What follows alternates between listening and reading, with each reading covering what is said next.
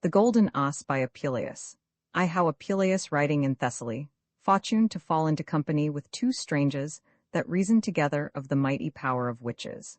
As I fortune to take my voyage into Thessaly, about certain affairs which I had to do, for there mine ancestry by my mother's side inhabiteth, descended of the line of that most excellent person Plutarch, and of Sextus the philosopher his nephew, which is to us a great honor. And after that by much travel and great pain, I had passed over the high mountains and slippery valleys, and had ridden through the cloggy fallowed fields. Perceiving that my horse did wax somewhat slow, and to the intent likewise that I might repose and strengthen myself, being weary with riding, I lighted off my horse, and wiping the sweat from every part of his body, I unbridled him, and walked him softly in my hand, to the end he might piss, and ease himself of his weariness and travel. And while he went grazing freshly in the field, casting his head sometimes aside, as a token of rejoicing and gladness, I perceived a little before me two companions riding, and so I overtaking them made a third. And while I listened to hear their communication, the one of them laughed and mocked his fellow, saying, Leave off I pray thee, and speak no more, for I cannot abide to hear thee tell such absurd and incredible lies, which when I heard, I desired to hear some news, and said, I pray you masters make me partaker of your talk, that am not so curious as desirous to know all your communication. So shall we shorten our journey, and easily pass this high hill before us, by merry and pleasant talk. But he that laughed before it his fellow, said again, Verily this tale is as true, as if a man would say that by sorcery and enchantment the floods might be enforced to run against their course, the seas to be immovable, the air to lack the blowing of winds, the sun to be restrained from his natural race, the moon to purge his skim upon herbs and trees to serve for sorceries, the stars to be pulled from heaven, the day to be darkened, and the dark night to continue still. Then I, being more desirous to hear his talk than his companions, said, I pray you that began to tell your tale even now, leave not off so, but tell the residue. And turning to the other, I said, You perhaps that are of an obstinate mind and gross ears, mock and condemn those things which are reported for truth. Know you not that it is accounted untrue by the depraved opinion of men, which either is rarely seen, seldom heard, or passeth the capacity of man's reason, which if it be more narrowly scanned, you shall not only find it evident and plain, but also very easy to be brought to pass. X how Byrrhina sent victuals unto Apuleius, and how he talked with Milo of Diophanes, and how he lay with Photes. When no one was come, Byrrhina sent to me a fat pig, 5 hens, and a flagon of old wine. Then I called Photes and said, Behold how Bacchus the egger and stirrer of venery doth offer himself of his own accord. Let us therefore drink up this wine, that we may prepare ourselves and get us courage against soon. For Venus wanteth no other provision than this, that the lamp may be all the night replenished with oil, and the cups with wine. The residue of the day I passed away at the bains and in banqueting, and towards evening I went to supper, for I was bid by Milo, and so I sat down at the table, out of Pamphile's sight as much as I could, being mindful of the commandment of Byrrhina, and sometimes I would cast mine eyes upon her, as upon the furies of hell. But I eftsoons turning my face behind me, and beholding my Photes ministering at the table, was again refreshed and made merry. And behold, when Pamphiles did see the candle standing on the table, she said, Verily we shall have much rain tomorrow. Which when her husband did hear, he demanded of her by what reason she knew it. Marry, quoth she, the light on the table showeth the same. Then Milo laughed and said, Verily we nourish a sibyl prophecia, which by the view of a candle doth divine of celestial things, and of the sun itself. Then I mused in my mind and said unto Milo, Of truth it is a good experience and proof of divination. Neither is it any marvel, for although this light is but a small light, and made by the hands of men, yet hath it a remembrance of that great and heavenly light, as of his parent, and doth show unto us what will happen in the skies above. For I knew at Corinth a certain man of Assyria, who would give answers in every part of the city, and for the gain of money would tell every man his fortune. To some he would tell the days of their marriages, to others he would tell when they should build, that their edifices should continue, to others when they should best go about their affairs, to others when they should go by sea or land. To me, purposing to take my journey hither, he declared many things strange and variable. For sometimes he said that I should win glory enough. Sometimes he said I should write a great history. Sometimes again he said that I should devise an incredible tale, and sometimes that I should make books. Whereat Milo laughed again, and inquired of me, of what stature this man of Assyria was, and what he was named. In faith, quoth I, he is a tall man and somewhat black, and he is called Diophanes. Then said Milo, the same is he and no other, who similarly hath declared many things here unto us, whereby he got and obtained great substance and treasure. But the poor miser fell at length into the hands of unpitiful and cruel fortune. For being on a day amongst a great assembly of people, to tell the simple sought their fortune, a certain cobbler came unto him, and desired him to tell when it should be best for him to take his voyage, the which he promised to do. The cobbler opened his purse and told 100 pence to him for his pains. Whereupon came a certain young gentleman, and took Diophanes by the garment. Then he turning himself, embraced and kissed him, and desired the gentleman, who was one of his acquaintance, to sit down by him.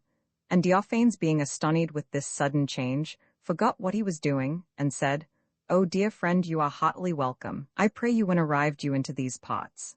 Then answered he, I will tell you soon. But brother, I pray you tell me of your coming from the Isle of Euboea, and how you sped by the way.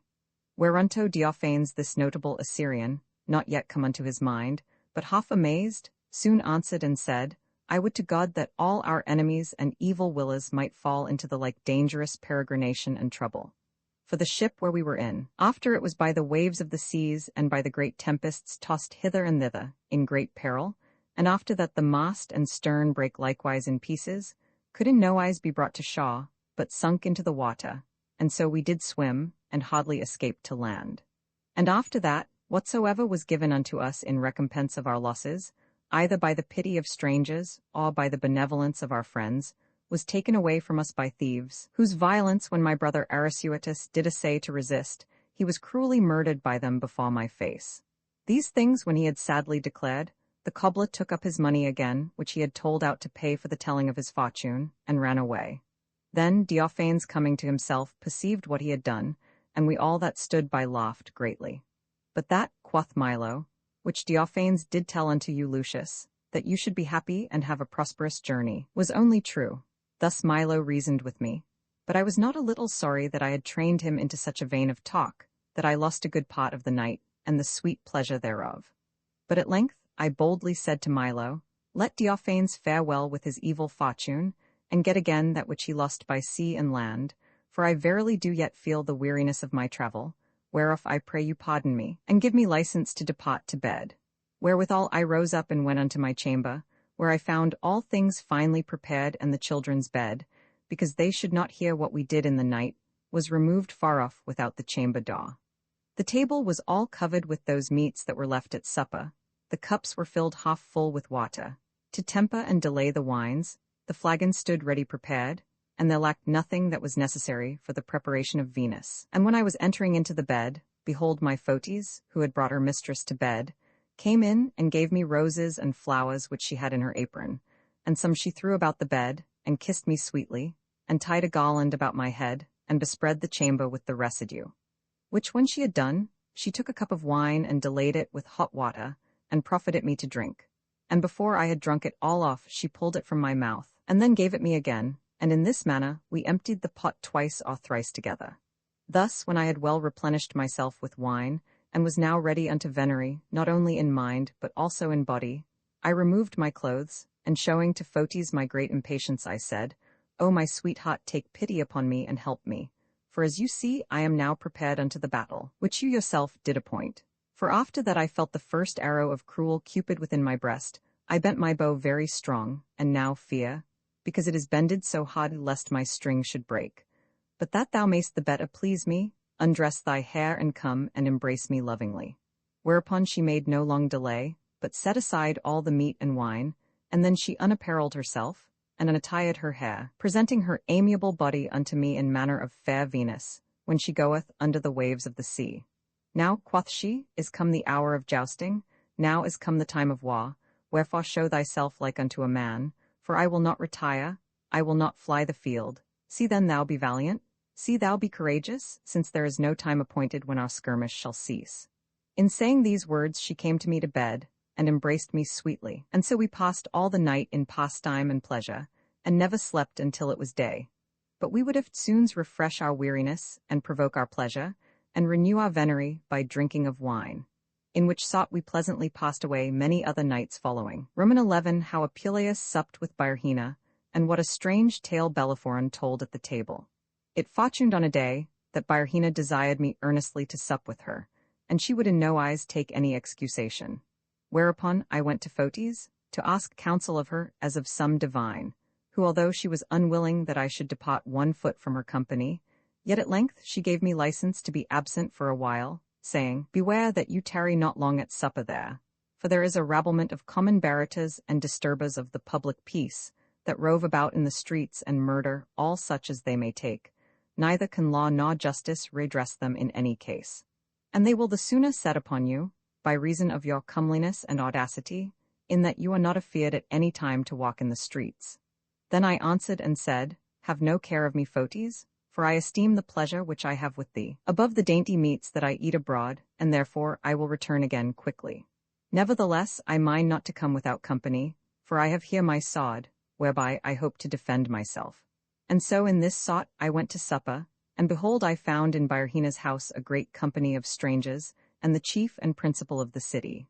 The beds made of citron and ivory were richly adorned and spread with cloth of gold, the cups were garnished preciously, and there were divers other things of sundry fashion, but of like estimation and price. Here stood a glass gorgeously wrought, there stood another of crystal finely painted. There stood a cup of glittering silver, and there stood another of shining gold, and here was another of amber artificially carved and made with precious stones. Finally, there was all things that might be desired. The servitors waited orderly at the table in rich apparel, the pages arrayed in silk robes, did fill great gems and pearls made in the form of cups, with excellent wine. Then one brought in candles and torches, and when we were set down and placed in order, we began to talk, to laugh, and to be merry. And Byrrhina spake unto me and said, I pray you, cousin, how like you our country? Verily I think there is no other city which hath the like temples, banes, and other commodities which we have here. Further we have abundance of household stuff, we have pleasure, we have ease, and when the Roman merchants arrive in this city, they are gently and quietly entertained, and all that dwell within this province, when they purpose to solace and repose themselves, do come to this city.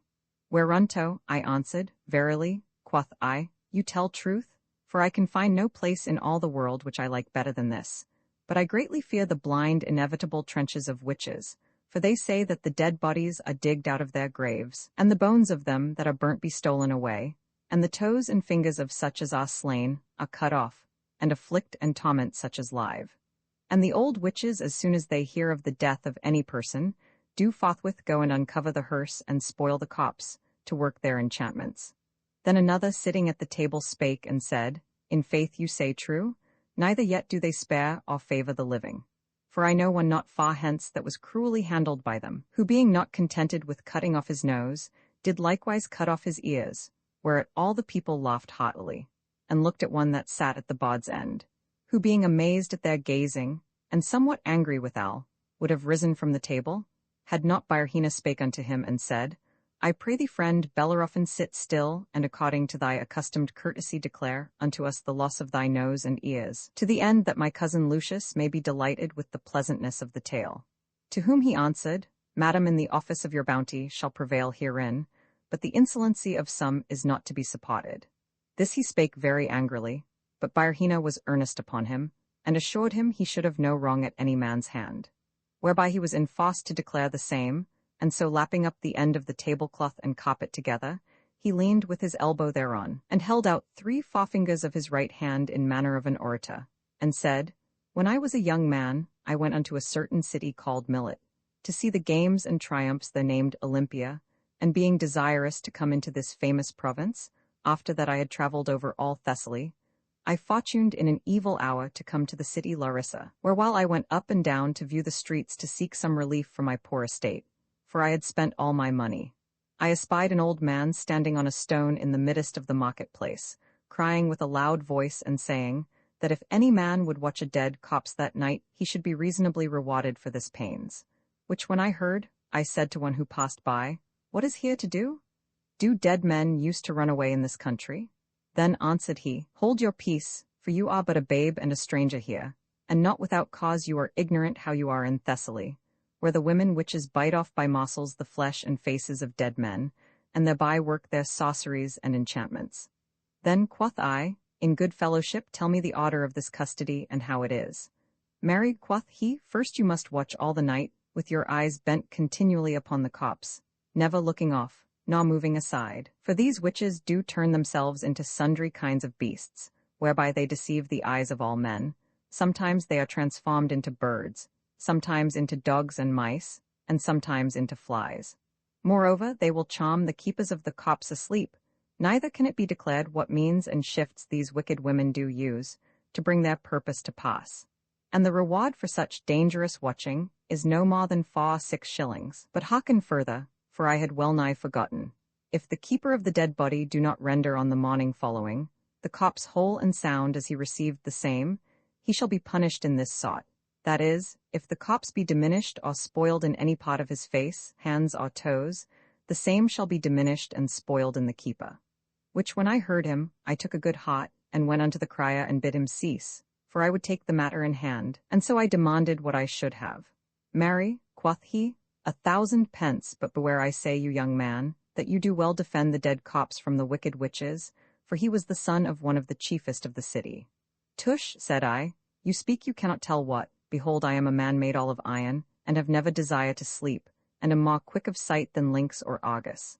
I had scarce spoken these words, when he took me by the hand and brought me to a certain house, the gate whereof was closed fast, so that I went through the wicket. Then he brought me into a chamber somewhat dark, and showed me a matron clothed in mourning vesture, and weeping in lamentable wise. And he spake unto her and said, Behold, here is one that will enterprise to watch the copse of your husband this night. Which when she heard, she turned her blubbered face covered with hair unto me, saying, I pray you, good man, take good heed, and see well to your office. Have no care, quoth I, so you will give me anything above that which is due to be given. Wherewith she was contented, and then she arose and brought me into a chamber, whereas the copse lay covered with white sheets, and she called 7 witnesses, before whom she showed the dead body, and every part and parcel thereof, and with weeping eyes desired them all to testify the matter. Which done, she said these words of course as follow, Behold, his nose is whole, his eyes safe, his ears without scar, his lips untouched, and his chin sound, all which was written and noted in tables, and subscribed with the hands of witnesses to confirm the same. Which done, I said unto the matron, Madam, I pray you that I may have all things here necessary. What is that? Quoth she. Marry, quoth I, a great lamp with oil, pots of wine, and water to delay the same, and some other drink and dainty dish that was left at supper. Then she shaked her head and said, Away, fool as thou art, thinkest thou to play the glutton here, and to look for dainty meats where so long time hath not been seen any smoke at all? Comest thou hither to eat, where we should weep and lament?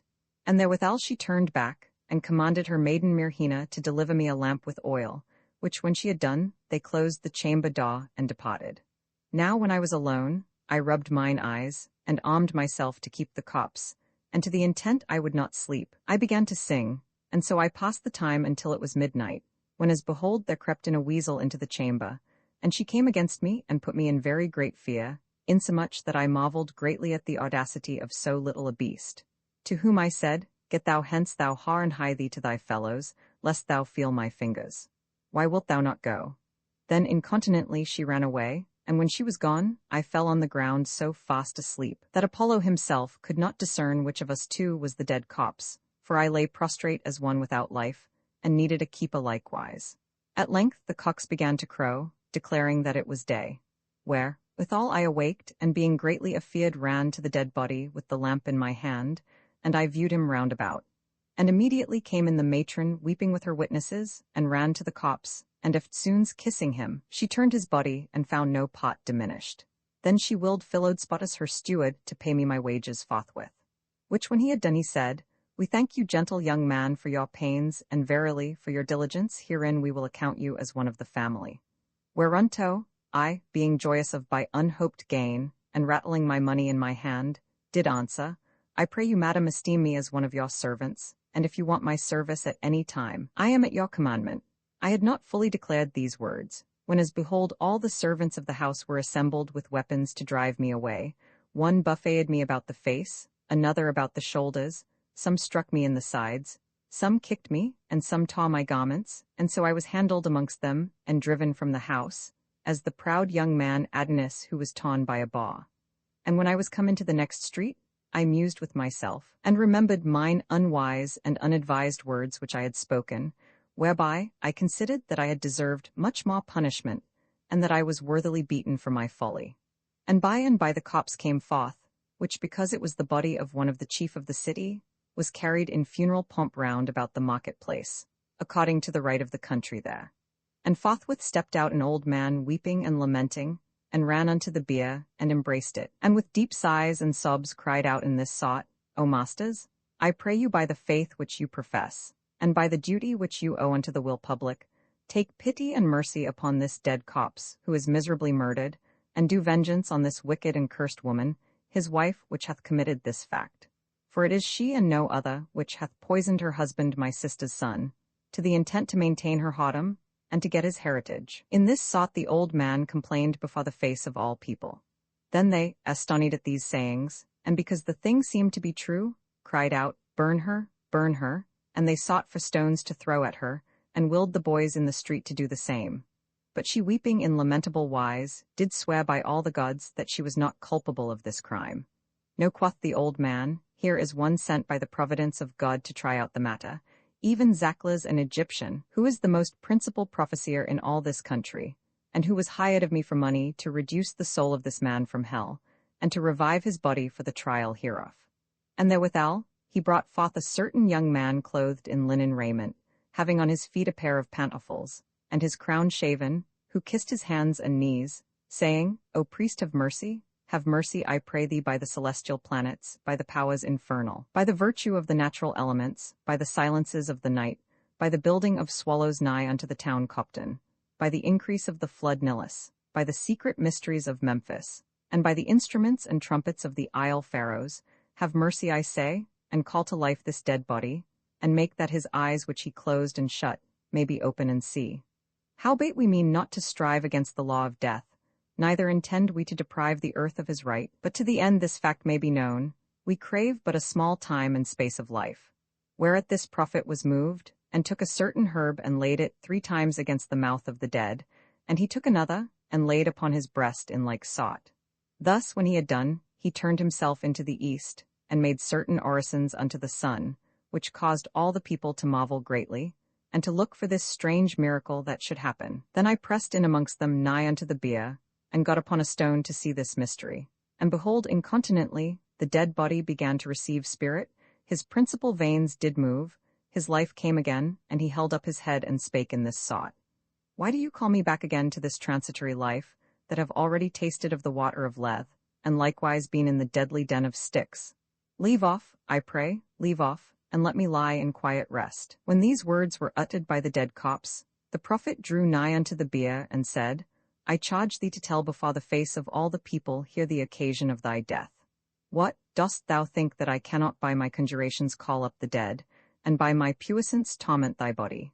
Then the corpse moved his head again, and made reverence to the people, and said, Verily I was poisoned by the means of my wicked wife, and so thereby yielded my bed unto an adulterer. Whereat his wife, taking present audacity, and reproving his sayings, with a cursed mind did deny it. The people were bent against her sundry ways. Some thought best that she should be buried alive with her husband, but some said that there ought no credit to be given to the dead body. Which opinion was clean taken away, by the words which the corpse spoke again and said, Behold, I will give you some evident token, which never yet any other man knew, whereby you shall perceive that I declare the truth. And by he pointed towards me that stood on the stone, and said, When this, the good God of my body, watched me diligently in the night, and that the wicked witches and enchantresses came into the chamber to spoil me of my limbs, and to bring such their purpose did transform themselves into the shape of beasts. And when as they could in no wise deceive or beguile his vigilant eyes, they cast him into so dead and sound a sleep, that by their witchcraft he seemed without spirit or life. After this they did call me by my name, and never did cease till as the cold members of my body began by little and little to revive.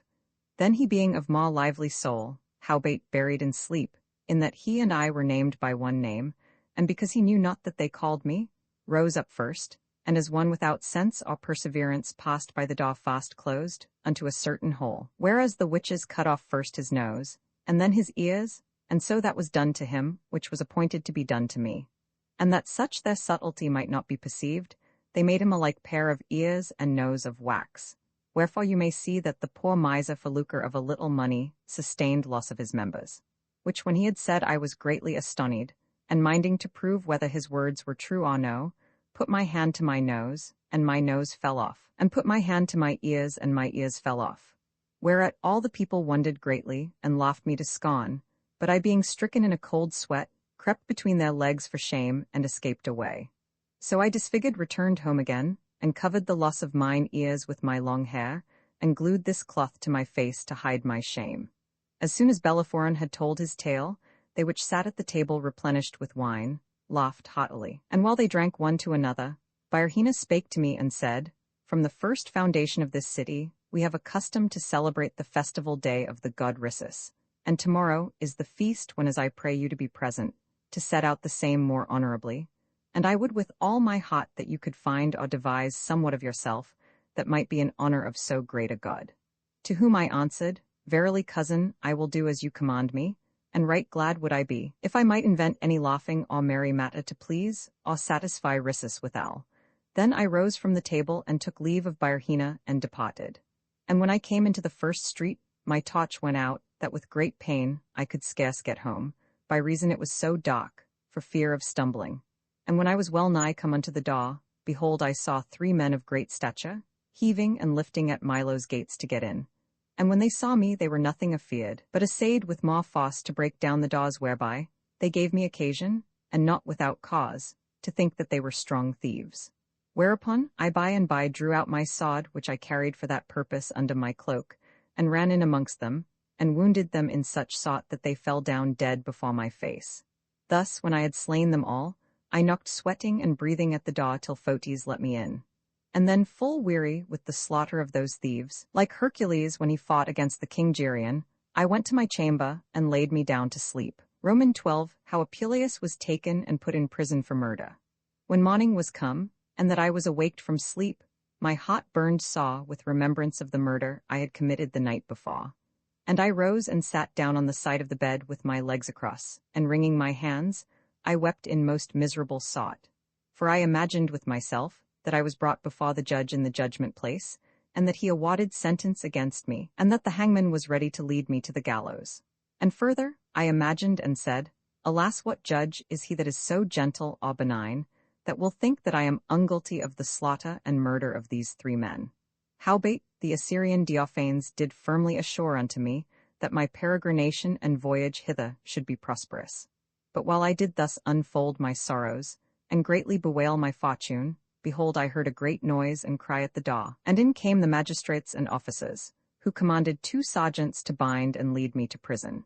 Whereunto I was willingly obedient, and as they led me through the street, all the city gathered together and followed me, and although I looked always on the ground for very shame, yet sometimes I cast my head aside and marveled greatly that among so many thousand people there was not one but laughed exceedingly. Finally, when they had brought me through all the streets of the city, in manner of those that go in procession, and do sacrifice to mitigate the ire of the gods, they placed me in the judgment hall, before the seat of the judges.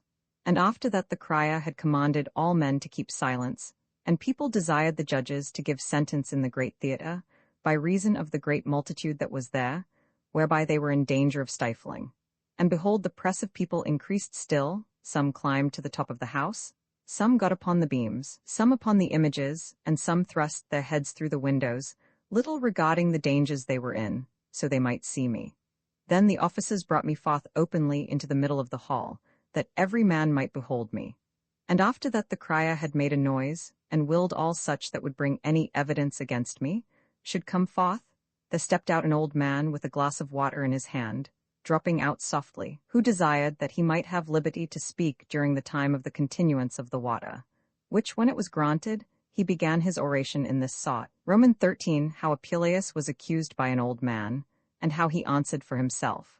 O most reverend and just judges, the thing which I propose to declare to you is no small matter, but toucheth the estate and tranquillity of this whole city, and the punishment thereof may be a right good example to others.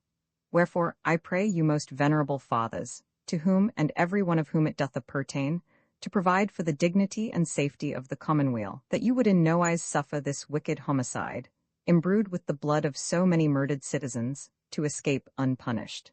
And think you not that I am moved thereunto by envy or hatred, but by reason of my office, in that I am captain of the night watch, and because no man alive should accuse me to be remiss in the same, I will declare all the whole matter, orderly as it was done last night. This night past, when as at our accustomed hour, I diligently searched every part of the city, behold I fortune to espy this cruel young man drawing out his sword against 3 citizens, and after a long combat foughten between them, he murdered one after another miserably. Which when he had done, moved in his conscience at so great a crime he ran away, and aided by the reason of darkness, slipped into a house, and there lay hidden all night, but by the providence of the gods, which suffereth no heinous offence to pass unpunished, he was taken by us this morning before he escaped any further, and so brought hither to your honourable presence to receive his desert accordingly. So have you here a guilty person, a culpable homicide, and an accused stranger. Wherefore pronounce you judgment against this man being an alien, when as you would most severely and sharply revenge such an offence found in a known citizen.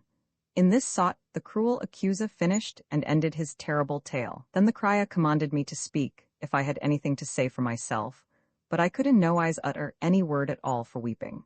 And on the other side, I esteemed not so much his rigorous accusation, as I did consider mine own miserable conscience.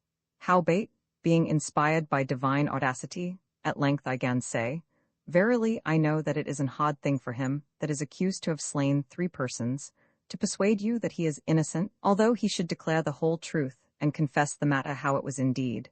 But if your honours will vouchsafe to give me audience, I will show you, that if I am condemned to die, I have not deserved it as mine own desert, but that I was moved by fortune and reasonable cause to do that fact.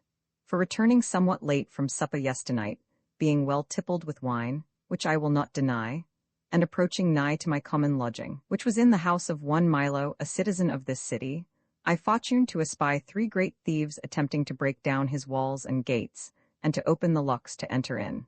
And when they had removed the doors out of the hooks, they consulted amongst themselves, how they would handle such as they found in the house. And one of them being of more courage, and of greater stature than the rest, spake unto his fellows and said, Tush, you are but boys, take men's hearts unto you, and let us enter into every part of the house, and such as we find asleep let us kill, and so by that means we shall escape without danger.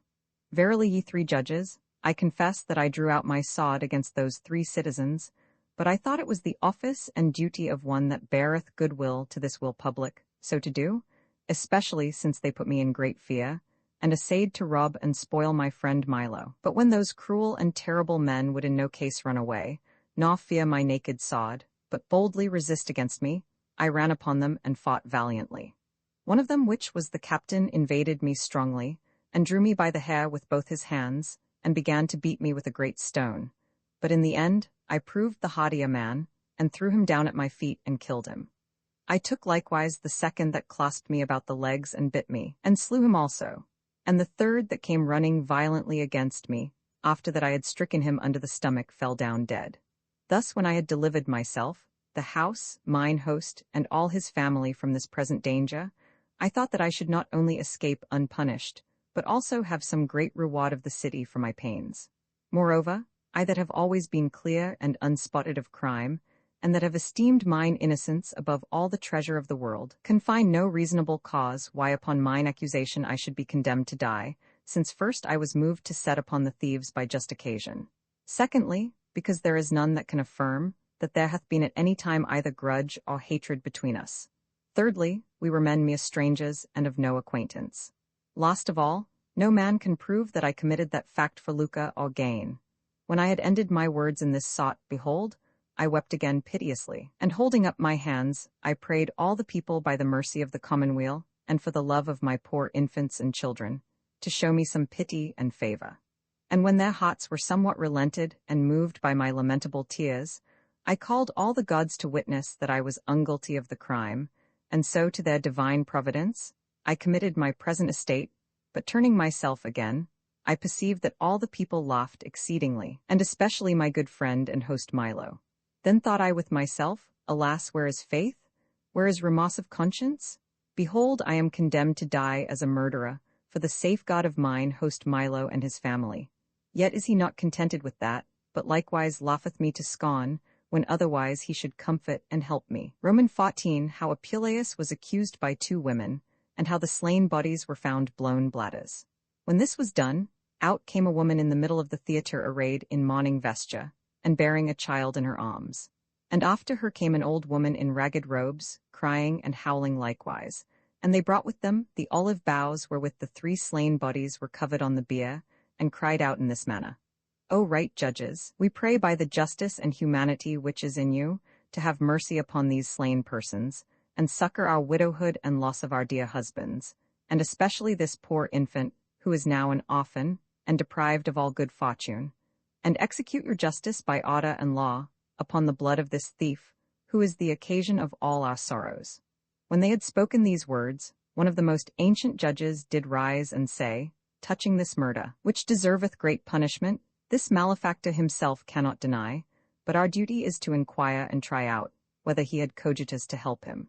For it is not likely that one man alone could kill 3 such great and valiant persons, wherefore the truth must be tried out by the rack, and so we shall learn what other companions he hath, and root out the nest of these mischievous murderers. And there was no long delay, but according to the custom of Grecia, the fire, the wheel, and many other torments were brought in. Then my sorrow increased, or rather doubled, in that I could not end my life with whole and unperished members. And by the old woman, who troubled all the court with her howling, desired the judges, that before I should be tormented on the rack, I might uncover the bodies which I had slain, that every man might see their comely shape and beauty, and that I might receive condign and worthy punishment, according to the quality of my offense. And therewithal she made a sign of joy. Then the judge commanded me forthwith to discover the bodies of the slain, lying upon the bier, with mine own hands, but when I refused a good space, by reason I would not make my fact apparent to the eyes of all men, the sergeant charged me by commandment of the judges, and thrust me forward to do the same. I being then forced by necessity, though it were against my will, uncovered the bodies. But, O good Lord, what a strange sight did I see! What a monster! What sudden change of all my sorrows! I seemed as though I were one of the house of Proserpina, and of the family of death, insomuch that I could not sufficiently express the form of this new sight, so far was I amazed and astonied thereat. For why, the bodies of the 3 slain men were no bodies, but 3 blown bladders mangled in divers places, and they seemed to be wounded in those parts where I remembered I wounded the thieves the night before. Whereat the people laughed exceedingly. Some rejoiced marvelously at the remembrance thereof, some held their stomachs that ached with joy, but every man delighted at this passing spot, so passed out of the theatre. But I from the time that I uncovered the bodies stood still as cold as ice, no otherwise than as the other statues and images there, neither came I into my right senses, until such time as Milo, my host, came and took me by the hand, and with civil violence led me away weeping and sobbing, whether I would or no. And because that I might be seen, he brought me through many blind ways and lanes to his house, where he went about to comfort me, being sad and yet fearful, with gentle entreaty of talk. But he could in no wise mitigate my impatience of the injury which I conceived within my mind. And behold, by and by the magistrates and judges with their ensigns entered into the house, and endeavored to pacify me in this sort, saying, O Lucius, we are advertised of your dignity, and know the genealogy of your ancient lineage, for the nobility of your kin do possess the greatest part of all this province. And think not that you have suffered the thing wherefore you weep, to any reproach and ignominy, but put away all care and sorrow out of your mind. For this day, which we celebrate once a year in honor of the god Rhesus, is always renowned with some solemn novel, and the god doth continually accompany with the inventor thereof, and will not suffer that he should be sorrowful, but pleasantly bear a joyful face. And verily all the city, for the grace that is in you, intend to reward you with great honors, and to make you a patron. And further that your statue or image may be set up for a perpetual remembrance. To whom I answered, As for such benefits as I have received of the famous city of Thessaly, I yield and render the most entire thanks, but as touching the setting up of any statues or images, I would wish that they should be reserved for mine ancients, and such as are more worthy than I. And when I had spoken these words somewhat gravely, and showed myself more merry than I was before, the judges and magistrates departed, and I reverently took my leave of them, and bid them farewell. And behold, by and by there came one running unto me in haste, and said, Sir, your cousin Byrhina desireth you to take the pains according to your promise yesternight, to come to supper, for it is ready. But I greatly fearing to go any more to her house in the night, said to the messenger, My friend, I pray you tell to my cousin your mistress, that I would willingly be at her commandment, but for breaking my troth and credit. For mine host Milo enforced me to assure him, and compelled me by the feast of this present day, that I should not depart from his company, wherefore I pray you to excuse, and to defer my promise to another time. And while I was speaking these words, Milo took me by the hand, and led me towards the next bane, but by the way I went couching under him, to hide myself from the sight of men, because I had ministered such an occasion of laughter. And when I had washed and wiped myself, and returned home again, I never remembered any such thing, so greatly was I abashed at the nodding and pointing of every person. Then went I to supper with Milo, where God wot we fared but meanly. Wherefore, feigning that my head did ache by reason of my sobbing and weeping all day, I desired license to depart to my chamber, and so I went to bed. Roman 15. How Photis told to Apuleius what witchcraft her mistress did use. When I was abed, I began to call to mind all the sorrows and griefs that I was in the day before, until such time as my love Photis, having brought her mistress to sleep, came into the chamber, not as she was wont to do, for she seemed nothing pleasant neither in countenance nor talk, but with sour face and frowning look, gan speak in this sort, Verily I confess that I have been the occasion of all thy trouble this day, and therewith she pulled out a whip from under her apron, and delivered it unto me, saying, Revenge thyself upon me, mischievous harlot, or rather slay me. And think you not that I did willingly procure this anguish and sorrow unto you? I call the gods to witness. For I had rather mine own body to perish, than that you should receive or sustain any harm by my means. But that which I did was by the commandment of another, and wrought as I thought for some other. But behold, the unlucky chance fortuned on you by my evil occasion. Then I, very curious and desirous to know the matter, answered, In faith, quoth I, this most pestilent and evil-favoured whip which thou hast brought to scourge thee withal, shall first be broken in 1,000 pieces, then it should touch or hurt thy delicate and dainty skin. But I pray you tell me how have you been the cause and mean of my trouble and sorrow? For I dare swear by the love that I bear unto you, and I will not be persuaded, though you yourself should endeavour the same, that ever you went to trouble or harm me. Perhaps sometimes you imagined an evil thought in your mind, which afterwards you revoked, but that is not to be deemed as a crime. When I had spoken these words, I perceived by Photi's eyes being wet with tears and well-nigh closed up that she had a desire unto pleasure, and specially because she embraced and kissed me sweetly. And when she was somewhat restored unto joy, she desired me that she might first shut the chamber door, lest by the untemperance of her tongue, in uttering any unfitting words, there might grow further inconvenience. Where, withal she bawed and propped the door, and came to me again, and embracing me lovingly about the neck with both her arms, spake with a soft voice and said, I do greatly fear to discover the privities of this house, and to utter the secret mysteries of my dame. But I have such confidence in you and in your wisdom, by reason that you are come of so noble a line, and endowed with so profound sapience, and further instructed in so many holy and divine things, that you will faithfully keep silence, and that whatsoever I shall reveal or declare unto you, you would close them within the bottom of your heart, and never discover the same. For I ensure you, the love that I bear unto you, enforceth me to utter it. Now shall you know all the estate of our house, now shall you know the hidden secrets of my mistress, unto whom the powers of hell do obey, and by whom the celestial planets are troubled, the gods made weak, and the elements subdued. Neither is the violence of her aught in more strength and force, than when she espieth some comely young man that pleaseth her fancy, as oftentimes it happeneth. For now she loveth one Boeotian, a fair and beautiful person, on whom she employs all her sorcery and enchantment, and I heard her say with mine own ears yesternight, that if the sun had not then presently gone down, and the night come to minister convenient time to work her magical enticements, she would have brought perpetual darkness over all the world herself. And you shall know, that when she saw yesternight, this Boeotian sitting at the Baba's apolling, when she came from the banes, she secretly commanded me to gather up some of the hairs of his head, which lay dispersed upon the ground, and to bring it home. Which when I thought to have done the barber espied me, and by reason it was bruited throughout all the city that we were witches and enchantresses, he cried out and said, Will you never leave off stealing of young men's hairs? In faith I assure you, unless you cease your wicked sorceries, I will complain to the justices. Wherewithal he came angrily towards me, and took away the hair which I had gathered out of my apron, which grieved me very much, for I knew my mistress's manners, that she would not be contented but beat me cruelly.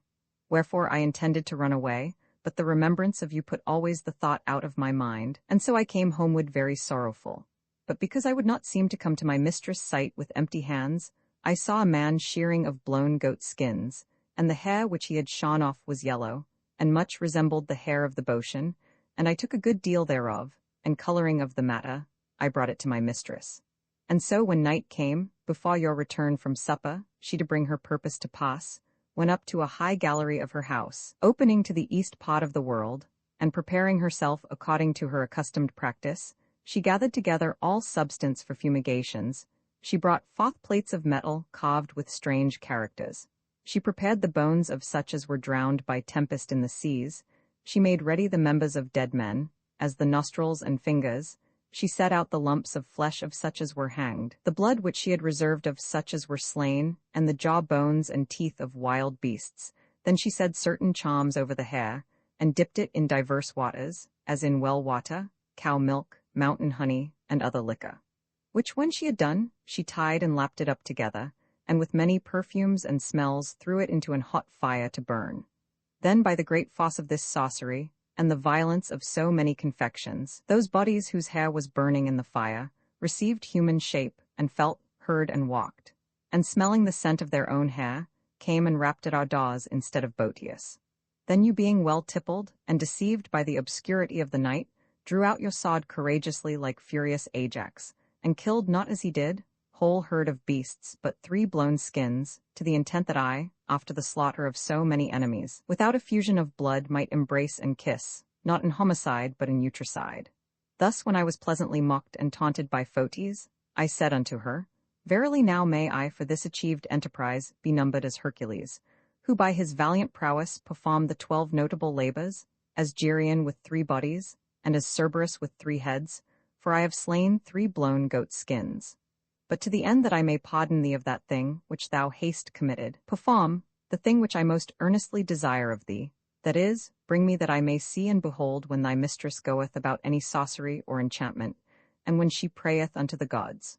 For I am very desirous to learn that art, and as it seemeth unto me, thou thyself hath some experience in the same. For this I know and plainly feel, that whereas I have always irked and loathed the embrace of matrons, I am so stricken and subdued with thy shining eyes, ruddy cheeks, glittering hair, sweet kisses, and lily-white paps, that I have neither mind to go home, nor to depart hence, but esteem the pleasure which I shall have with thee this night, above all the joys of the world. Then quoth she, O my Lucius, how willing would I be to fulfill your desire, but by reason she is so hated, she getteth herself into solitary places, and out of the presence of every person, when she mindeth to work her enchantments. Howbeit I regard more to gratify your request, than I do esteem the danger of my life. And when I see opportunity and time, I will assuredly bring you word, so that you shall see all her enchantments, but always upon this condition, that you secretly keep close such things as are done. Thus as we reasoned together, the courage of Venus assailed, as well our desires as our members, and so she unarrayed herself and came to bed, and we passed the night in pastime and dalliance, till as by drowsy and unlusty sleep I was constrained to lie still. Romans 16, how Photes brought Apuleius to see her mistress enchant. On a day Photes came running to me in great fear, and said that her mistress, to work her sorceries on such as she loved, intended the night following to transform herself into a bird, and to fly whither she pleased. Wherefore she willed me privily to prepare myself to see the same. And when midnight came, she led me softly into a high chamber, and bid me look through the chink of a door. Where first I saw how she put off all her garments, and took out of a certain coffer sundry kinds of boxes, of the which she opened one, and tempted the ointment therein with her fingers, and then rubbed her body therewith from the sole of the foot to the crown of the head. And when she had spoken privily with herself, having the candle in her hand, she shaked the parts of her body, and behold, I perceived a plume of feathers did burgeon out, her nose waxed crooked and hard, her nails turned into claws, and so she became an owl. Then she cried and screeched like a bird of that kind, and willing to prove her force, moved herself from the ground by little and little, till at last she flew quite away. Thus by her sorcery she transformed her body into what shape she would. Which when I saw, I was greatly astonished, and although I was enchanted by no kind of charm, yet I thought that I seemed not to have the likeness of Lucius, for so was I banished from my senses, amazed in madness, and so I dreamed waking, that I felt mine eyes, whether I were asleep or no. But when I was come again to myself, I took Fotis by the hand, and moved it to my face, and said, I pray thee, while occasion doth serve, that I may have the fruition of the fruits of my desire, and grant me some of this ointment. O Fotis, I pray thee by thy sweet paps, to make that in the great flames of my love I may be turned into a bird, so I will ever hereafter be bound unto you, and obedient to your commandment. Then said Fotis, will you go about to deceive me now, and enforce me to work my own sorrow? Are you in the mind that you will not tarry in Thessaly? If you be a bird, where shall I seek you, and when shall I see you? Then answered I, God forbid that I should commit such a crime, for though I could fly in the air as an eagle, although I were the messenger of Jupiter, yet would I have recourse to nest with thee. And I swear by the knot of thy amiable hair, that since the time I first loved thee, I never fancied any other person. Moreover, this cometh to my mind, that if by the virtue of the ointment I shall become an owl, I will take heed I will come nigh no man's house. For I am not to learn how these matrons would handle their lovers, if they knew that they were transformed into owls. Moreover, when they are taken in any place they are nailed upon posts, and so they are worthily rewarded, because it is thought that they bring evil fortune to the house. But I pray you, which I had almost forgotten, to tell me by what means when I am an owl, I shall return to my pristine shape, and become Lucius again. Fear not, quoth she, for my mistress hath taught me the way to bring that to pass. Neither think you that she did it for any goodwill and favour, but to the end that I might help her, and minister some remedy when she returneth home. Consider, I pray you, with yourself, with what frivolous trifles so marvellous a thing is wrought. For by Hercules, I swear I give her nothing else save a little dill and laurel leaves in well water, the which she drinketh and washeth herself withal. Which when she had spoken, she went into the chamber, and took a box out of the coffer, which I first kissed and embraced, and prayed that I might have good success in my purpose. And then I put off all my garments, and greedily thrust my hand into the box, and took out a good deal of ointment, and rubbed myself withal. Romans 17, how Apuleius, thinking to be turned into a bird, was turned into an ass, and how he was led away by thieves. After that I had well rubbed every part and member of my body, I hovered with mine arms, and moved myself, looking still when I should be changed into a bird as Pamphiles was, and behold, neither feathers nor appearance of feathers did burgeon out, but verily my hair did turn in ruggedness, and my tender skin waxed tough and hard, my fingers and toes losing the number of 5, changed into hoofs, and out of mine arse grew a great tail. Now my face became monstrous, my nostrils wide, my lips hanging down, and mine ears rugged with hair. Neither could I see any comfort of my transformation, for my members increased likewise, and so, without all help, viewing every part of my poor body, I perceived that I was no bird, but a plain ass. Then I thought to blame Fotis, but being deprived as well of language as of human shape, I looked upon her with my hanging lips and watery eyes, who as soon as she espied me in such sort, cried out, Alas, poor wretch that I am utterly cast away. The fear I was in, and my haste hath beguiled me, but especially the mistaking of the box hath deceived me. But it fosseth not much, in regard a sooner medicine may be gotten for this than for any other thing. For if thou couldst get a rose and eat it, thou shouldst be delivered from the shape of an ass, and become my Lucius again. And would to God I had gathered some garlands this evening past, according to my custom, then thou shouldst not continue an ass one night's space, but in the morning I shall seek some remedy. Thus Fotis lamented in pitiful sort, but I that was now a perfect ass, and for Lucius a brute beast, did yet retain the sense and understanding of a man, and did devise a good space with myself, whether it were best for me to tear this mischievous and wicked harlot with my mouth, or to kick and kill her with my heels. But a better thought reduced me from so rash a purpose, for I feared lest by the death of Fotis I should be deprived of all remedy and help. Then shaking mine head, and dissembling mine ire, and taking my adversity in good part, I went into the stable to my own house, where I found another ass of Milo's, sometime my host, and I did verily think that mine own house, if there were any natural conscience or knowledge in brute beasts, would take pity on me, and proffer me lodging for that night, but it chanced far otherwise. For see, my hoss and the ass as it were consented together to work my harm, and fearing lest I should eat up their provender, would in no wise suffer me to come nigh the manger, but kicked me with their heels from their meat, which I myself gave them the night before. Then I, being thus handled by them, and driven away, got me into a corner of the stable, where while I remembered their uncourtesy, and how on the morrow I should return to Lucius by the help of a rose, when as I thought to revenge myself of mine own house, I fortuned to espy in the middle of a pillar sustaining the rafters of the stable the image of the goddess Hypno, which was garnished and decked round about with fair and fresh roses. Then in hope of present remedy, I leaped up with my forefeet as high as I could, stretching out my neck, and with my lips coveting to snatch some roses. But in an evil hour I did go about that enterprise, for behold the boy to whom I gave charge of my house came presently in, and finding me climbing upon the pillar, ran fretting towards me and said, How long shall we suffer this wild ass, that doth not only eat up his fellow's meat, but also would spoil the images of the gods? Why do I not kill this lame thief and weak wretch?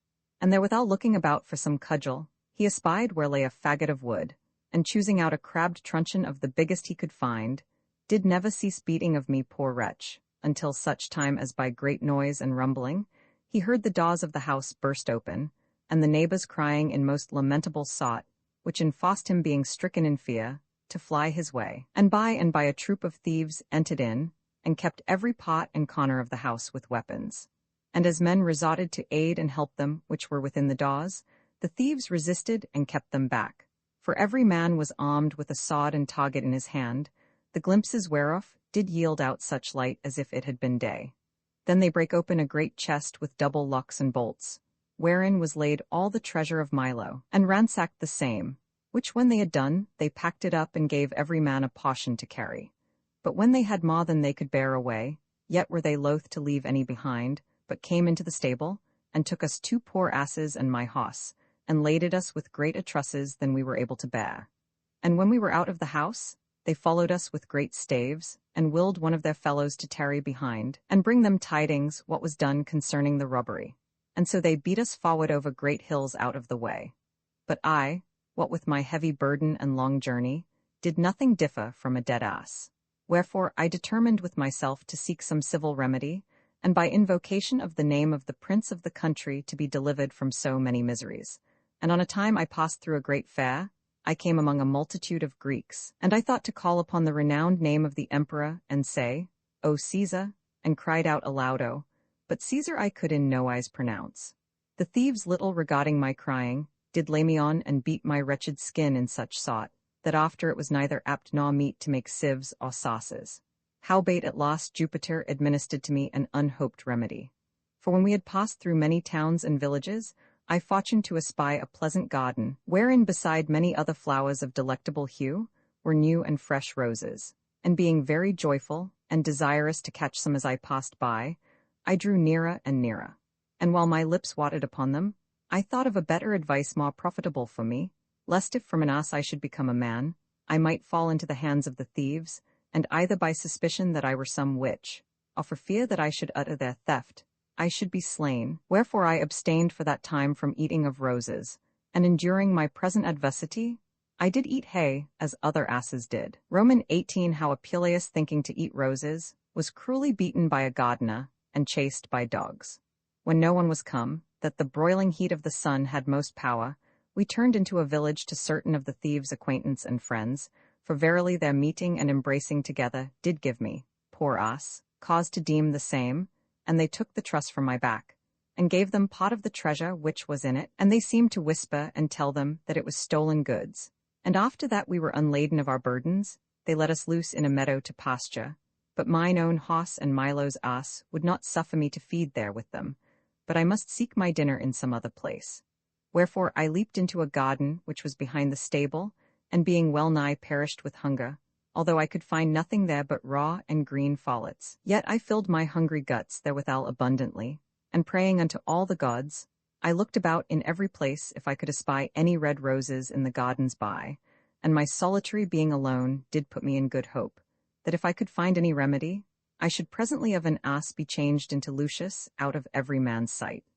And while I considered these things, I looked about, and behold I saw afar off a shadowed valley adjoining nigh unto a wood, where amongst divers other herbs and pleasant verdures, Methought I saw bright flourishing roses of bright damask colour, and said within my bestial mind, Verily that place is the place of Venus and the Graces, where secretly glistereth the royal hue, of so lively and delectable a flower.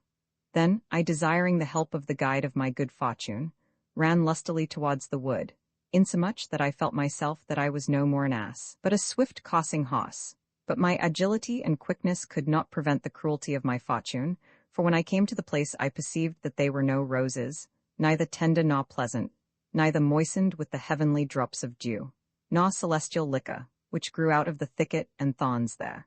Neither did I perceive that there was any valley at all, but only the bank of the river, environed with great thick trees, which had long branches like unto laurel, and bearing a flower without any manner of scent, and the common people call them by the name of laurel roses, which be very poison to all manner of beasts.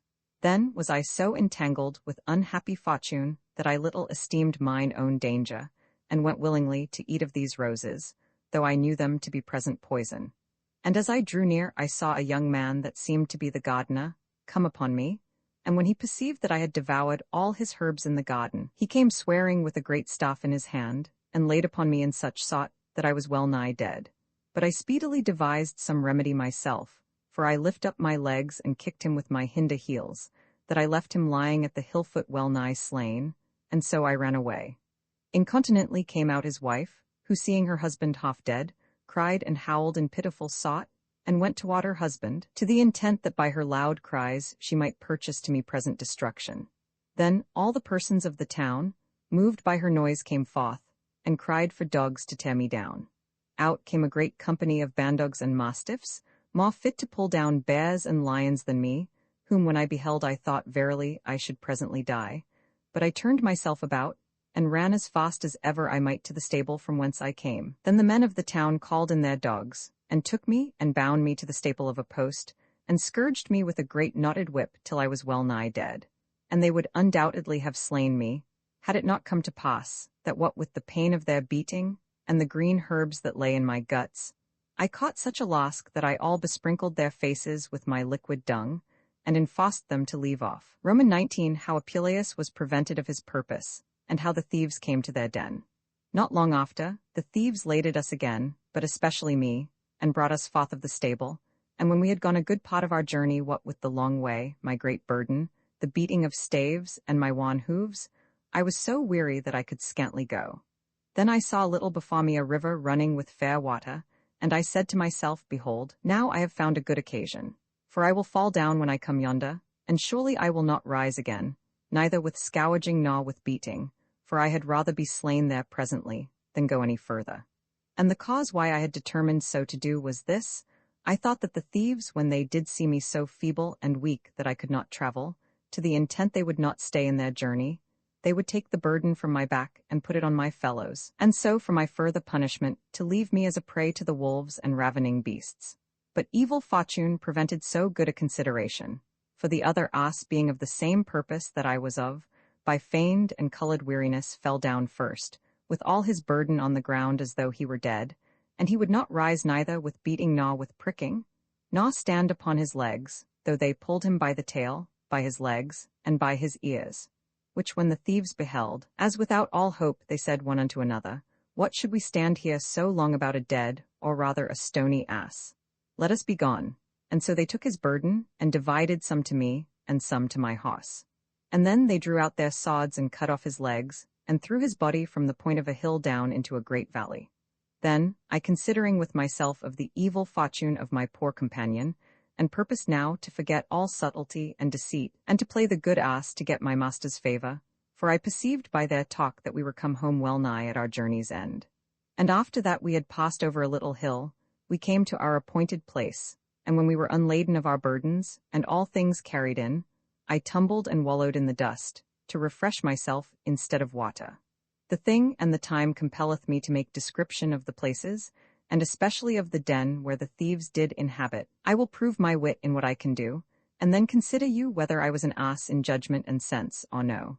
For first there was an exceeding great hill compassed about with big trees very high, with many turning bottoms full of sharp stones, whereby it was inaccessible. There was many winding and hollow valleys, environed with thickets and thorns, and naturally fortressed round about. From the top of the hill ran a running water as clear as silver, that watered all the valleys below, that it seemed like unto a sea enclosed or a standing flood.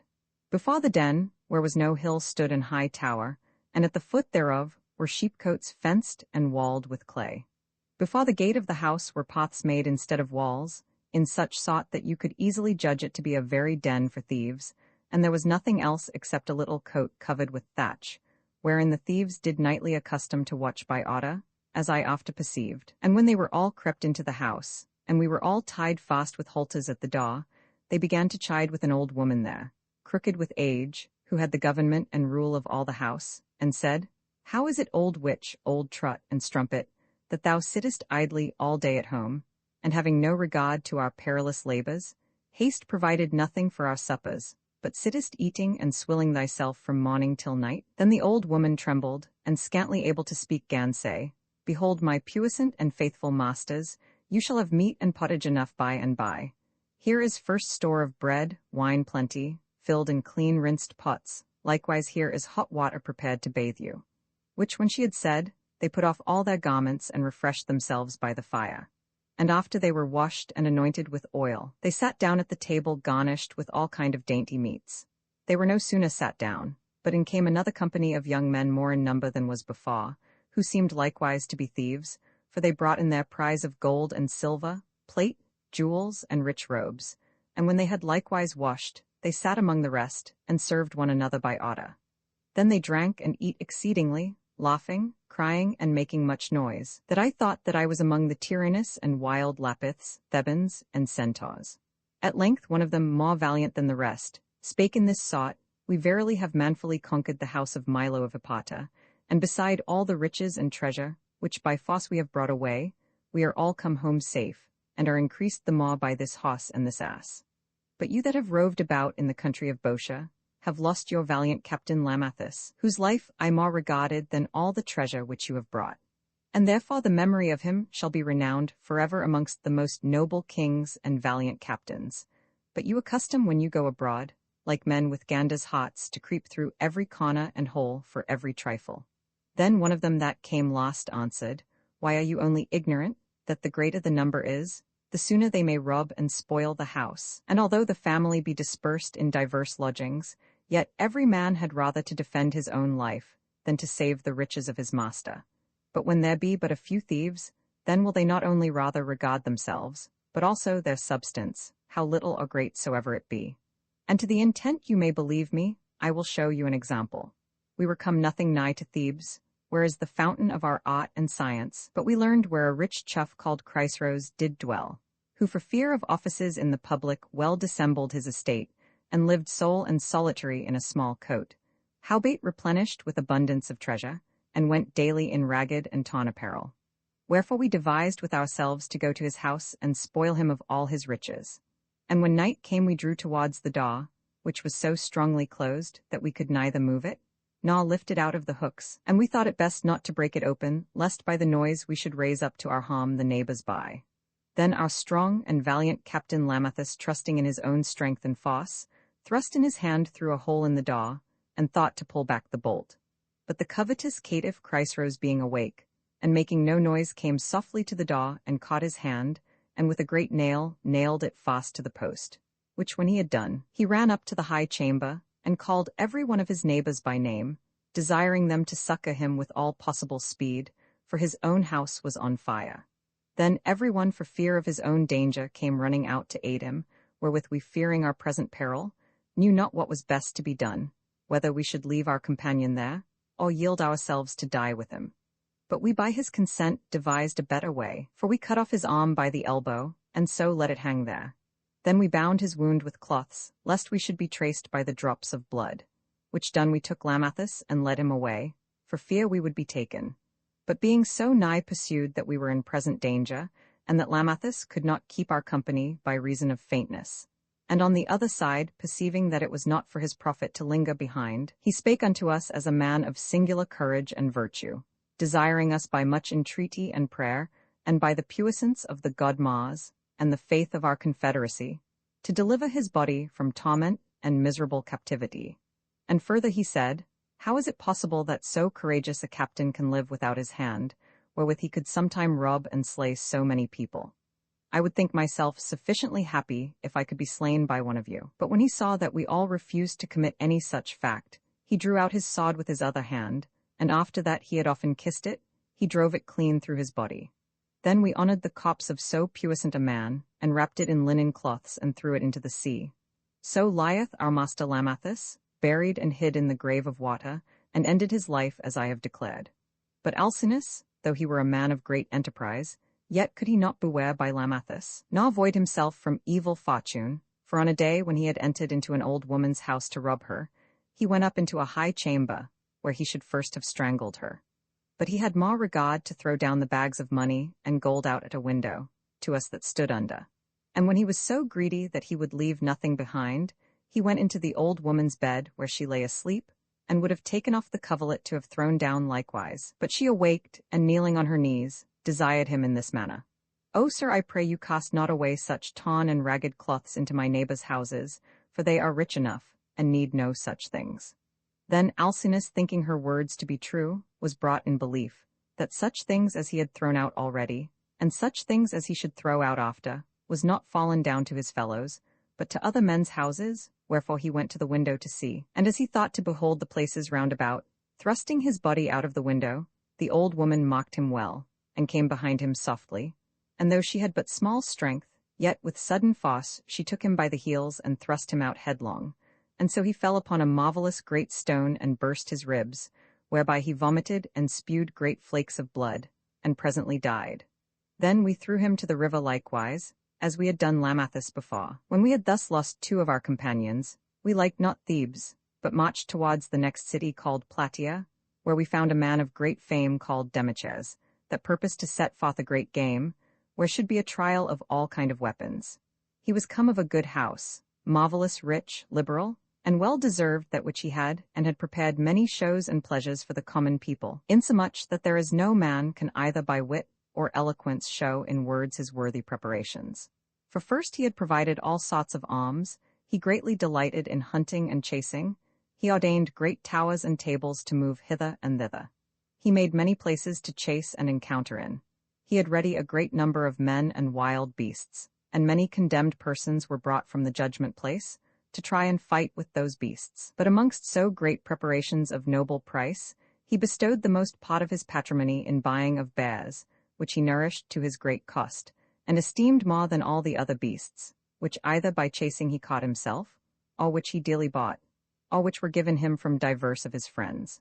Howbeit for all his sumptuous cost, he could not be free from the malicious eyes of envy, for some of them were well nigh dead with too long tying up, some meagre with the broiling heat of the sun, some languished with lying, but all having sundry diseases, were so afflicted that they died one after another, and there was well nigh none left, in such sort that you might see them lying in the streets piteously dead.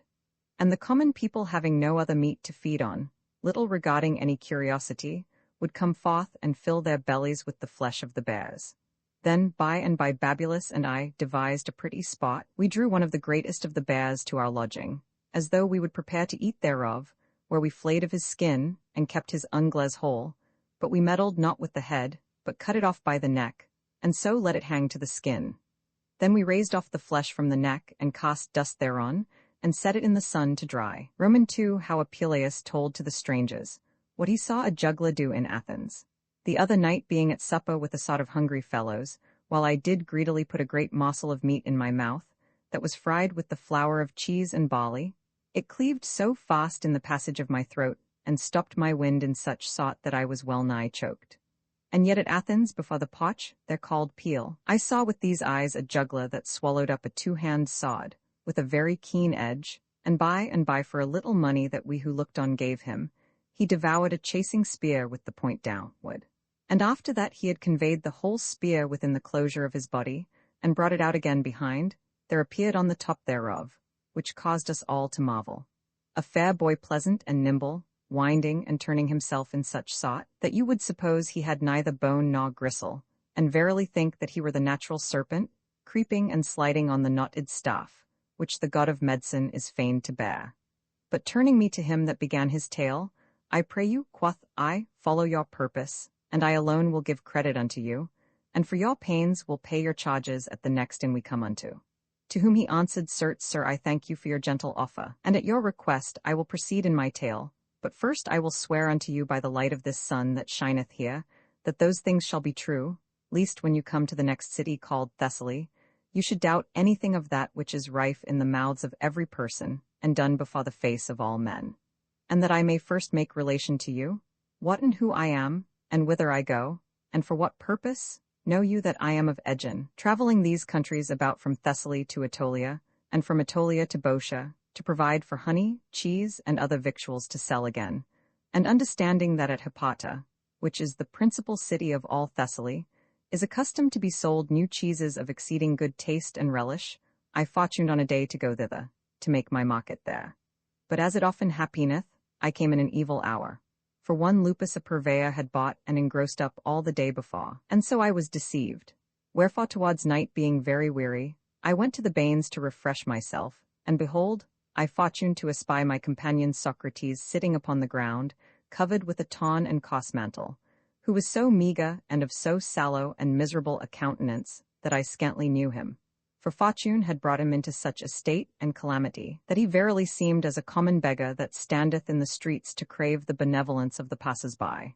Towards whom, howbeit he was my singular friend and familiar acquaintance, yet half in despair, I drew nigh and said, Alas, my Socrates, what meaneth this? How fareth it with thee?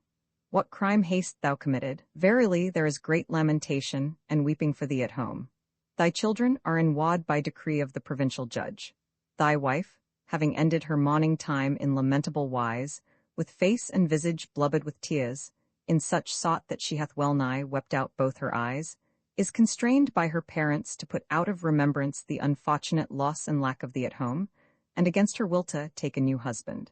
And dost thou live here as a ghost or hog, to our great shame and ignominy? Then he answered he to me, and said, O my friend Aristomnus, now perceive I well that you are ignorant of the whirling changes, the unstable forces, and slippery inconstancy of fortune. And therewithal he covered his face, even then blushing for very shame, with his rugged mantle insomuch, that from his navel downwards he appeared all naked. But I, not willing to see him any longer in such great misery and calamity, took him by the hand and lifted him up from the ground, who having his face covered in such sort, let fortune, quoth he, triumph yet more, let her have her sway, and finish that which she hath begun.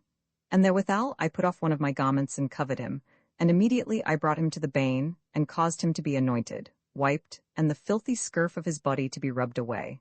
Which done, though I were very weary myself, yet I led the poor miser to my inn, where he reposed his body upon a bed, and then I brought him meat and drink, and so we talked together. For there we might be merry and laugh at our pleasure, and so we were, until such time as he, fetching a pitiful sigh from the bottom of his heart, and beating his face in miserable sot, began to say, Roman 20, how Thrasyleon was disguised in a bear's skin, and how he was handled. When the skin was a drying, we made merry with the flesh, and then we devised with ourselves, that one of us being more valiant than the rest both in body and courage, so that he would consent thereto, should put on the skin, and feigning that he were a bear, should be led to Demeter's house in the night, by which means we thought to be received and let in. Many were desirous to play the bear, but especially one Thrasyleon of a courageous mind would take this enterprise in hand. Then we put him into the bear's skin, which fitted him finely in every point. We buckled it fast under his belly, and covered the seam with the hair, that it might not be seen. After this, we made little holes through the bear's head, and through his nostrils and eyes, for Thrasyleon to see out and take wind at, in such sort that he seemed a very lively and natural beast. When this was done, we went into a cave which we hired for the purpose, and he crept in after like a bear with a good courage. Thus we began our subtlety, and then we imagined thus, we feigned letters as though they came from one Nicanor which dwelt in the country of Thracia, which was of great acquaintance with this Demetres, wherein we wrote that he had sent him being his friend, the first fruits of his cossing and hunting. When night was come, which was a meet time for our purpose, we brought Thrasyleon and our forged letters, and presented them to Demetres. When Demetres beheld this mighty bear, and saw the liberality of Nicanor his friend, he commanded his servants to deliver unto us 10 crowns, having great store in his coffers. Then, as the novelty of a thing doth accustom to stir men's minds to behold the same, Many persons came on every side to see this bear. But Thrasyleon, lest they should by curious viewing and prying perceive the truth, ran upon them to put them in fear that they durst not come nigh. The people said, Verily Demetres is right happy, in that, after the death of so many beasts, he hath gotten meagre Fortune's head, so goodly a bear. Then Demetres commanded him with all care to be put in the park with all the other beasts. But immediately I spake unto him and said, Sir, I pray you take heed how you put a beast tired with the heat of the sun, and with long travel, among others which, as I hear say, have diverse maladies and diseases. Let him rather lie in some open place in your house nigh some water, where he may take air and ease himself. For do you not know that such kind of beasts do greatly delight to couch under the shadow of trees and hillocks near pleasant wells and waters? Hereby Demetres admonished, and remembering how many he had before that perished, was contented that we should put the bear where we would. Moreover we said unto him, that we ourselves were determined to lie all night near the bear, to look unto him, and to give him meat and drink at his due hour. Then he answered, Verily, masters, you need not put yourselves to such pains, for I have men that serve for nothing but that purpose. So we took leave of him and departed. And when we were come without the gates of the town, we perceived before us a great sepulchre standing out of the highway in a privy and secret place. And thither we went and opened the mouth thereof, whereas we found the sides covered with the corruption of man, and the ashes and dust of his long buried body, wherein we got ourselves to bring our purpose to pass. And having respect to the dark time of night, according to our custom, when we thought that everyone was asleep, we went with our weapons and besieged the house of Demetres round about. Then Thrasyleon was ready at hand, and leaped out of the cavern, and went to kill all such as he found asleep. But when he came to the potter, he opened the gates and let us in, and then he showed us a large counter, wherein we saw the night before a great abundance of treasure, which when by violence we had broke open. I bid every one of my fellows take as much gold and silver as they could carry away, and bear it to the sepulchre, and still as they carried away, I stood at the gate, watching diligently when they would return. The bear running about the house, to make such of the family afeard as Fortune to wake and come out.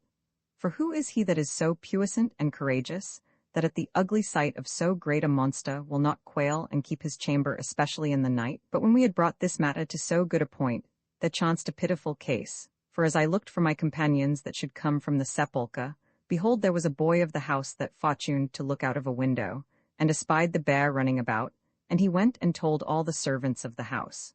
Whereupon incontinently they came forth with torches, lanterns, and other lights, that they might see all the yard over. They came with clubs, spears, naked swords, greyhounds, and mastiffs to slay the poor beast. Then I during this brawl thought to run away, but because I would see Thrasyleon fight with the dogs, I lay behind the gate to behold him. And although I might perceive that he was well nigh dead, yet remembered he his own faithfulness and ours, and valiantly resisted the gaping and ravenous mouths of the hellhounds. So took he in gree the pageant, which willingly he took in hand himself, and with much ado tumbled at length out of the house. But when he was at liberty abroad, yet could he not save himself, for all the dogs of the street joined themselves to the greyhounds and mastiffs of the house, and came upon him. Alas, what a pitiful sight it was to see our poor Thrasyleon thus environed, encompassed with so many dogs that tore and rent him miserably. Then I, impatient of so great a misery, ran in among the press of people, and aiding him with my words as much as I might, exhorted them all in this manner. O great and extreme mischance, what a precious and excellent beast have we lost! But my words did nothing prevail, for there came out a tall man with a spear in his hand, that thrust him clean through, and afterwards many that stood by drew out their swords, and so they killed him.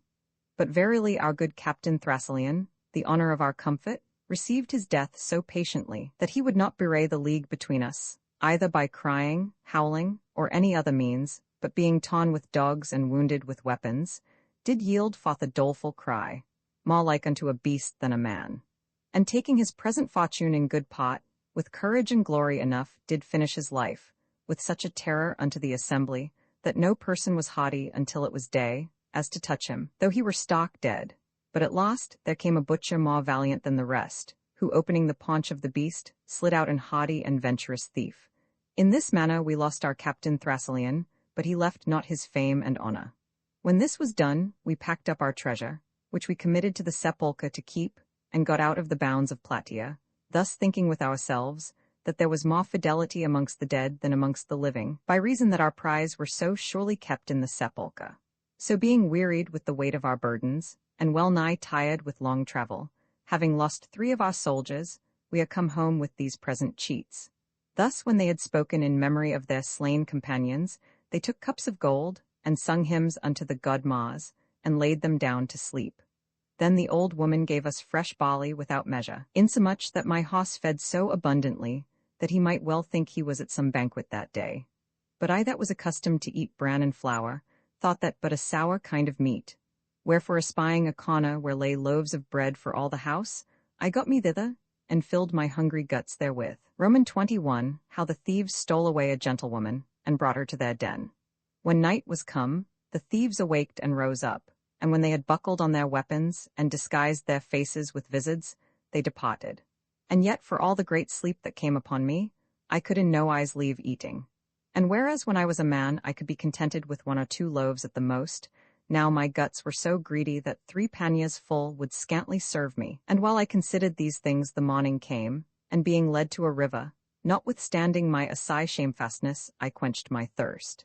And suddenly after, the thieves returned home careful and heavy, bringing no burdens with them, no not so much as traff or baggage, save only a maiden that seemed by her habit to be some gentlewoman born, and the daughter of some worthy matron of that country, who was so fair and beautiful, that though I were an ass, yet I had a great affection for her.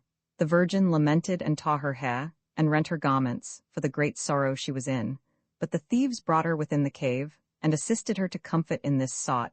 Weep not, fair gentlewoman, we pray you, for be you assured we will do no outrage or violence to your person, but take patience a while for our profit, for necessity and poor estate hath compelled us to do this enterprise. We warrant you that your parents, although they be covetous, will be contented to give us a great quantity of money to redeem and ransom you from our hands. With such and like flattering words they endeavoured to appease the gentlewoman, howbeit she would in no case be comforted, but put her head betwixt her knees, and cried piteously. Then they called the old woman, and commanded her to sit by the maiden, and pacify her dolour as much as she might. And they departed away to rob, as they were accustomed to do, but the Virgin would not assuage her griefs, nor mitigate her sorrow by any entreaty of the old woman, but howled and sobbed in such sort, that she made me poor ass likewise to weep.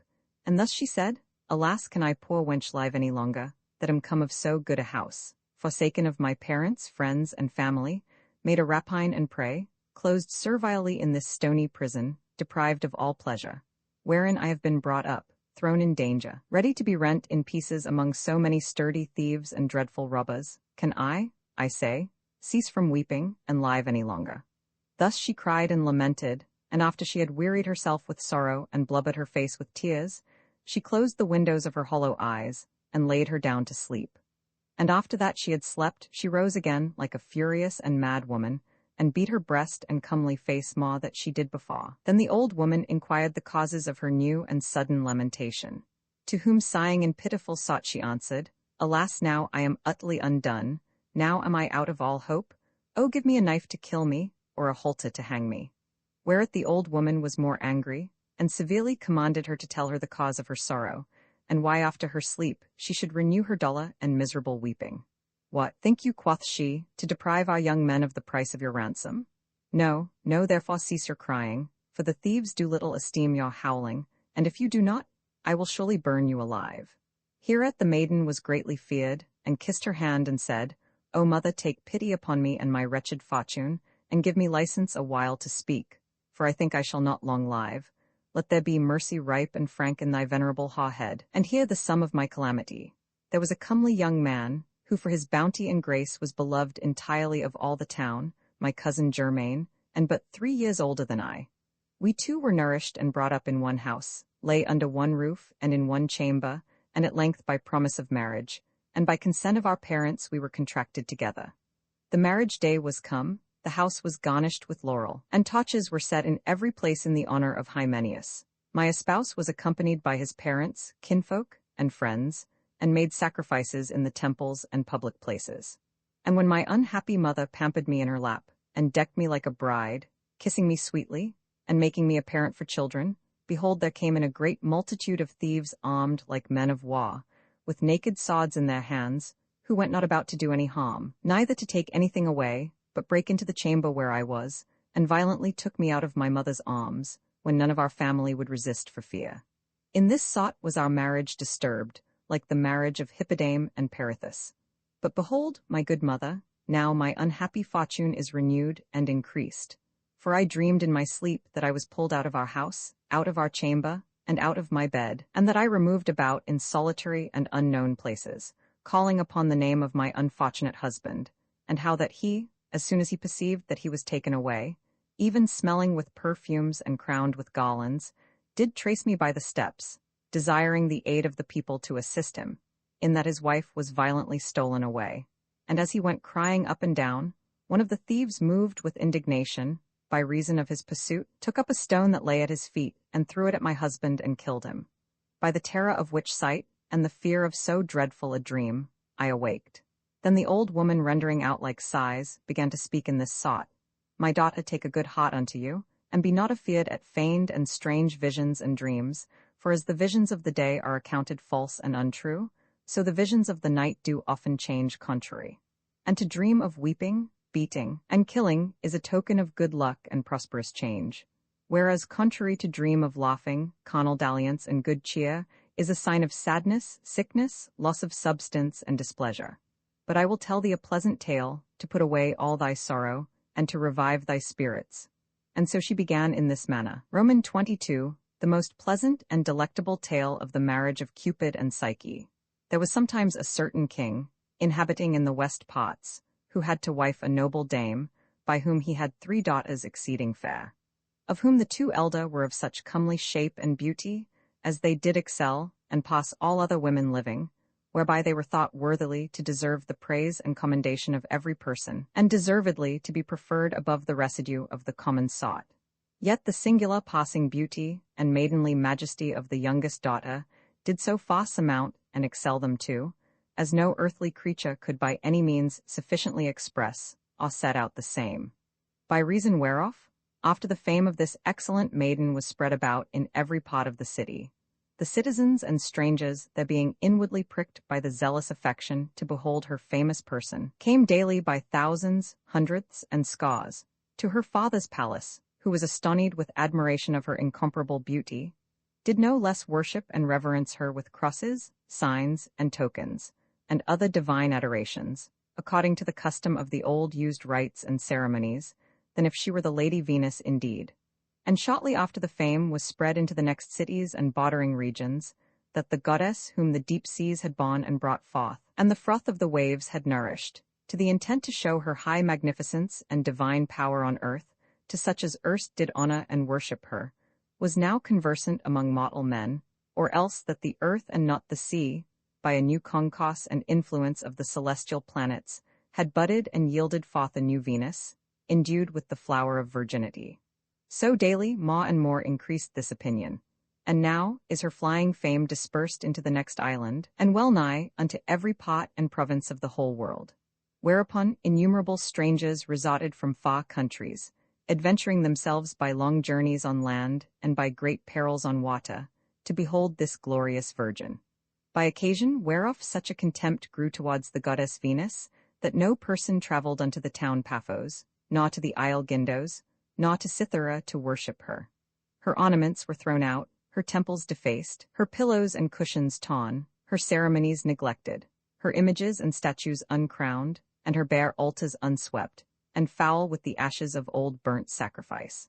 For why? Every person honored and worshipped this maiden instead of Venus, and in the morning at her first coming abroad offered unto her oblations, provided banquets, called her by the name of Venus, which was not Venus indeed, and in her honor presented flowers and garlands in most reverend fashion. This sudden change and alteration of celestial honor did greatly inflame and kindle the love of very Venus, who, unable to temper herself from indignation, shaking her head in raging sought, reasoned with herself in this manner: Behold the original parent of all these elements. Behold the Lady Venus renowned throughout all the world, with whom a mortal maiden is joined now partaker of honor. My name registered in the city of heaven is profaned and made vile by terran absurdities. If I shall suffer any mortal creature to present my majesty on earth, Ah, that any shall bear about a false surmised shape of her person, then in vain did Paris the shepherd, in whose judgment and competence the great Jupiter had affiance, prefer me above the residue of the goddesses, for the excellency of my beauty. But she, whatever she be that hath usurped mine honour, shall shortly repent her of her unlawful estate. And by, she called her winged son Cupid, rash enough and haughty, who by his evil manners condemning all public justice and law, armed with fire and arrows, running up and down in the nights from house to house, and corrupting the lawful marriages of every person, doth nothing but that which is evil, who although that he were of his own proper nature sufficiently prone to work mischief, yet she egged him forward with words and brought him to the city, and showed him Psyche, for so the maid was called, and having told the cause of her anger, not without great rage, I pray thee, quoth she, my dear child, by motherly bond of love, by the sweet wounds of thy piercing darts, by the pleasant heat of thy fire, revenge the injury which is done to thy mother by the false and disobedient beauty of a mortal maiden, and I pray thee, that without delay she may fall in love with the most miserablest creature living, the most poor, the most crooked, and the most vile, that there may be none found in all the world of like wretchedness.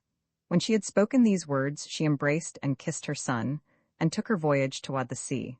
When she came upon the sea, she began to call the gods and goddesses, who were obedient at her voice. For incontinent came the daughters of Nereus, singing with tunes melodiously, Pothinus with his bristled and rough beard, Selita with her bosom full of fish, Palemon the driver of the dolphin, the trumpeters of Triton, leaping hither and thither, and blowing with heavenly noise. Such was the company which followed Venus, marching towards the ocean sea. In the mean season Psyche with all her beauty received no fruit of honour. She was wondered at of all, she was praised of all, but she perceived that no king nor prince, nor any one of the superior sought did repair to woo her. Every one marvelled at her divine beauty, as it were some image well painted and set out. Her other two sisters, which were nothing so greatly exalted by the people, were royally married to two kings.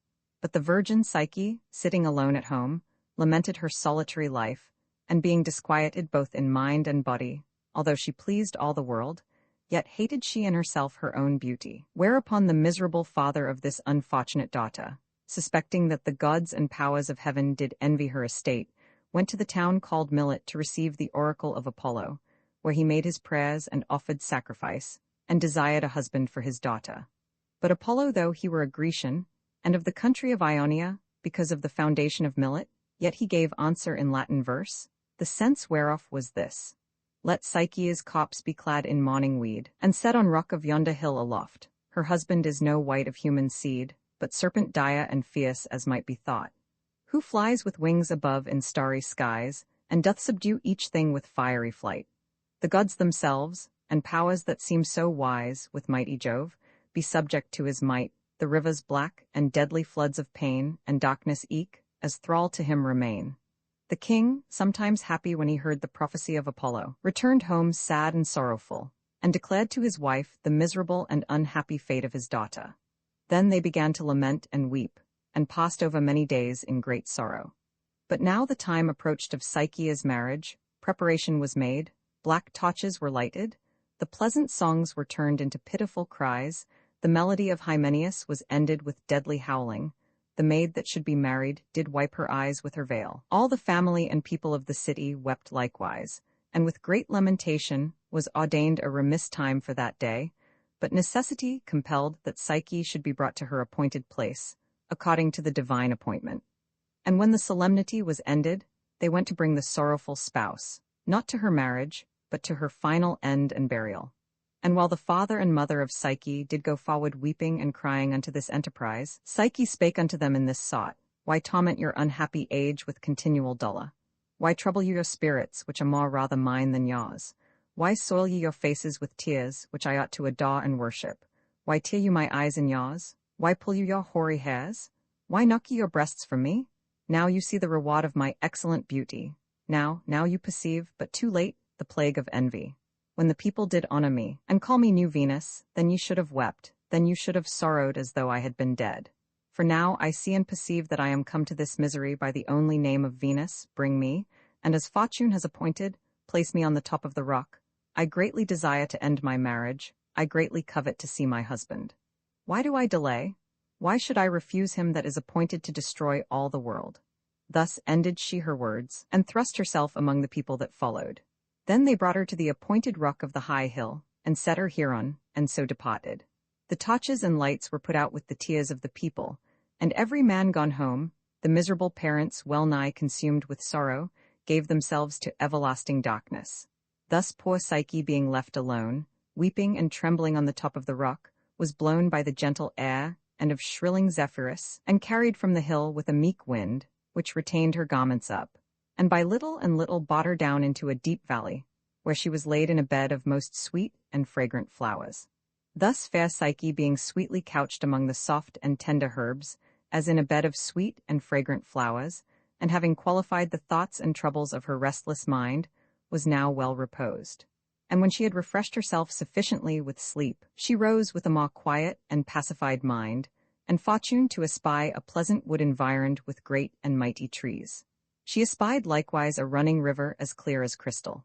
In the midst of the wood well nigh at the fall of the river was a princely edifice, wrought and builded not by the art or hand of man, but by the mighty power of God. And you would judge at the first entry therein, that it were some pleasant and worthy mansion for the powers of heaven. For the embowings above were of citron and ivory, propped and undermined with pillars of gold, the walls covered and sealed with silver, divers sorts of beasts were graven and carved, that seemed to encounter with such as entered in. All things were so curiously and finely wrought, that it seemed either to be the work of some demigod, or of God himself. The pavement was all of precious stones, divided and cut one from another, whereon was carved divers kinds of pictures, in such sort that blessed and thrice blessed were they that might go upon such a pavement. Every part and angle of the house was so well adorned, that by reason of the precious stones and inestimable treasure there, it glittered and shone in such sort, that the chambers, porches, and doors gave light as it had been the sun. Neither otherwise did the other treasure of the house disagree unto so great a majesty, that verily it seemed in every point an heavenly palace, fabricate and built for Jupiter himself. Then Psyche moved with delectation approached nigh, and taking a bold heart entered into the house, and beheld everything there with great affection. She saw storehouses wrought exceedingly fine, and replenished with abundance of riches. Finally, there could nothing be devised which lacked there.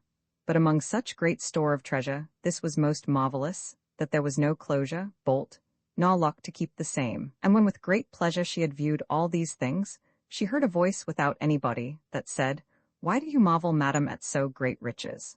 Behold, all that you see is at your commandment, wherefore go you into the chamber, and repose yourself upon the bed, and desire what bath you will have, and we whose voices you hear be your servants, and ready to minister unto you according to your desire. In the mean season, royal meats and dainty dishes shall be prepared for you. Then Psyche perceived the felicity of divine providence, and according to the advertisement of the incorporeal voices, she first reposed herself upon the bed, and then refreshed her body in the bains. This done, she saw the table garnished with meats, and a chair to sit down. When Psyche was set down, all sorts of divine meats and wines were brought in, not by anybody, but as it were with a wind, for she saw no person before her, but only heard voices on every side. After that all the services were brought to the table, one came in and sung invisibly, another played on the harp, but she saw no man. The harmony of the instruments did so greatly shrill in her ears, that though there were no manner of person, yet seemed she in the midst of a multitude of people. All these pleasures finished, when night approached Psyche went to bed, and when she was laid, that the sweet sleep came upon her, she greatly feared her virginity, because she was alone. Then came her unknown husband and lay with her. And after that he had made a perfect consummation of the marriage, he rose in the morning before day, and departed. Soon after came her invisible servants, and presented to her such things as were necessary for her defloration. And thus she passed forth a great while, and as it happeneth, the novelty of the things by continual custom did increase her pleasure, but especially the sound of the instruments was a comfort to her being alone. During this time that Psyche was in this place of pleasures, her father and mother did nothing but weep and lament, and her two sisters, hearing of her most miserable fortune, came with great dolour and sorrow to comfort and speak with her parents. The night following, Psyche's husband spake unto her, for she might feel his eyes, his hands, and his ears, and said, O my sweet spouse and dear wife, fortune doth menace unto thee imminent danger, whereof I wish thee greatly to beware. For know that thy sisters, thinking that thou art dead, be greatly troubled, and are coming to the mountain by thy steps.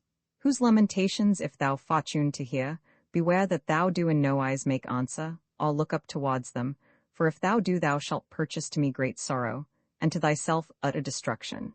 Psyche, hearing her husband, was contented to do all things as he had commanded. After that he was departed, and the night passed away, Psyche lamented and lamented all the day following, thinking that now she was past all hopes of comfort, in that she was closed within the walls of a prison, deprived of human conversation, and commanded not to aid her sorrowful sisters, no nor once to see them. Thus she passed all the day in weeping, and went to bed at night without any refection of meat or bane. Incontinently after came her husband, who when he had embraced her sweetly, began to say, Is it thus that I find you perform your promise, my sweet wife? What do I find here?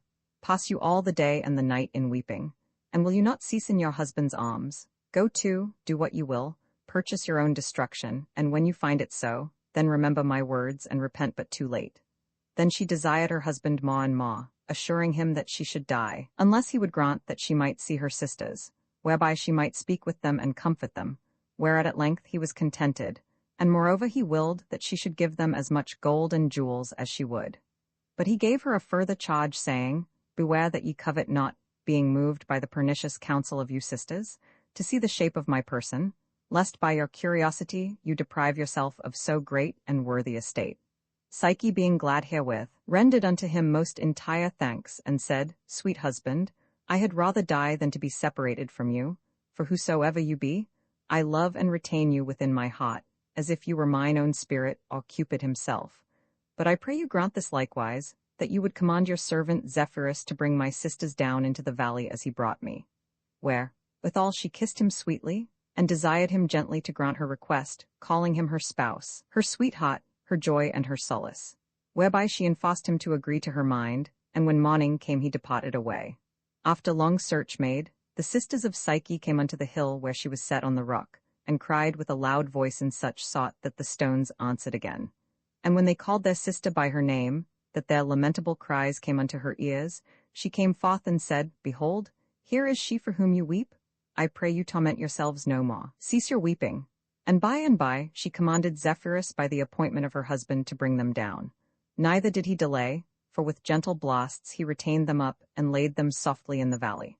I am not able to express the often embracing, kissing, and greeting which was between them three. All sorrows and tears were then laid apart. Come in, quoth Psyche, into our house, and refresh your afflicted minds with your sister. After this she showed them the storehouses of treasure. She caused them to hear the voices which served her. The bane was ready, the meats were brought in, and when they had filled themselves with divine delicates, they conceived great envy within their hearts, and one of them being curious, did demand what her husband was, of what estate, and who was lord of so precious a house. But Psyche, remembering the promise which she had made to her husband, feigned that he was a young man, of comely stature, with a flaxen beard, and had great delight in hunting the dales and hills by. And lest by her long talk she should be found to trip or fail in her words, she filled their laps with gold, silver, and jewels, and commanded Zephyrus to carry them away. When they were brought up to the mountain, they made their ways homeward to their own houses, and murmured with envy that they bare against Psyche, saying, Behold cruel and contrary fortune, behold how we, born all of one parent, have diverse destinies, but especially we that are the elder two be married to strange husbands, made as handmaidens, and as it were banished from our country and friends. Whereas our younger sister hath great abundance of treasure, and hath gotten a god to her husband, although she hath no skill how to use such great plenty of riches. Saw you not, sister, what was in the house, what great store of jewels, what glittering robes, what gems, what gold we trod on, that if she hath a husband according as she affirmeth, there is none that liveth this day more happy in all the world than she. And so it may come to pass, at length, for the great affection which he may bear unto her, that he may make her a goddess, for by Hercules, such was her countenance, so she behaved herself, that as a goddess she had voices to serve her, and the winds did obey her. But I poor wretch have first married an husband elder than my father, more bald than a coot, more weak than a child, and that locketh me up all day in the house. Then said the other sister, And in faith I am married to a husband that hath the gout, twofold, crooked, nor courageous in paying my debt.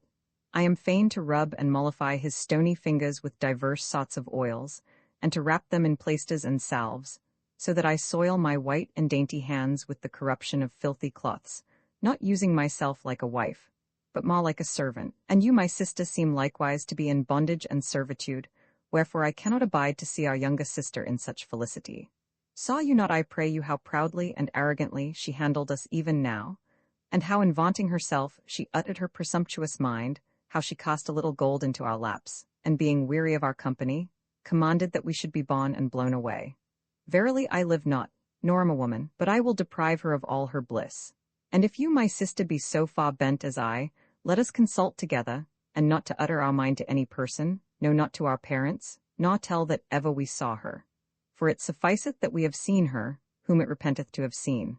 Neither let us declare her good fortune to our father, nor to any other, since as they seem not happy whose riches are unknown, so shall she know that she hath sisters no abjects, but worthier than she. But now let us go home to our husbands and poor houses, and when we are better instructed, let us return to suppress her pride. So this evil counsel pleased these two evil women, and they hid the treasure which Psyche gave them, and tore their hair, renewing their false and forged tears. When their father and mother beheld them weep and lament still, they doubled their sorrows and griefs, but full of ire and fast with envy, they took their voyage homeward, devising the slaughter and destruction of their sister.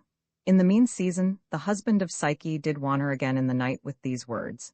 Seest thou not, quoth he, what peril and danger evil fortune doth threaten unto thee, whereof if thou take not good heed it will shortly come upon thee. For the unfaithful harlots do greatly endeavor to set their snares to catch thee, and their purpose is to make and persuade thee to behold my face, which if thou once fortune to see, as I have often told, thou shalt see no more. Wherefore if these naughty hags, armed with wicked minds, do chance to again, as I think no otherwise, but that they will, take heed that thou talk not with them, but simply suffer them to speak what they will. Howbeit, if thou canst not refrain thyself, beware that thou have no communication of thy husband, nor answer a word if they fortune to question of me. So will we increase our stock, and this young and tender child, couched in this young and tender belly of thine, shall be made an immortal god, otherwise a mortal creature. Then Psyche was very glad that she should bring forth a divine babe, and very joyful in that she should be honored as a mother. She reckoned and numbered carefully the days and months that passed, and being never with child before, did marvel greatly that in so short a time her belly should swell so big. But those pestilent and wicked furies, breathing out their serpentine poison, took shipping to bring their enterprise to pass. Then Psyche was warned again by her husband in this sort. Behold, the last day, the extreme case, and the enemies of thy blood, hath armed themselves against us, pitched their camp, set their host in array, and are marching towards us, for now thy two sisters have drawn their swords and are ready to slay thee. Oh, with what force are we assailed on this day? O sweet Psyche, I pray thee to take pity on thyself of me, and deliver thy husband and this infant within thy belly from so great danger. And see not, neither hear these cursed women, which are not worthy to be called thy sisters, for their great hatred and breach of sisterly amity, for they will come like sirens to the mountains, and yield out their piteous and lamentable cries. When Psyche had heard these words, she sighed sorrowfully and said, O dear husband, this long time have you had experience and trial of my faith, and doubt you not that I will persevere in the same? Wherefore command your wind Zephyrus, that he may do as he hath done before, to the intent that where you have charged me not to behold your venerable face, yet that I may comfort myself with the sight of my sisters. I pray you by these beautiful hairs, by these round cheeks delicate and tender, by your pleasant hot breast, whose shape and face I shall learn at length by the child in my belly, grant the fruit of my desire, refresh your dear spouse Psyche with joy, who is bound and linked unto you forever. I little esteem to see your visage and figure, little do I regard the night and darkness thereof, for you are my only light. Her husband being as it were enchanted with these words, and compelled by violence of her often embracing, wiping away her tears with his hair, did yield unto his wife, and when morning came, departed as he was accustomed to do. Now her sisters arrived on land, and never rested till they came to the rock, without visiting their parents, and leapt down rashly from the hill themselves. Then Zephyrus, according to the divine commandment, brought them down, although it were against his will, and laid them in the valley without any harm. By and by they went into the palace to their sister without leave, and when they had eftsoons embraced their prey, and thanked her with flattering words for the treasure which she gave them, they said. "O dear sister Psyche, know you that you are now no more a child, but a mother? Oh, what great joy bear you unto us in your belly? What a comfort will it be unto all the house? How happy shall we be, that shall see this infant nourished amongst so great plenty of treasure, that if he be like his parents, as it is necessary he should, there is no doubt but a new Cupid shall be born." By this kind of measures they went about to win Psyche by little and little, but because they were weary with travel, they sat them down in chairs, and after that they had washed their bodies in bains, they went into a parlor, where all kind of meats were ready prepared. Psyche commanded one to play with his harp, it was done. Then immediately others sung, others tuned their instruments, but no person was seen, by whose sweet harmony and modulation the sisters of Psyche were greatly delighted.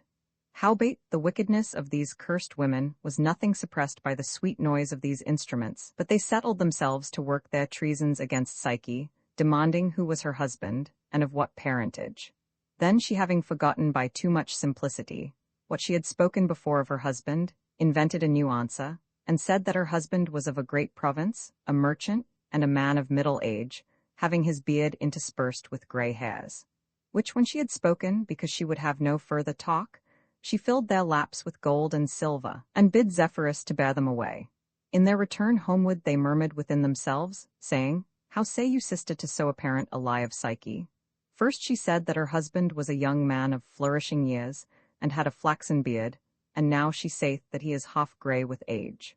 What is he that in so short a space can become so old? You shall find it no otherwise, my sister, but that either this cursed queen hath invented a great lie, or else that she never saw the shape of her husband. And if it be so that she never saw him, then verily she is married to some god, and hath a young god in her belly. But if it be a divine babe, and fortune to come to the ears of my mother, as God forbid it should, then may I go and hang myself. Wherefore let us go to our parents, and with forged lies let us colour the matter. After they were thus inflamed, and had visited their parents, they returned again to the mountain, and by the aid of the wind Zephyrus were carried down into the valley. And after they had strained their eyelids, to enforce themselves to weep, they called unto Psyche in this sort, "Thou, ignorant of so great evil, thinkest thyself sure and happy, and sittest at home nothing regarding thy peril, whereas we go about thy affairs, and are careful lest any harm should happen unto you. For we are credibly informed, neither can we but utter it unto you, that there is a great serpent full of deadly poison, with a ravenous gaping throat, that lieth with thee every night. Remember the oracle of Apollo, who pronounced that thou shouldest be married to a dire and fierce serpent, and many of the inhabitants hereby, and such as hunt about in the country, affirm that they saw him yesternight returning from pasture and swimming over the river, whereby they do undoubtedly say, that he will not pamper thee long with delicate meats, but when the time of delivery shall approach he will devour both thee and thy child. Wherefore advise thyself, whether thou wilt agree unto us that are careful of thy safety, and so avoid the peril of death, be contented to live with thy sisters, or whether thou remain with the serpent, and in the end be swallowed into the gulf of his body. And if it be so that thy solitary life, thy conversation with voices, this servile and dangerous pleasure, and the love of the serpent do more delight thee, say not but that we have played the parts of natural sisters in warning thee. Then the poor and simple miser Psyche was moved with the fear of so dreadful words, and being amazed in her mind, did clean forget the admonitions of her husband, and her own promises made unto him, and throwing herself headlong into extreme misery, with a wan and sallow countenance, scantly uttering a third word, at length gan say in this sort, "O my most dear sisters, I heartily thank you for your great kindness toward me, and I am now verily persuaded that they which have informed you hereof hath informed you of nothing but truth. For I never saw the shape of my husband, neither know I from whence he came, only I hear his voice in the night, insomuch that I have an uncertain husband, and one that loveth not the light of the day, which causeth me to suspect that he is a beast, as you affirm. Moreover, I do greatly fear to see him, for he doth menace and threaten great evil unto me, if I should go about to spy and behold his shape. Wherefore, my loving sisters, if you have any wholesome remedy for your sister in danger, give it now presently." Then they opened the gates of their subtle minds, and did put away all privy guile, and egged her forward in her fearful thoughts, persuading her to do as they would have her. Whereupon one of them began and said, "Because that we little esteem any peril or danger, to save your life, we intend to show you the best way and mean as we may possibly do. Take a sharp razor, and put it under the pillow of your bed, and see that you have ready a privy burning lamp with oil, hid under some part of the hanging of the chamber, and finally dissembling the matter, when according to his custom he cometh to bed and sleepeth soundly, arise you secretly, and with your bare feet go and take the lamp, with the razor in your right hand, and with valiant force cut off the head of the poisonous serpent, wherein we will aid and assist you. And when by the death of him you shall be made safe, we will marry you to some comely man. After they had thus inflamed the heart of their sister, fearing lest some danger might happen unto them by reason of their evil counsel, they were carried by the wind Zephyrus to the top of the mountain, and so they ran away and took shipping. When Psyche was left alone, saving that she seemed not to be alone, being stirred by so many furies, she was in a tossing mind like the waves of the sea, and although her will was obstinate, and resisted to put in execution the counsel of her sisters, yet she was in doubtful and diverse opinions touching her calamity. Sometimes she would, sometimes she would not, sometimes she is bold, sometimes she feareth, sometimes she mistrusteth, sometimes she is moved, sometimes she hateth the beast, sometimes she loveth her husband. But at length night came, when as she prepared for her wicked intent. Soon after her husband came, and when he had kissed and embraced her, he fell asleep. Then Psyche, somewhat feeble in body and mind, yet moved by cruelty of fate, received boldness and brought forth the lamp, and took the razor, so by her audacity she changed her mind. But when she took the lamp and came to the bedside, she saw the most meek and sweetest beast of all beasts, even fair Cupid couched fairly, at whose sight the very lamp increased his light for joy, and the razor turned his edge. But when Psyche saw so glorious a body she greatly feared, and amazed in mind, with a pale countenance, all trembling fell on her knees, and thought to hide the razor, yea, verily in her own heart, which doubtless she had done, had it not through fear of so great an enterprise fallen out of her hand. And when she saw and beheld the beauty of the divine visage, she was well recreated in her mind. She saw his hairs of gold, that yielded out a sweet savour, his neck more white than milk, his purple cheeks, his hair hanging comely behind and before, the brightness whereof did darken the light of the lamp, his tender plume feathers, dispersed upon his shoulders like shining flowers, and trembling hither and thither, and his other parts of his body so smooth and so soft, that it did not repent Venus to bear such a child. At the bed's feet lay his bow, quiver, and arrows, that be the weapons of so great a god, which when Psyche did curiously behold, she marvelling at her husband's weapons, took one of the arrows out of the quiver, and pricked herself withal, wherewith she was so grievously wounded that the blood followed, and thereby of her own accord she added love upon love. Then more broiling in the love of Cupid, she embraced him, and kissed him 1,000 times, fearing the measure of his sleep. But alas, while she was in this great joy, whether it were for envy, for desire to touch this amiable body likewise, there fell out a drop of burning oil from the lamp upon the right shoulder of the god. O rash and bold lamp, the vile ministry of love, how darest thou be so bold as to burn the god of all fire? When as he invented thee, to the intent that all lovers might with more joy pass the nights in pleasure.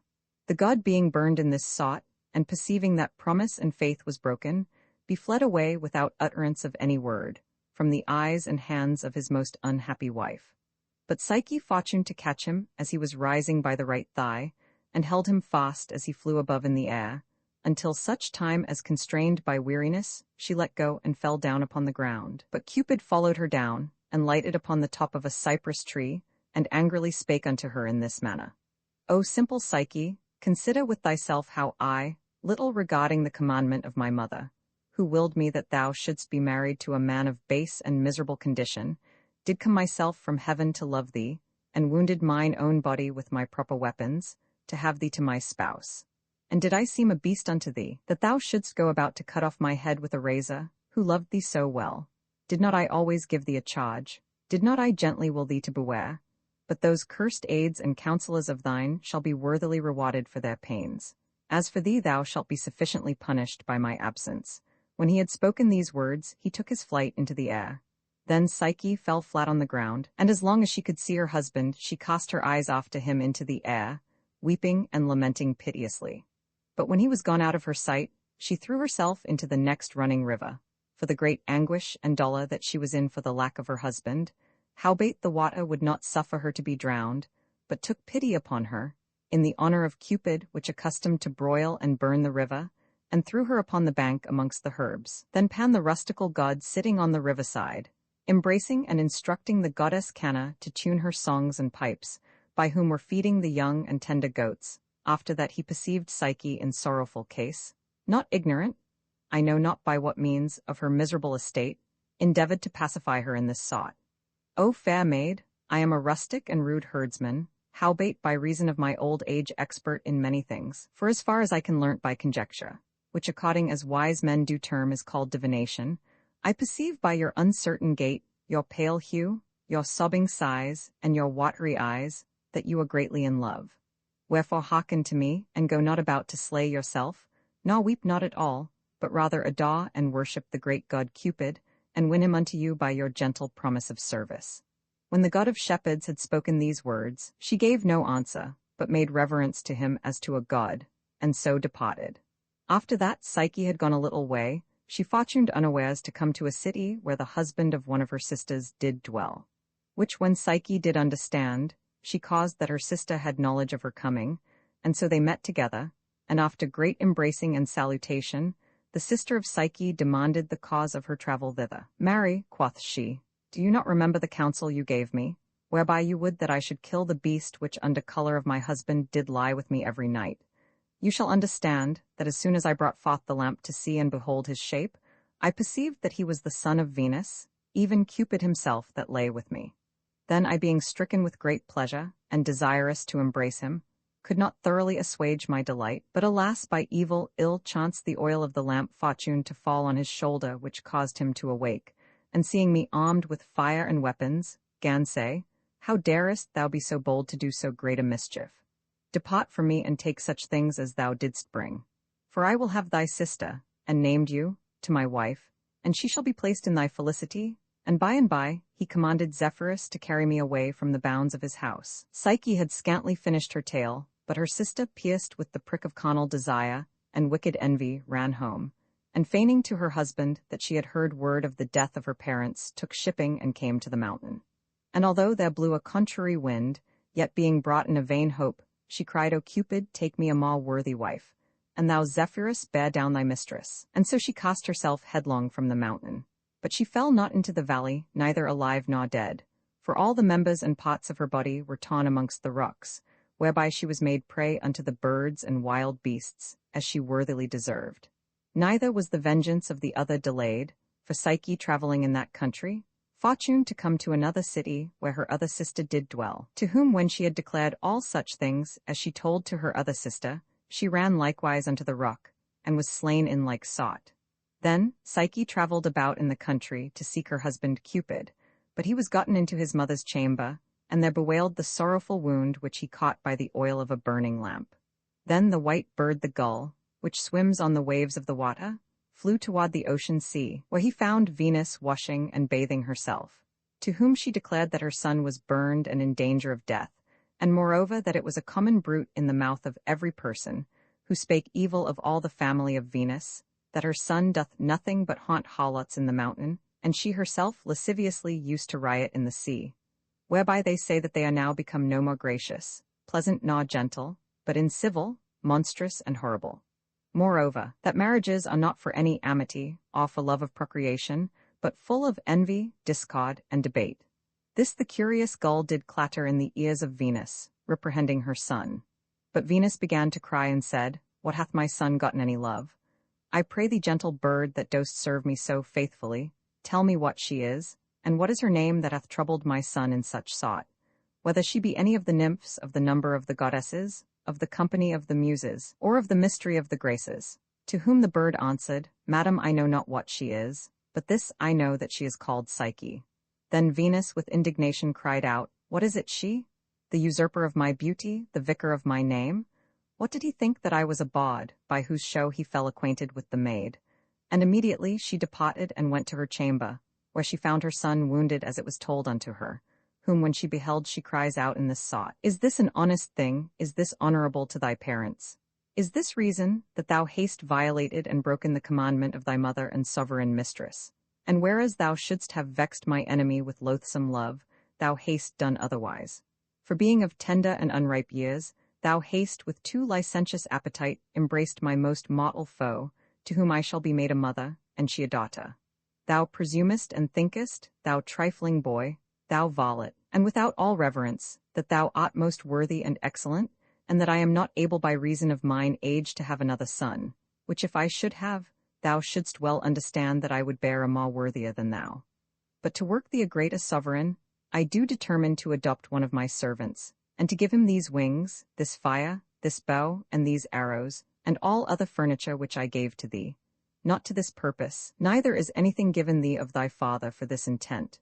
But first thou hast been evil brought up and instructed in thy youth, thou hast thy hands ready and sharp. Thou hast often offended thy ancients, and especially me that am thy mother. Thou hast pierced me with thy darts, thou condemnest me as a widow. Neither dost thou regard thy valiant and invincible father, and to anger me more, thou art amorous of harlots and wenches. Hot I will cause that thou shalt shortly repent thee, and that this marriage shall be dearly bought. To what a point am I now driven? What shall I do? Whither shall I go? How shall I repress this beast? Shall I ask aid of mine enemy sobriety, whom I have often offended to engender thee? Or shall I seek for counsel of every poor rustical woman? No, no, yet had I rather die, howbeit I will not cease my vengeance. To her must I have recourse for help, and to none other. I mean to sobriety, who may correct thee sharply, take away thy quiver, deprive thee of thy arrows, unbend thy bow, quench thy fire, and which is more subdue thy body with punishment. And when that I have raised and cut off this thy hair, which I have dressed with mine own hands, and made to glitter like gold, and when I have clipped thy wings, which I myself have caused to burgeon, then shall I think to have revenged myself sufficiently upon thee for the injury which thou hast done. When she had spoken these words, she departed in a great rage out of her chamber. Immediately as she was going away came Juno and Ceres, demanding the cause of her anger. Then Venus answered, Verily you are come to comfort my sorrow, but I pray you with all diligence to seek out one whose name is Psyche, who is a vagabond, and runneth about the countries. And as I think, you are not ignorant of the bruit of my son Cupid, and of his demeanor, which I am ashamed to declare. Then they, understanding the whole matter, endeavored to mitigate the ire of Venus in this sort. What is the cause, madam, or how hath your son so offended, that you should so greatly accuse his love, and blame him by reason that he is amorous? And why should you seek the death of her, whom he doth fancy? We most humbly entreat you to pardon his fault if he have accorded to the mind of any maiden. What, do you not know that he is a young man? Or have you forgotten of what years he is? Doth he seem always unto you to be a child? You are his mother, and a kind woman. Will you continually search out his dalliance? Will you blame his luxury? Will you bridle his love? And will you reprehend your own art and delights in him? What god or man is he, that can endure that you should sow or disperse your seed of love in every place, and to make restraint thereof within your own doors? Certes you will be the cause of the suppression of the public paces of young dames. In this sort, this goddess endeavored to pacify her mind, and to excuse Cupid with all their power, although he were absent, for fear of his darts and shafts of love. But Venus would in no wise assuage her heat, but thinking that they did rather trifle and taunt at her injuries, she departed from them, and took her voyage towards the sea in all haste. In the mean season Psyche hurled herself hither and thither, to seek her husband, the rather because she thought that if he would not be appeased with the sweet flattery of his wife, yet he would take mercy on her at her servile and continual prayers. And espying a church on the top of a high hill, she said, What can I tell whether my husband and master be there or no? Wherefore she went thitherward, and with great pain and travel, moved by hope, after that she climbed to the top of the mountain, she came to the temple, and went in, whereas behold she espied sheaves of corn lying on a heap, blades withered with garlands, and reeds of barley. Moreover she saw hooks, scythes, sickles, and other instruments to reap, but everything lay out of order, and as it were cast in by the hands of laborers, which when Psyche saw she gathered up and put everything in order, thinking that she would not despise or condemn the temples of any of the gods, but rather get the favor and benevolence of them all. By and by Ceres came in, and beholding her busy and curious in her chapel, cried out afar off, and said, O Psyche needful of mercy, Venus searcheth for thee in every place to revenge herself, and to punish thee grievously. But thou hast more mind to be here, and carest for nothing less than for thy safety. Then Psyche fell on her knees before her, watering her feet with her tears, wiping the ground with her hair, and with great weeping and lamentation desired pardon, saying, O great and holy goddess, I pray thee by thy plenteous and liberal right hand, by the joyful ceremonies of thy harvest, by the secrets of thy sacrifice, by the flying chariots of thy dragons, by the tillage of the ground of Sicily, which thou hast invented, by the marriage of Proserpina, by the diligent inquisition of thy daughter, and by the other secrets which are within the temple of Eleusis in the land of Athens, take pity on me thy servant Psyche, and let me hide myself a few days amongst these sheaves of corn, until the ire of so great a goddess be past, or until that I be refreshed of my great labor and travel. Then answered Ceres, Verily, Psyche, I am greatly moved by thy prayers and tears, and desire with all my heart to aid thee. But if I should suffer thee to be hidden here, I should increase the displeasure of my cousin, with whom I have made a treaty of peace, and an ancient promise of amity. Wherefore I advise thee to depart hence, and take it not an evil part, in that I will not suffer thee to abide and remain here within my temple. Then Psyche, driven away contrary to her hope, was double afflicted with sorrow, and so she returned back again. And behold, she perceived afar off in a valley a temple standing within a forest, fair and curiously wrought, and minding to overpass no place with a better hope did direct her. And to the intent she would desire pardon of every god, she approached nigh unto the sacred door, whereas she saw precious riches and vestments engraven with letters of gold, hanging upon branches of trees, and the posts of the temple testifying the name of the goddess Juno, to whom they were dedicate. Then she kneeled down upon her knees, and embraced the altar with her hands, and wiping her tears, gan pray in this sort.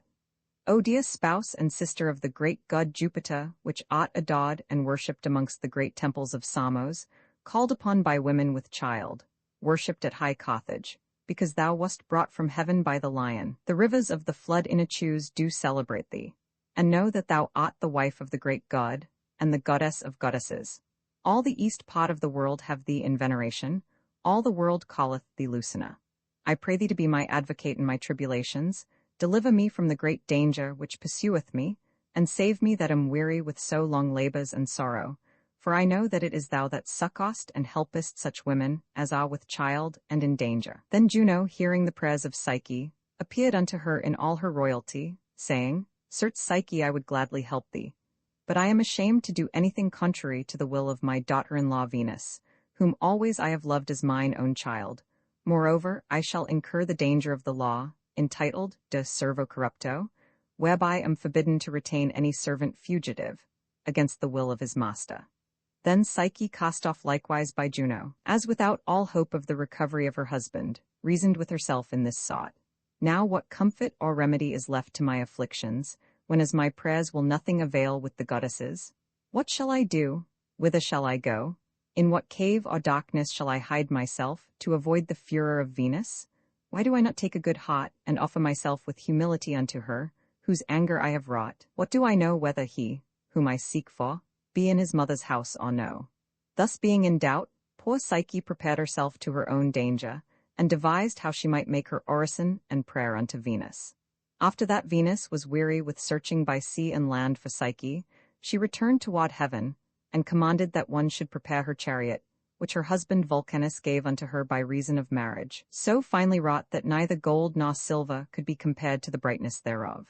4 white pigeons guided the chariot with great diligence, and when Venus was entered in a number of sparrows flew chirping about, making sign of joy, and all other kind of birds sang sweetly, foshowing the coming of the great goddess.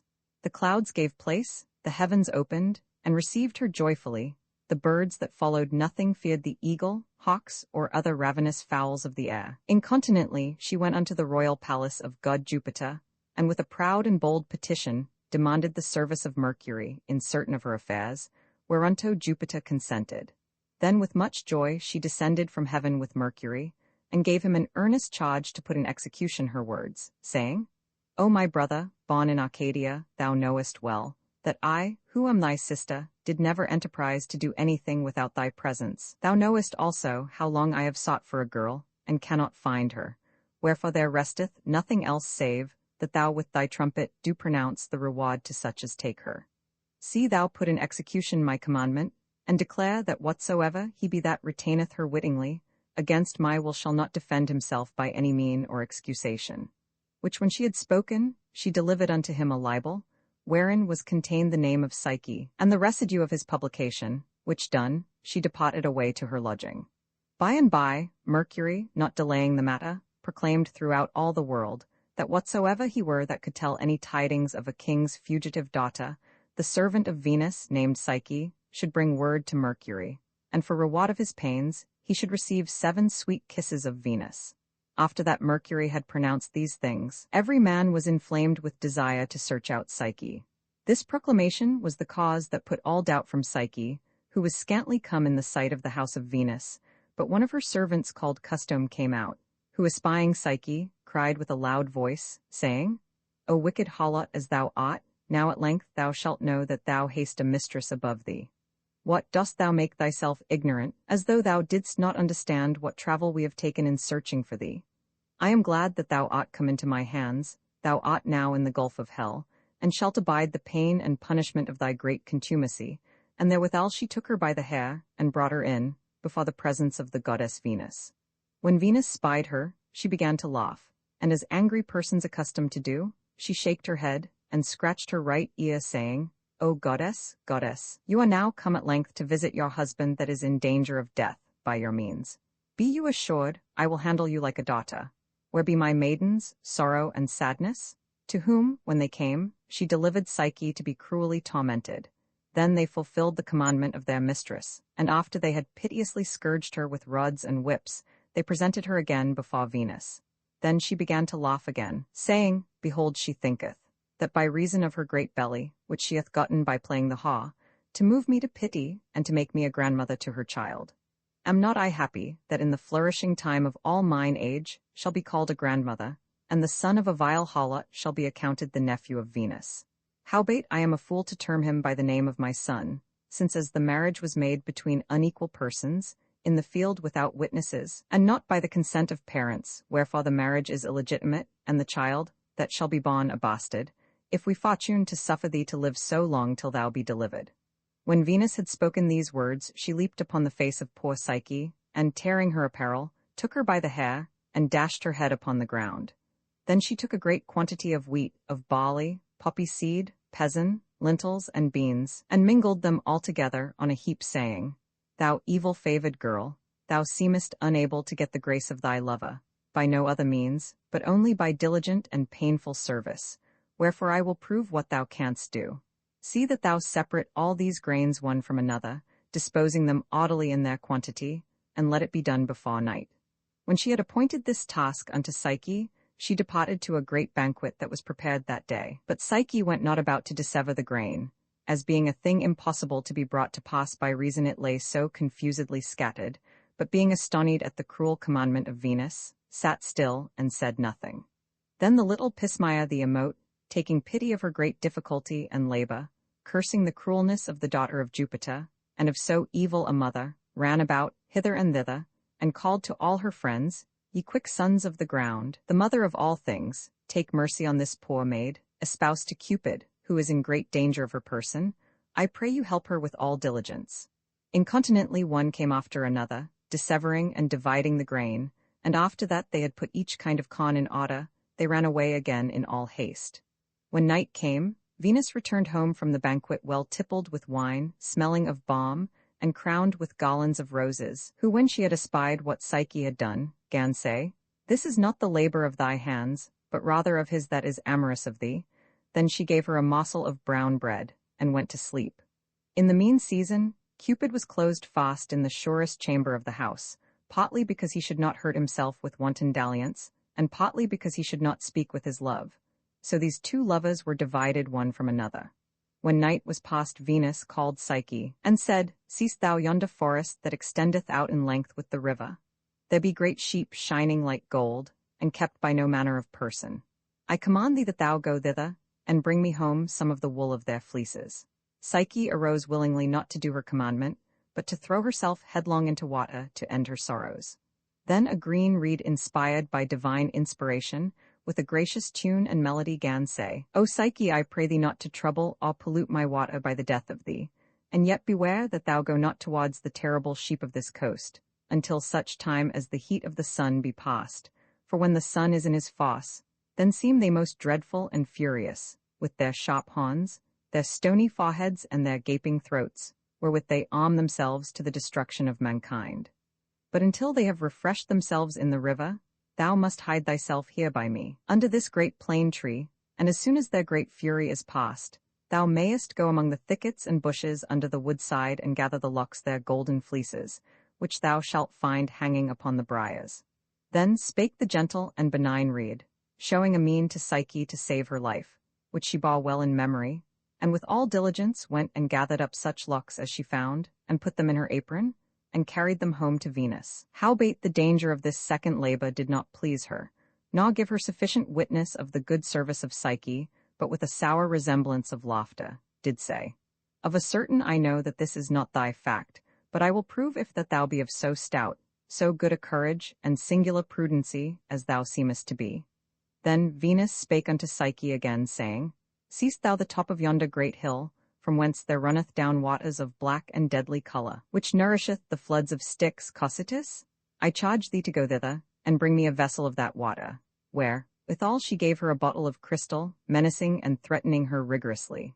Then poor Psyche went in all haste to the top of the mountain, rather to end her life than to fetch any water, and when she was come up to the ridge of the hill, she perceived that it was impossible to bring it to pass. For she saw a great rock gushing out most horrible fountains of waters, which ran down and fell by many stops and passages into the valley beneath. On each side she did see great dragons, which were stretching out their long and bloody necks, that did never sleep, but appointed to keep the river there. The waters seemed to themselves likewise saying, Away, away, what wilt thou do? Fly, fly, or else thou wilt be slain. Then Psyche, seeing the impossibility of this affair, stood still as though she were transformed into a stone, and although she was present in body, yet was she absent in spirit and sense, by reason of the great peril which she saw, insomuch that she could not comfort herself with weeping, such was the present danger that she was in. But the royal bird of great Jupiter, the eagle remembering his old service which he had done, when as by the prick of Cupid he brought up the boy Ganymes to the heavens to be made butler of Jupiter, and minding to show the like service in the person of the wife of Cupid, came from the high house of the skies, and said unto Psyche, O simple woman without all experience, dost thou think to get or dip up any drop of this dreadful water? No, no, assure thyself thou art never able to come nigh it, for the gods themselves do greatly fear at the sight thereof. What, have you not heard, that it is a custom among men to swear by the puissance of the gods, and the gods do swear by the majesty of the river Styx?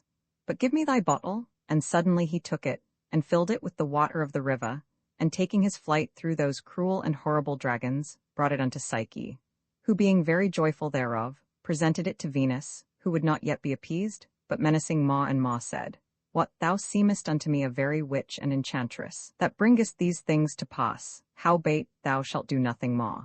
Take this box and to hell to Proserpina, and desire her to send me a little of her beauty, as much as will serve me the space of one day, and say that such as I had is consumed away since my son fell sick, but return again quickly, for I must dress myself therewithal, and go to the theatre of the gods. Then poor Psyche perceived the end of all fortune, thinking verily that she should never return, and not without cause, when as she was compelled to go to the gulf and furies of hell. Wherefore, without any further delay, she went up to an high tower to throw herself down headlong, thinking that it was the next and readiest way to hell. But the tower, as inspired, spake unto her, saying, O poor miser, why goest thou about to slay thyself? Why dost thou rashly yield unto thy lost peril and danger?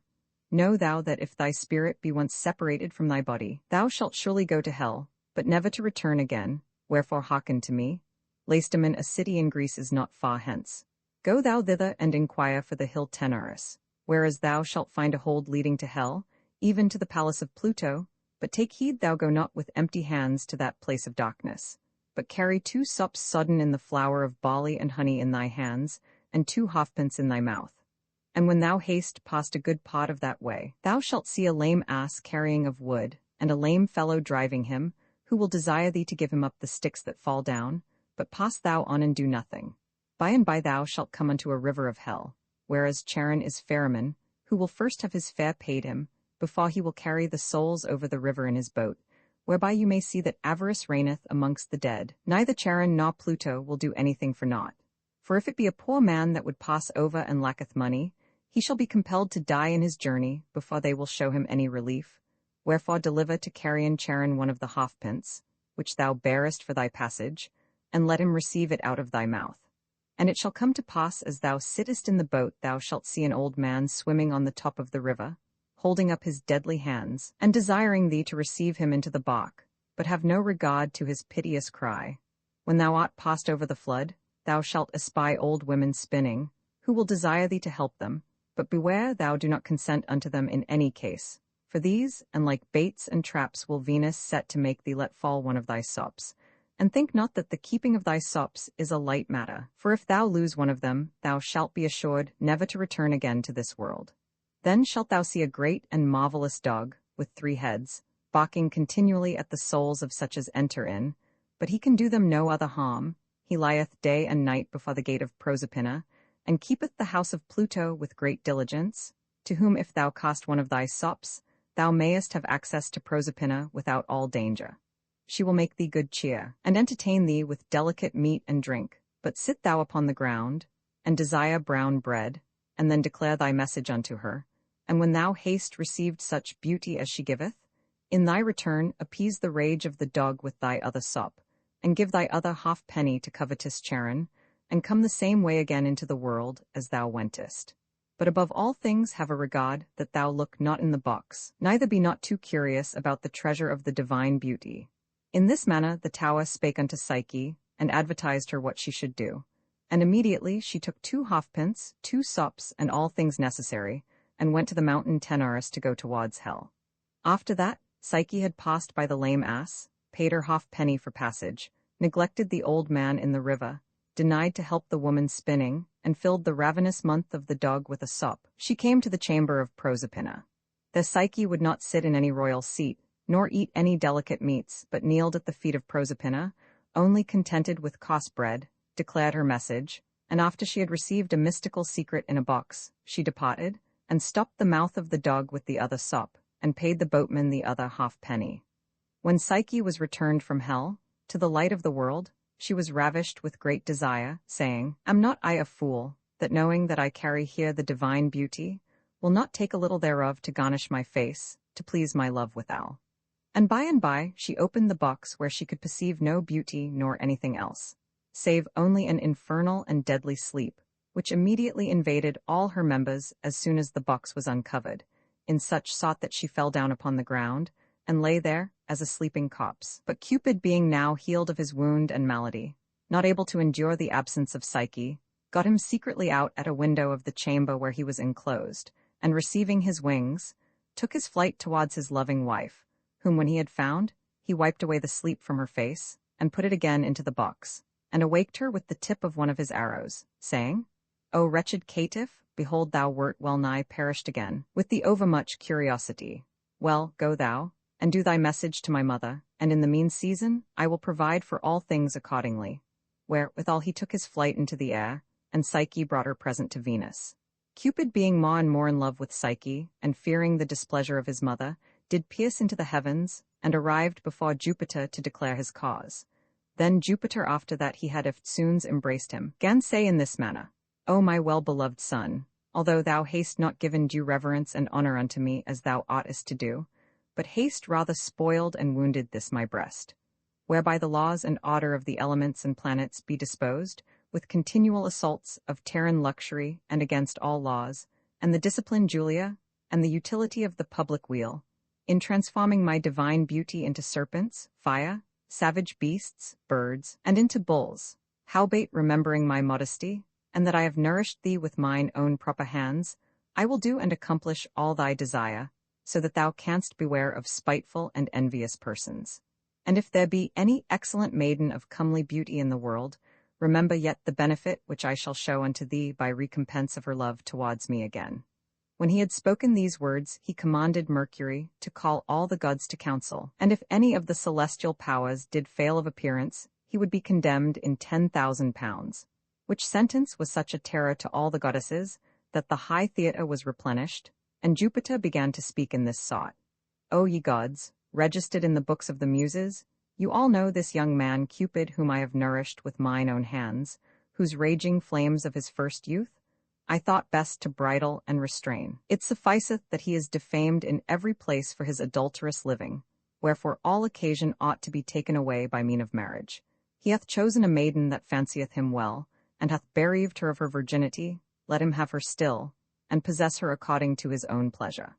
Then he returned to Venus, and said, And you, my daughter, take you no care, neither fear the dishonor of your progeny and estate, neither have regard in that it is a mortal marriage, for it seemeth unto me just, lawful, and legitimate by the law civil. Incontinently after Jupiter commanded Mercury to bring up Psyche, the spouse of Cupid, into the palace of heaven. And then he took a pot of immortality, and said, Hold Psyche, and drink, to the end thou mayest be immortal, and that Cupid may be thine everlasting husband. By and by the great banquet and marriage feast was sumptuously prepared. Cupid sat down with his dear spouse between his arms. Juno likewise with Jupiter, and all the other gods in order. Ganymedes filled the pot of Jupiter, and Bacchus served the rest. Their drink was nectar, the wine of the gods. Vulcanus prepared supper. The Hours decked up the house with roses and other sweet smells. The Graces threw about balm. The Muses sang with sweet harmony. Apollo tuned pleasantly to the harp. Venus danced finely. Satyrus and Paniscus played on their pipes, and thus Psyche was married to Cupid, and after she was delivered of a child whom we call Pleasure. This the trifling old woman declared unto the captive maiden, but I, poor ass, not standing far off, was not a little sorry in that I lacked pen and ink to write so worthy a tale. Roman 23. How Apuleius carried away the gentlewoman, and how they were taken again by the thieves, and what a kind of death was invented for them. By and by the thieves came home laden with treasure, and many of them, which were of strongest courage, leaving behind such as were lame and wounded, to heal and air themselves, said they would return back again to fetch the rest of their pillage, which they had hidden in a certain cave. And so they snatched up their dinner greedily, and brought us forth into the way, and beat us before them with staves.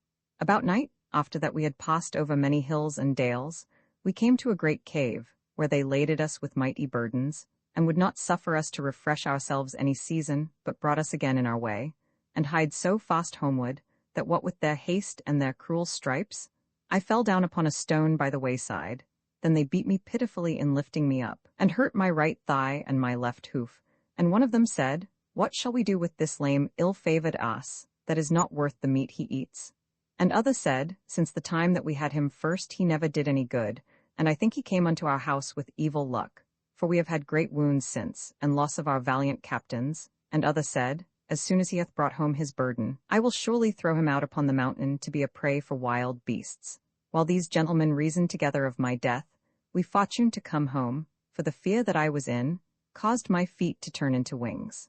After that we were discharged of our burdens, they went to their fellows that were wounded, and told them of our great tardity and slowness by the way. Neither was I brought into small anguish, when I perceived my death prepared before my face. Why standest thou still, Lucius? Why dost thou not look for thy death? Knowst thou not that the thieves have ordained to slay thee? Seest thou not these sharp and pointed flints which shall bruise and tear thee in pieces, if by adventure thou happen upon them? Thy gentle magician hath not only given thee the shape and travel of an ass, but also a skin so soft and tender as it were a swallow. Why dost thou not take courage and run away to save thyself? Art thou afraid of the old woman more than half dead, whom with a stripe of thy heel thou mayest easily dispatch? But whither shall I fly? What lodging shall I seek? See my assai cogitation. Who is he that passeth by the way and will not take me up? While I devise these things, I brake the halter wherewith I was tied and ran away with all my force. Howbeit I could not escape the kittish eyes of the old woman, for she ran after me, and with more audacity than becometh her kind age, caught me by the halter, and thought to pull me home. But I, not forgetting the cruel purpose of the thieves, was moved with small pity, for I kicked her with my hinder heels to the ground, and had well nigh slain her, who although she was thrown and hurled down, yet she held still the halter, and would not let me go. Then she cried with a loud voice and called for succor, but she little prevailed, because there was no person that heard her, save only the captive gentlewoman, who, hearing the voice of the old woman, came out to see what the matter was, and perceiving her hanging at the halter, took a good courage and wrested it out of her hand, and entreating me with gentle words, got upon my back. Then I began to run, and she gently kicked me forward, whereof I was nothing displeased, for I had as great a desire to escape as she, insomuch that I seemed to scour away like a horse. And when the gentlewoman did speak, I would answer her with my neighing, and oftentimes, under colour to rub my back, I would sweetly kiss her tender feet. Then she, fetching a sigh from the bottom of her heart, lifted up her eyes to the heavens, saying, O sovereign gods, deliver me, if it be your pleasure, from these present dangers. And thou, cruel fortune, cease thy wrath. Let the sorrow suffice thee which I have already sustained. And thou little ass, that art the occasion of my safety and liberty, if thou canst once render me safe and sound to my parents, and to him that so greatly desireth to have me to his wife, thou shalt see what thanks I will give, with what honor I will reward thee, and how I will use thee. First, I will bravely dress the hairs of thy forehead, and then will I finely comb thy mane. I will tie up thy rugged tail trimly. I will deck thee round about with golden traps, in such sort that thou shalt glitter like the stars of the sky. I will bring thee daily in my apron the kernels of nuts, and will pamper thee up with delicates. I will set store by thee, as by one that is the preserver of my life. Finally, thou shalt lack no manner of thing. Moreover, amongst thy glorious fare, thy great ease, and the bliss of thy life, thou shalt not be destitute of dignity, for thou shalt be chronicled perpetually in memory of my present fortune, and the providence divine. All the whole history shall be painted upon the wall of our house.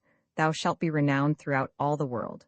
And it shall be registered in the books of doctors, that an ass saved the life of a young maiden that was captive amongst thieves. Thou shalt be numbered amongst the ancient miracles. We believe that by like example of truth Phrixus saved himself from drowning upon the ram, Arion escaped upon a dolphin, and that Europa was delivered by the bull.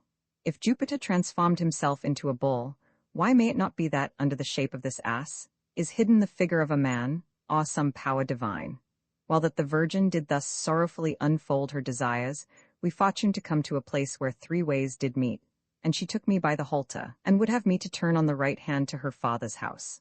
But I, knowing that the thieves were gone that way to fetch the residue of their pillage, resisted with my head as much as I might, saying within myself, What wilt thou do, unhappy maiden? Why wouldst thou go so willingly to hell? Why wilt thou run into destruction by mean of my feet? Why dost thou seek thine own harm, and mine likewise? And while we strived together whether way we might take, the thieves returned, laden with their prey, and perceived us afar off by the light of the moon.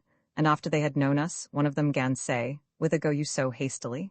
Be you not afraid of spirits, and you harlot? Do you not go to see your parents? Come on, we will bear you company. And therewithal they took me by the halter, and drave me back again, beating me cruelly with a great staff, that they had full of knobs. Then I, returning again to my ready destruction, and remembering the grief of my hoof, began to shake my head, and to wax lame. But he that led me by the halter said, What, dost thou stumble? Canst thou not go? These rotten feet of thine ran well enough, but they cannot walk. Thou couldst mince it finely even now with the gentlewoman, that thou seemedst to pass the horse Pegasus in swiftness.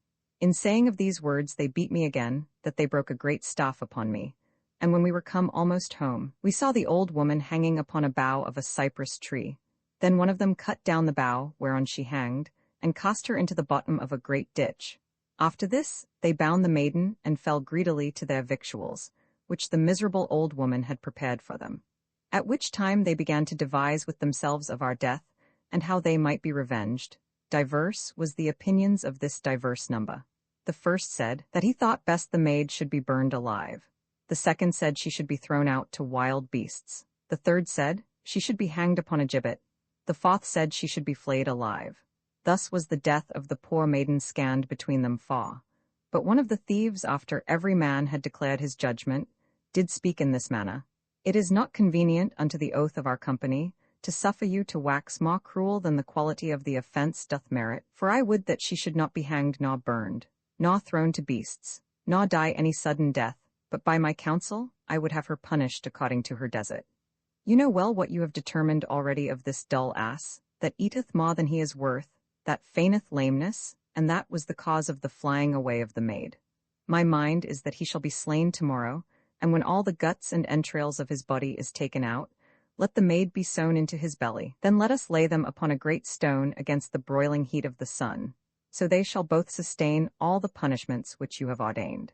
For first the ass shall be slain as you have determined, and she shall have her members torn and gnawn with wild beasts. When as she is bitten and rent with worms, she shall endure the pain of the fire. When as the broiling heat of the sun shall scorch and potch the belly of the ass, she shall abide the gallows, when the dogs and vultures shall have the guts of her body hanging in their ravenous mouths. I pray you number all the torments which she shall suffer. First she shall dwell within the paunch of an ass. Secondly, her nostrils shall receive a carrion stink of the beast. Thirdly, she shall die for hunger. Last of all, she shall find no mean to rid herself from her pains, for her hand shall be sewn up within the skin of the ass. This being said, all the thieves consented, and when I, poor ass, heard and understood all their device, I did nothing else but lament and bewail my dead carcass, which should be handled in such sort on the next morrow. Roman 24, how he that was left behind at Apata did bring news concerning the robbery of Milo's house, came home and declared to his company that all the fault was laid to one Apuleius his charge. As soon as night was past, and the clear chariot of the sun had spread his bright beams on every coast, came one of the company of the thieves. For so his and their greeting together did declare, who at the first entry into the cave, after he had breathed himself, and was able to speak, told these tidings unto his companions in this sort. Sirs, as touching the house of Milo of Apata, which we forcibly entered and ransacked the last day, we may put away all fear and doubt nothing at all. For after that ye by force of arms had spoiled and taken away all things in the house, and returned hither into our cave, I, thrusting myself amongst the press of the people, and showing myself as though I were sad and sorrowful for the mischance, consulted with them for the bolting out of the matter, and devising what means might be wrought for the apprehension of the thieves, to the intent I might learn and see all that was done to make relation thereof unto you, as you willed me. Insomuch that the whole fact at length, by manifest and evident proofs, as also by the common opinion and judgment of the people, was laid to one Lucius Apuleius charge as manifest author of this common robbery, who a few days before by false and forged letters and colored honesty, fell so far in favor with this Milo, that he entertained him into his house, and received him as a chief of his familiar friends, which Lucius, after that he had sojourned there a good space, and won the heart of Milo's maid, by feigned love, did thoroughly learn the ways and daws of all the house, and curiously viewed the coffers and chests, wherein was laid the whole substance of Milo. Neither was there small cause given to judge him culpable, since as the very same night that this robbery was done, he fled away, and could not be found in no place. And to the intent he might clean escape, and better prevent such as made hue and cry after him, he took his white horse and galloped away, and after this, his servant was found in the house, who, accused as accessory to the felony and escape of his master, was committed to the common jail, and the next day following was cruelly scourged and tormented till he was well nigh dead, to the intent he should confess the matter, but when they could rest or learn no such thing of him, yet sent they many persons after, towards Lucius' country to inquire him out, and so to take him prisoner. As he declared these things, I did greatly lament with myself, to think of mine old and pristine estate, and what felicity I was sometimes in comparison to the misery that I presently sustained, being changed into a miserable ass. Then had I no small occasion to remember how the old and ancient writers did affirm that fortune was stark blind without eyes, because she always bestoweth her riches upon evil persons, and fools, and chooseth or favoureth no mortal person by judgment, but is always conversant, especially with much as if she could see, she should most shun and forsake. Yea, and that which is more worse, she showeth such evil or contrary opinions in men, that the wicked do glory with the name of good, and contrary the good and innocent be detracted and slandered as evil. Furthermore I, who by her great cruelty was turned into a four-footed ass in most vile and abject manner, yea, and whose estate seemed worthily to be lamented and pitied of the most hard and stony hearts, was accused of theft and robbing of my dear host Milo, which villainy might rather be called parricide than theft, yet might not I defend mine own cause or deny the fact anyway, by reason I could not speak. Howbeit least my conscience should seem to accuse me by reason of silence, and again being enforced by impatience, I endeavoured to speak, and fain would have said, never did I that fact, and verily the first word, never, I cried out once or twice, somewhat handsome, but the residue I could in no wise pronounce, but still remaining in one voice, cried, never, never, never, howbeit I settled my hanging lips as round as I could to speak the residue. But why should I further complain of the cruelty of my fortune, since as I was not much ashamed, by reason that my servant and my hoss was likewise accused with me of the robbery. While I pondered with myself all these things, a great care came to my remembrance, touching the death, which the thieves provised for me and the maiden, and still as I looked down to my belly, I thought of my poor gentlewoman that should be closed within me. And the thief, which a little before had brought the false news against me, drew out of the skirt of his coat 1,000 crowns, which he had rifled from such as he met, and brought it into the common treasury. Then he carefully inquired how the residue of his companions did, to whom it was declared that the most valiant was murdered and slain in divers manners, whereupon he persuaded them to remit all their affairs a certain season, and to seek for other fellows to be in their places, that by the exercise of new lads, the terror of their martial band might be reduced to the old number, assuring them that such as were unwilling might be compelled by menaces and threatenings, and such as were willing might be encouraged forward with reward. Further he said that there were some, which, seeing the profit which they had, would forsake their base and servile estate, and rather be contented to live like tyrants amongst them. Moreover he declared that for his part he had spoken with a certain tall man, a valiant companion, but of young age, stout in body, and courageous in fight, whom he had fully persuaded to exercise his idle hands, dull with slothfulness, to his greater profit, and while he might, to receive the bliss of better fortune, and not to hold out his sturdy arm to beg for a penny, but rather to take as much gold and silver as he would. Then everyone consented that he that seemed so worthy to be their companion should be one of their company, and that they would search for others to make up the residue of the number, whereupon he went out, and by, returning again, brought in a tall young man, as he promised, to whom none of the residue might be compared, for he was higher than they by the head, and of more bigness in body. His beard began to burgeon, but he was poorly apparelled, insomuch that you might see all his belly naked. As soon as he was entered in, he said, God speed ye soldiers of Mars and my faithful companions, I pray you make me one of your band, and I will ensure you that you shall have a man of singular courage and lively audacity. For I had rather receive stripes upon my back, than money or gold in my hands. And as for death, which every man doth fear, I pass nothing at all, yet think you not that I am an abject or a beggar, neither judge you my virtue and prowess by ragged clothes, for I have been a captain of a great company, and subdued all the country of Macedonia. I am the renowned thief Hemus the Thracian, whose name all countries and nations do so greatly fear. I am the son of Thuron the noble thief, nourished with human blood, entertained amongst the stoutest. Finally, I am inheritor and follower of all my father's virtues, yet I lost in a short time all my company and all my riches, by one assault, which I made upon a factor of the prince, which sometime had been captain of 200 men, for fortune was clean against me. Hearken, and I will tell you the whole matter. There was a certain man in the court of the emperor, which had many offices, and in great favor, who at last, by the envy of divers persons, was banished away and compelled to forsake the court. His wife Platina, a woman of rare faith and singular shamefastness, having borne 10 children to her husband, despised all worldly pomp and delicacy, and determined to follow her husband, and to be partaker of his perils and danger, wherefore she cut off her hair, disguised herself like a man, and took with her all her treasure, passing through the hands of the soldiers, and the naked sods without any fear, whereby she endured many miseries, and was partaker of much affliction, to save the life of her husband. Such was her love which she bare unto him. And when they had escaped many perilous dangers, as well by land as by sea, they went together towards Zacynth, to continue their according as fortune had appointed. But when they were arrived on the sea coast of Actium, where we in our return from Macedonia were roving about, when night came, they returned into a house not far distant from their ship, where they lay all night.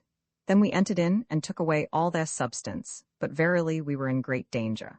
For the good matron, perceiving us incontinently by the noise of the gate, went into the chamber, and called up every man by his name, and likewise the neighbors that dwelled round about, insomuch that by reason of the fear that everyone was in, we hardly escaped away. But this most holy woman, faithful and true to her husband, as the truth must be declared, returned to Caesar, desiring his aid and puissance, and demanding vengeance of the injury done to her husband, who granted all her desire. Then went my company to rack, insomuch that every man was slain, so great was the authority and word of the prince. Howbeit, when all my band was lost and taken by search of the emperor's army, I only stole away and delivered myself from the violence of the soldiers, for I clothed myself in a woman's attire, and mounted upon an ass that carried barley sheaves, and passing through the middle of them all, I escaped away, because everyone deemed that I was a woman by reason I lacked a beard. Howbeit I left not off for all this, nor did degenerate from the glory of my father, or mine own virtue, but freshly coming from the bloody skirmish, and disguised like a woman, I invaded towns and castles alone to get some prey. And therewithal he pulled out 2,000 crowns, which he had under his coat, saying, Hold here the dowry which I present unto you, hold eke my person, which you shall always find trusty and faithful, if you willingly receive me.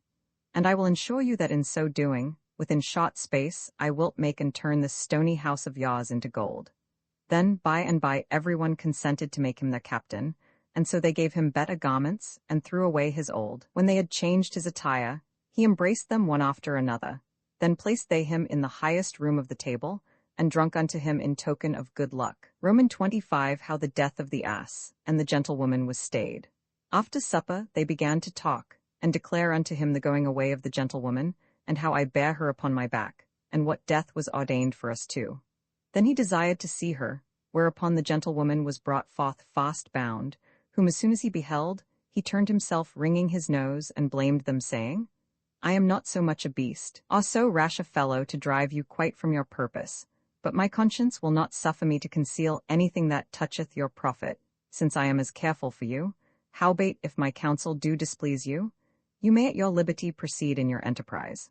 I doubt not but all thieves, and such as have a good judgment, will prefer their own lucre and gain above all things in the world, and above their vengeance, which purchaseth damage to diverse persons. Therefore if you put this virgin in the ass belly, you shall but execute your indignation against her, without all manner of profit.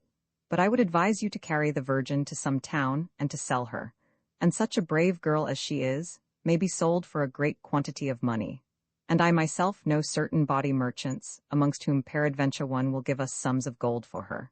This is my opinion touching this affair, but advise you what you intend to do, for you may rule me in this case. In this manner the good thief pleaded and defended our cause, being a good patron to the silly virgin, and to me poor ass. But they stayed hereupon a good space, with long deliberation, which made my heart, God wot, and spirit greatly to quail. Howbeit in the end they consented to his opinion, and by the maiden was unloosed of her bonds, who seeing the young man, and hearing the name of brothels and bawdy merchants, began to wax joyful, and smiled with herself. Then began I to deem evil of the generation of women, when as I saw the maiden, who was appointed to be married to a young gentleman, and who so greatly desired the same, was now delighted with the talk of a wicked brothel house, and other things dishonest. In this sought the consent and manners of women depended in the judgment of an ass. Roman 26. How all the thieves were brought asleep by their new companion. Then the young man spake again, saying, Masters, why go we not about to make our prayers unto Mars, touching this selling of the maiden, and to seek for other companions? But as far as I see, here is no other manner of beast to make sacrifice withal, nor wine sufficient for us to drink. Let me have, quoth he, 10 more with me, and we will go to the next castle, to provide for meat and other things necessary.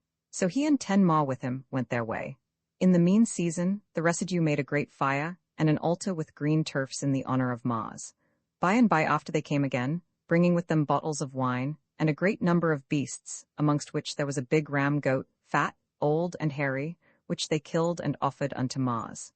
Then supper was prepared sumptuously, and the new companion said unto the other, You ought to accompany not only your captain in robbery and fight, but also in pleasures and jollity. Whereupon by and by with pleasant cheer he prepared meat, and trimming up the house he set all things in order, and brought the pottage and dainty dishes to the table. But above all, he plied them well with great pots and jugs of wine. Sometimes, seeming to fetch somewhat, he would go to the maiden and give her pieces of meat, which he privily took away, and would drink unto her, which she willingly took in good pot. Moreover, he kissed her twice or thrice, whereof she was well pleased, but I, not well contented thereat, thought in myself, O wretched maid, thou hast forgotten thy marriage, and dost esteem this stranger and bloody thief above thy husband which thy parents ordained for thee. Now perceive I well thou hast no remorse of conscience, but more delight to tarry and play the harlot here amongst so many sods. What, knowest thou not how the other thieves, if they knew thy demeanour, would put thee to death as they had once appointed, and so work my destruction likewise? Well now, I perceive thou hast a pleasure in the damage and hurt of other.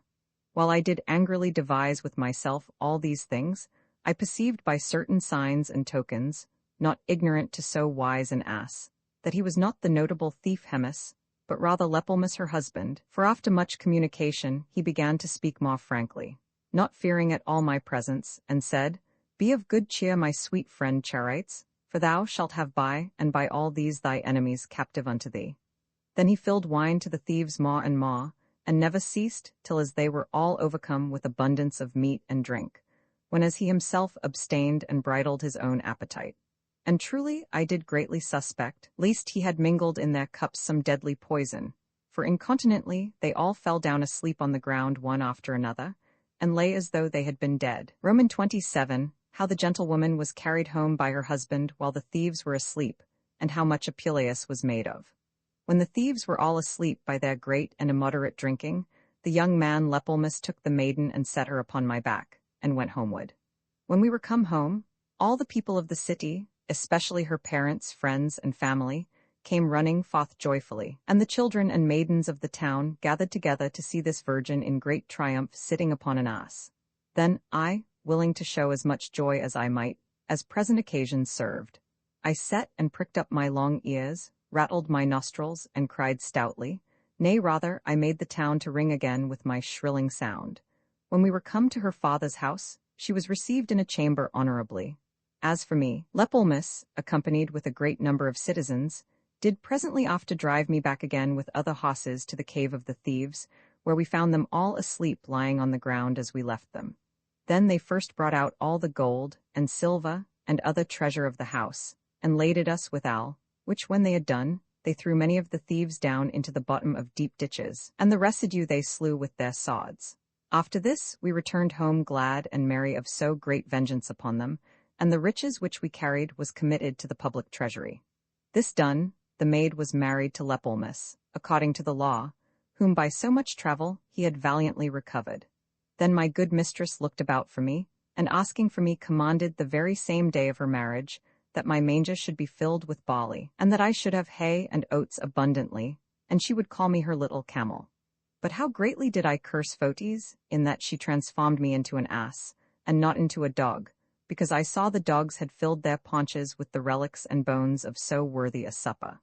The next day this new wedded woman, my mistress, did greatly commend me before her parents and husband, for the kindness which I had showed unto her, and never leaved off until such time as they promised to reward me with great honors.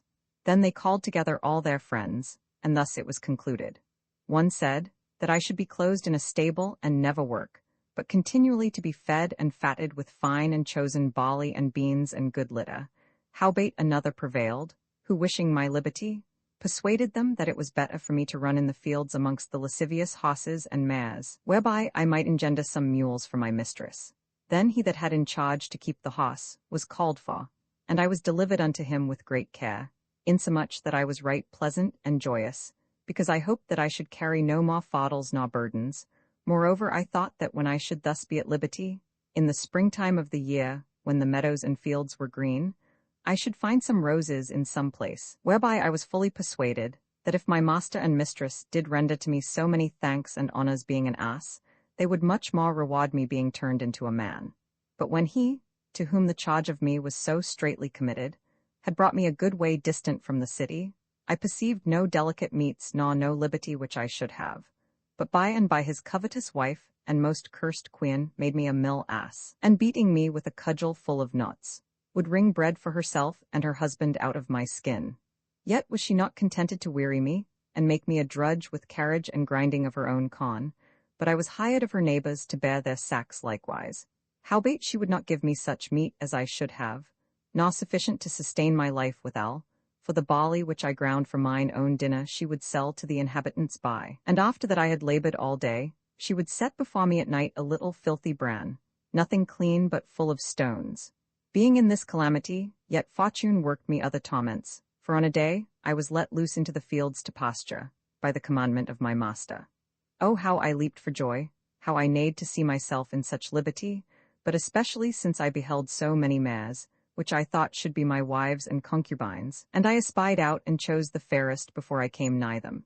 But this my joyful hope turned into utter destruction, for incontinently all the stone horses which were well fed and made strong by ease of pasture, and thereby much more puissant than a poor ass, were jealous over me, and having no regard to the law and order of God Jupiter, ran fiercely and terribly against me. One lifted up his forefeet and kicked me spitefully, another turned himself, and with his hinder heels spurned me cruelly, the third threatening with a malicious neighing, dressed his ears and showing his sharp and white teeth, bit me on every side. In like sort of I read in histories how the king of Thrace would throw his miserable guests to be torn in pieces and devoured of his wild horses, so niggish was that tyrant of his provender, that he nourished them with the bodies of men. Roman 28 How Apuleius was made a common ass to fetch home wood, and how he was handled by a boy. After that I was thus handled by horses, I was brought home again to the mill. But behold, fortune, insatiable of my torments, had devised a new pain for me. I was appointed to bring home wood every day from a high hill, and who should drive me thither and home again, but a boy that was the veriest hangman in all the world, who was not contented with the great travel that I took in climbing up the hill, neither pleased when he saw my hoof torn and worn away by sharp flints, but he beat me cruelly with a great staff, insomuch that the marrow of my bones did ache for woe, for he would strike me continually on the right hip, and still in one place, whereby he tore my skin and made of my wide sore a great hole or trench, or rather a window to look out at, and although it run down of blood, yet would he not cease beating me in that place. Moreover, he laded me with such great burdens of wood that you would think they had been rather prepared for elephants than for me, and when he perceived that my wood hanged more on one side than another, when he should rather take away the heavy sides, and so ease me, or else lift them up to make them equal with the other, he laid great stones upon the weaker side to remedy the matter, yet could not be contented with this my great misery and immoderate burdens of wood, but when he came to any river, as there were many by the way, he to save his feet from water, would leap upon my loins likewise, which was no small load upon load. And if by adversity I had fell down in any dirty or miry place, when he should have pulled me out either with ropes, or lifted me up by the tail, he would never help me, but lay me on from top to toe with a mighty staff, till he had left no hair on all my body, no, not so much as on mine ears, whereby I was compelled by force of blows to stand up. The same hangman boy did invent another torment for me. He gathered a great many sharp thorns as sharp as needles and bound them together like a faggot, and tied them at my tail to prick me. Then was I afflicted on every side, for if I had endeavored to run away, the thorns would have pricked me. If I had stood still, the boy would have beaten me, and yet the boy beat me to make me run, whereby I perceived that the hangman did devise nothing else save only to kill me by some manner of means, and he would swear and threaten to do me worse harm, and because he might have some occasion to execute his malicious mind, upon a day, after that I had endeavored too much by my patience, I lifted up my heels and spurned him well favourably.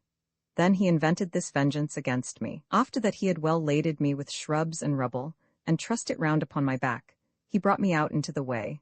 Then he stole a burning coal out of a man's house of the next village, and put it into the middle of the rubble. The rubble and shrubs being very dry, did fall on a light fire and burned me on every side. I could see no remedy how I might save myself, and in such a case it was not best for me to stand still, but fortune was favourable towards me, perhaps to reserve me for more dangers, for I espied a great hole full of rain water that fell the day before. Thither I ran hastily and plunged myself therein, in such sort that I quenched the fire, and was delivered from that present peril. But the vile boy, to excuse himself, declared to all the neighbours and shepherds about that I willingly tumbled in the fire as I passed through the village. Then he laughed upon me, saying, "How long shall we nourish and keep this fiery ass in vain?" Roman 29 How Apuleius was accused of lechery by the boy. A few days after, the boy invented another mischief, for when he had sold all the wood which I bare to certain men dwelling in a village by, he led me homeward unladen.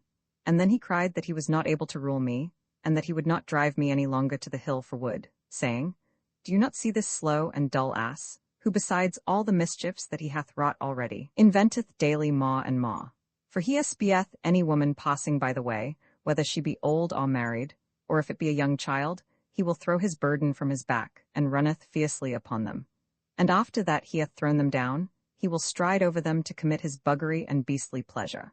Moreover, he will feign as though he would kiss them, but he will bite their faces cruelly, which thing may work us great displeasure, or rather to be imputed unto us as a crime.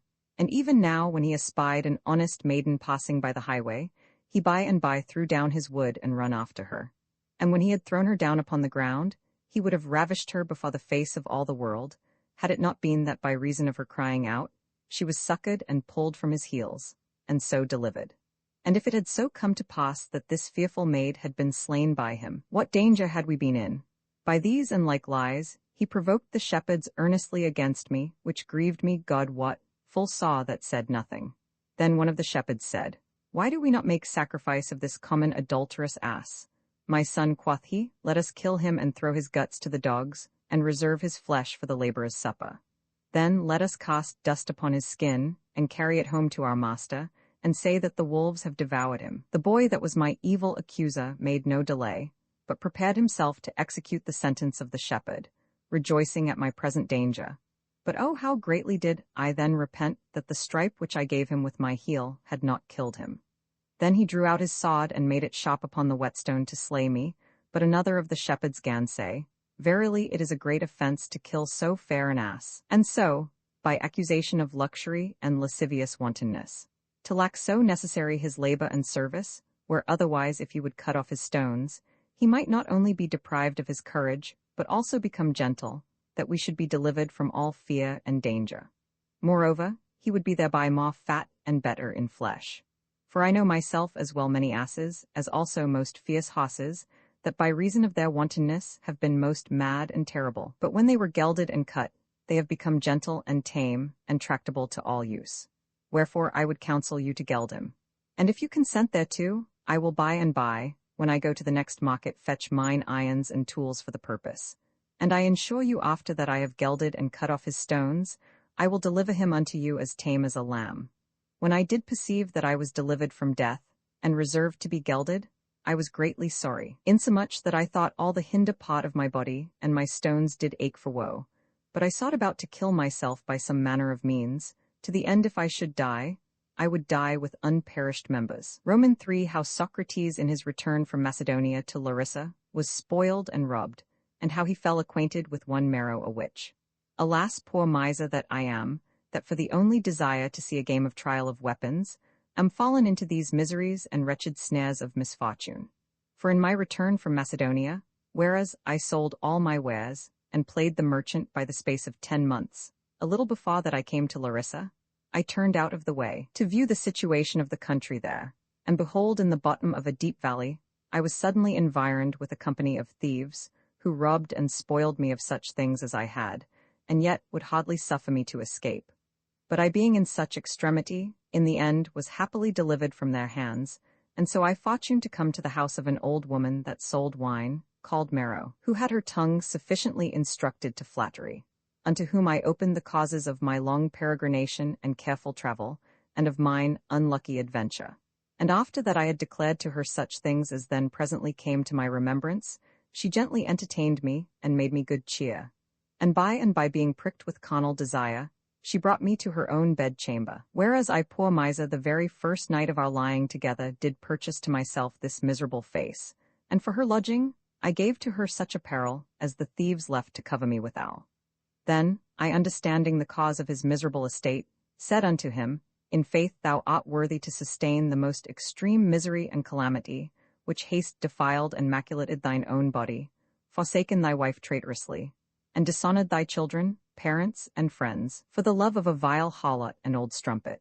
When Socrates heard me rail against Mero in such sort, he held up his finger to me, and as half abashed said, Peace, peace, I pray you, and looking about lest anybody should hear, I pray you, quoth he, I pray you take heed what you say against so venerable a woman as she is, lest by your intemperate tongue you catch some harm.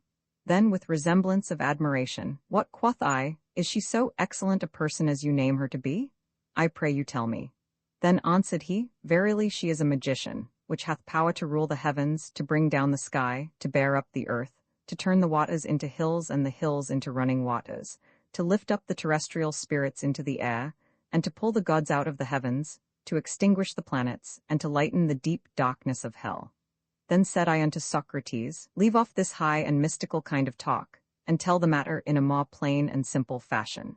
Then answered he, Will you hear one or two, or more of her facts which she hath done? For whereas she enforceth not only the inhabitants of the country here, but also the Indians and the Ethiopians the one and the other, and also the Antictons, to love her in most raging sought, such as but trifles and chips of her occupation, but I pray you give ear, and I will declare of ma great matters, which she hath done openly and before the face of all men. XXX how the boy that led Apuleius to the field was slain in the wood. While I devised with myself in what manner I might end my life, the rope-ripe boy on the next morrow led me to the same hill again, and tied me to a bough of a great oak, and in the mean season he took his hatchet and cut wood to load me withal. But behold, there crept out of a cave by a marvelous great bear, holding out his mighty head, whom when I saw, I was suddenly stricken in fear, and throwing all the strength of my body into my hinder heels, lifted up my strained head and brake the halter, wherewith I was tied. Then there was no need to bid me run away, for I scoured not only on foot, but tumbled over the stones and rocks with my body till I came into the open fields, to the intent I would escape from the terrible bear, but especially from the boy that was worse than the bear. Then a certain stranger that passed by the way, espying me alone as a stray ass, took me up and rode upon my back, beating me with a staff, which he bare in his hand, through a wide and unknown lane, whereat I was nothing displeased, but willingly went forward to avoid the cruel pain of gelding, which the shepherds had ordained for me. But as for the stripes, I was nothing moved, since I was accustomed to be beaten so every day. But evil fortune would not suffer me to continue in so good a state long. For the shepherds looking about for a cow that they had lost, after they had sought in divers places, fortune to come upon us unawares, who when they espied and knew me, they would have taken me by the halter, but he that rode upon my back resisted them, saying, O Lord masters, what intend you to do? Will you rob me? Then said the shepherds, What? Thinkest thou we handle thee otherwise than thou deservest, which hast stolen away our ass? Why dost thou not rather tell us where thou hast hidden the boy whom thou hast slain? And therewithal they pulled him down to the ground, beating him with their fists and spurning him with their feet. Then he answered unto them, saying, that he saw no manner of boy, but only found the ass loose and straying abroad, which he took up to the intent to have some reward for the finding of him, and to restore him again to his master. And I would to God, quoth he, that this ass, which verily was never seen, could speak as a man to give witness of mine innocence. Then would you be ashamed of the injury which you have done to me. Thus reasoning for himself, he nothing prevailed, for they tied the halter about my neck, and, Miga, his face, pulled me quite away, and led me back again through the woods of the hill, to the place where the boy accustomed to resort. And after they could find him in no place, at length they found his body rent and torn in pieces, and his members dispersed in sundry places, which I well knew was done by the cruel bear. And verily, I would have told it if I might have spoken, but, which I could only do, I greatly rejoiced at his death, although it came too late. Then they gathered together the pieces of his body and buried them. By and by they laid the fault to my new master, that took me up by the way, and, bringing him home fast bound to their houses, purposed on the next morrow to accuse him of murder, and to lead him before the justices to have judgment of death. Roman 31, how Apuleius was cruelly beaten by the mother of the boy that was slain. In the mean season, while the parents of the boy did lament, and for the death of their son, the shepherd, according to his promise, came with his instruments and tools to geld me. Then one of them said, Tush, we little esteem the mischief he did yesterday, but now we are contented that tomorrow his stones shall not only be cut off, but also his head. So was it brought to pass, that my death was delayed till the next morrow. But what thanks did I give to that good boy, who, being so slain, was the cause of my pardon for one short day. Howbeit I had no time then to rest myself, for the mother of the boy, weeping and lamenting for his death, attired in mourning vesture, tore her hair and beat her breast, and came presently into the stable, saying, Is it reason that this careless beast should do nothing all day, but hold his head in the manger, filling and belling his guts with meat without compassion of my great misery, or remembrance of the pitiful death of his slain master, and condemning my age and infirmity, thinketh that I am unable to revenge his mischiefs. Moreover, he would persuade me that he were not culpable. Indeed, it is a convenient thing to look and plead for safety, when as the conscience doth confess the offence, as thieves and malefactors accustomed to do. But, O good Lord, thou cursed beast, if thou couldest utter the contents of thine own mind, whom, though it were the veriest fool in all the world, mightest thou persuade that this murder was void or without thy fault, when as it lay in thy power, either to keep off the thieves with thy heels, or else to bite and tear them with thy teeth? Couldst not thou, that so often in his lifetime didst spurn and kick him, defend him now at the point of death by the like mean? Yet at least thou shouldest have taken him upon thy back, and so brought him from the cruel hands of the thieves, where contrary thou runnest away alone, forsaking thy good master, thy pastor and conductor. Knowest thou not that such as deny their wholesome help and aid to them which lie in danger of death, ought to be punished, because they have offended against good manners, and the law natural? But I promise thee, thou shalt not long rejoice at my harms, thou shalt feel the smart of thy homicide and offense. I will see what I can do. And therewithal she unclosed her apron, and bound all my feet together, to the end I might not help myself. Then she took a great bar, which accustomed to bar the stable door, and never ceased beating me till she was so weary that the bar fell out of her hands, whereupon she, complaining of the soon faintness of her arms, ran to her fire and brought a firebrand and thrust it under my tail, burning me continually, till such time as, having but one remedy, I all arrayed her face and eyes with my dirty dung, whereby, what with the stink thereof, and what with the filthiness that fell in her eyes, she was well nigh blinded. So I enforced the queen to leave off, otherwise I had died as Meleager did by the stick, which his mad mother Althea cast into the fire. Roman 32, how a young man came, and declared the miserable death of Lepolmus and his wife Charites. About midnight came a young man, which seemed to be one of the family of the good woman Charites, who sometimes endured so much misery and calamity with me amongst the thieves, who after that he had taken a stool, and sat down before the fireside, in the company of the servants, began to declare many terrible things that had happened unto the house of Charites, saying, O ye housekeepers, shepherds, and cowherds, you shall understand that we have lost our good mistress Charites miserably and by evil adventure. And to the end you may learn and know all the whole matter, I purpose to tell you the circumstances of every point, whereby such as are more learned than I, to whom fortune hath ministered more copious style, may paint it out in paper in form of an history. There was a young gentleman dwelling in the next city, born of good parentage, valiant in prowess, and rich in substance, but very much given and addicted to haw-hunting and continual revelling, whereby he fell in company with thieves, and had his hand ready to the effusion of human blood. His name was Thrasyllus. The matter was this according to the report of every man. He demanded Charites in marriage, who although he were a man more comely than the residue that wooed her, and also had riches abundantly, yet because he was of evil fame, and a man of wicked manners and conversation, he had the repulse and was put off by Charites, and so she married with Lepolmus.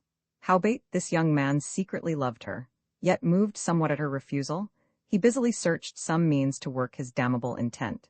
And having found occasion and opportunity to accomplish his purpose, which he had long time concealed, brought to pass, that the same day that Charites was delivered by the subtle mien and valiant audacity of her husband from the puissance of the thieves, he mingled himself among the assembly, feigning that he was glad of the new marriage, and coming home again of the maiden, whereby, by reason that he came of so noble parents, he was received and entertained into the house as one of their chief and principal friends. Howbeit, under cloak of a faithful well-willer, he dissimuled his mischievous mind and intent, in continuance of time by much familiarity and often conversation and banqueting together, he fell more and more in favour, like as we see it fortuneth to lovers, who first do little delight themselves in love, till as by continual acquaintance they kiss and embrace each other. Thrasyllus perceiving that it was a hard matter to break his mind secretly to Charites, whereby he was wholly barred from the accomplishment of his luxurious appetite, and on the other side, perceiving that the love of her and her husband was so strongly linked together that the bond between them might in no wise be dissevered, moreover, it was a thing impossible to ravish her, although he had consented thereto, yet was he still provoked forward by vehement lust, when as he saw himself unable to bring his purpose to pass. Howbeit at length the thing which seemed so hard and difficile, thorough hope of his fortified love, did now appear easy and facile. But mark I pray you diligently to what end the furious force of his inordinate desire came. On a day Lepolmus went to the chase with Thrasyllus, to hunt for goats, for his wife Charites desired him earnestly to meddle with no other beasts, which were of more fierce and wild nature. When they were come within the chase to a great thicket fortressed about with briars and thorns, they compassed round with their dogs and beset every place with nets. By and by warning was given to let loose. The dogs rushed in with such a cry, that all the forest rang again with the noise, but behold there leaped out no goat, nor deer, nor gentle hind, but an horrible and dangerous wild boar, hard and thick-skinned, bristled terribly with thorns, foaming at the mouth, grinding his teeth, and looking direfully with fiery eyes. The dogs that first set upon him, he tore and rent with his tusks, and then he ran quite through the nets and escaped away.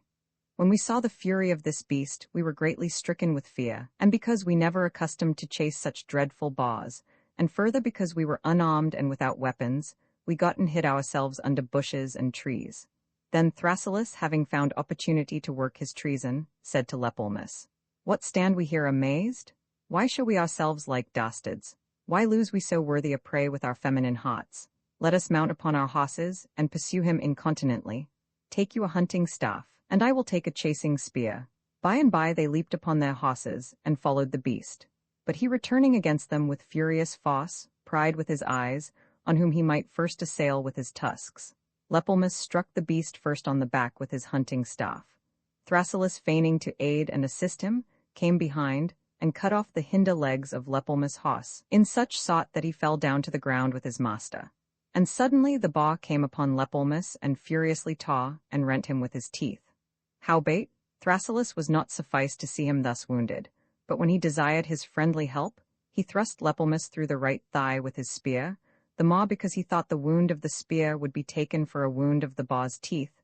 Then he killed the beast likewise, and when he was thus miserably slain, every one of us came out of our holes, and went towards our slain master. But although that Thrasyllus was joyful of the death of Lepelmus, whom he did greatly hate, yet he cloaked the matter with a sorrowful countenance, he feigned a dolorous face, he often embraced the body which himself slew, he played all the parts of a mourning person, saving there fell no tears from his eyes. Thus he resembled us in each point, who verily and not without occasion had cause to lament for our master, laying all the blame of this homicide unto the boar. Incontinently, after the sorrowful news of the death of Lepelmus came to the ears of all the family, but especially to Charites, who after she had heard such pitiful tidings, as a mad and raging woman, ran up and down the streets, crying and howling lamentably. All the citizens gathered together, and such as they met bare them company running towards the chasse. When they came to the slain body of Lepelmus, Charites threw herself upon him weeping and lamenting grievously for his death, in such sort that she would have presently ended her life, upon the corpse of her slain husband, whom she so entirely loved, had it not been that her parents and friends did comfort her, and pulled her away. The body was taken up, and in funeral pomp brought to the city and buried. In the mean season, Thrasyllus feigned much sorrow for the death of Lepelmus, but in his heart he was well pleased and joyful. And to counterfeit the matter, he would come to Charites and say, "Oh, what a loss have I had of my friend, my fellow, my companion Lepelmus? O Charites, comfort yourself, pacify your dolour, refrain your weeping, beat not your breasts." And with such other and like words and diverse examples he endeavoured to suppress her great sorrow, but he spake not this for any other intent but to win the heart of the woman, and to nourish his odious love with filthy delight. Howbeit Charites after the burial of her husband sought the means to follow him, and not sustaining the sorrows wherein she was wrapped, got her secretly into a chamber, and purposed to finish her life there with dolour and tribulation. But Thrasyllus was very importunate, and at length brought to pass, that at the intercession of the parents and friends of Charites, she somewhat refreshed her fallen members with refection of meat and bane. Howbeit, she did it more at the commandment of her parents than for anything else.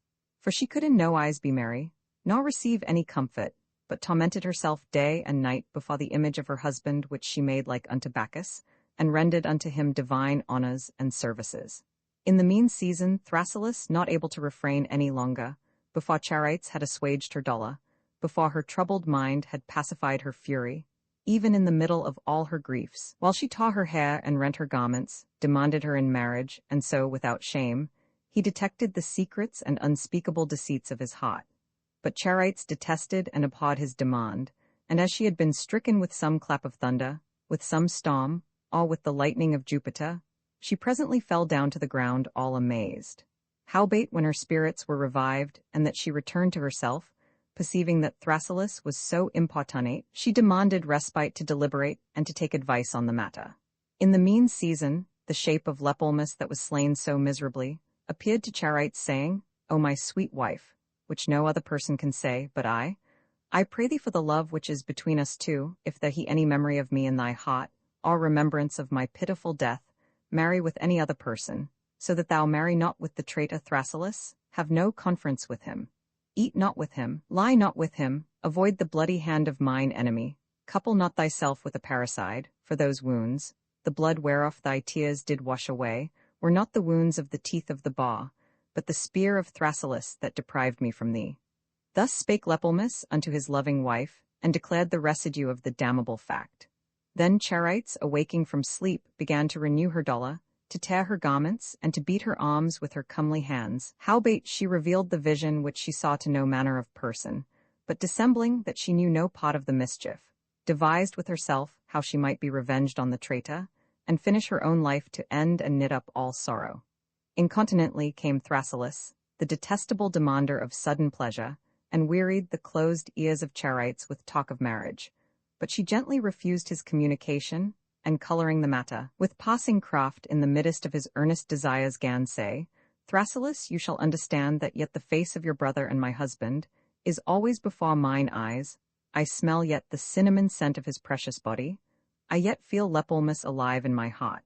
Wherefore you shall do well if you grant to me, miserable woman, necessary time to bewail his death, that after the residue of a few months, the whole year may be expired, which thing toucheth as well my shame as your wholesome profit, lest peradventure by your speed and quick marriage we should justly raise and provoke the spirit of my husband to work our destruction. Howbeit, Thrasyllus was not contented with this promise, but maw and maw came upon her, insomuch that she was enforced to speak to him in this manner. My friend Thrasyllus, if thou be so contented until the whole year be complete and finished, behold here is my body, take thy pleasure, but in such sought and so secret that no servant of the house may perceive it. Then Thrasyllus, trusting to the false promises of the woman, and preferring his inordinate pleasure above all things in the world, was joyful in his heart, and looked for night, when as he might have his purpose. But come thou about midnight, quoth Charites, disguised without company, and do but hiss at my chamber door, and my nurse shall attend and let thee in. This counsel pleased Thrasyllus marvellously, who, suspecting no harm, did always look for night, and the hour assigned by Charites. The time was scarce come, when, as according to her commandment, he disguised himself, and went straight to the chamber, where he found the nurse attending for him, who, by the appointment of her mistress, fed him with flattering talk, and gave him mingled and doled drink in a cup, excusing the absence of her mistress Charites, by reason that she attended on her father being sick, until such time that with sweet talk and operation of the wine, he fell in a sound sleep. Now when he lay prostrate on the ground ready to all adventure, Charites, being called for, came in, and with manly courage and bold force stood over the sleeping murderer, saying, Behold the faithful companion of my husband, behold this valiant hunter. Behold me, dear spouse, this is the hand which shed my blood, this is the heart which hath devised so many subtle means to work my destruction. These be the eyes whom I have ill-pleased, behold now they foreshow their own destiny. Sleep careless, dream that thou art in the hands of the merciful, for I will not hurt thee with thy sword or any other weapon. God forbid that I should slay thee as thou slewest my husband, but thy eyes shall fail thee, and thou shalt see no more. Then that whereof thou dreamest, thou shalt think the death of thine enemy more sweet than thy life. Thou shalt see no light, thou shalt lack the aid of a ladder, thou shalt not have me as thou hopest, thou shalt have no delight of my marriage, thou shalt not die, and yet living thou shalt have no joy, but wander between light and darkness as an unsure image. Thou shalt seek for the hand that pricked out thine eyes, yet shalt thou not know of whom thou shouldest complain. I will make sacrifice with the blood of thine eyes upon the grave of my husband. But what gainest thou through my delay? Perhaps thou dreamest that thou embracest me in thy arms. Leave off the darkness of sleep, and awake thou to receive a penal deprivation of thy sight. Lift up thy face, regard thy vengeance and evil fortune, reckon thy misery. So pleaseth thine eyes to a chaste woman, that thou shalt have blindness to thy companion, and an everlasting remorse of thy miserable conscience.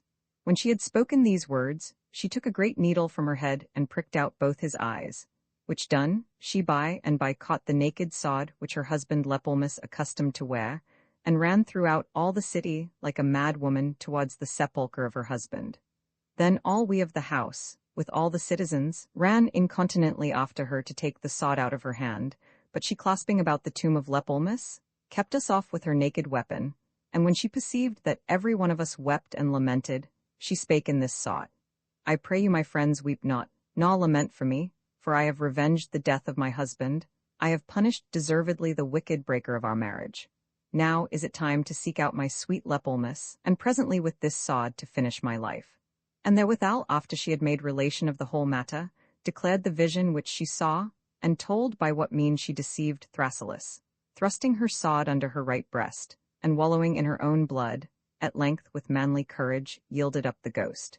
Then, immediately, the friends of miserable Charites did bury her body within the same sepulchre.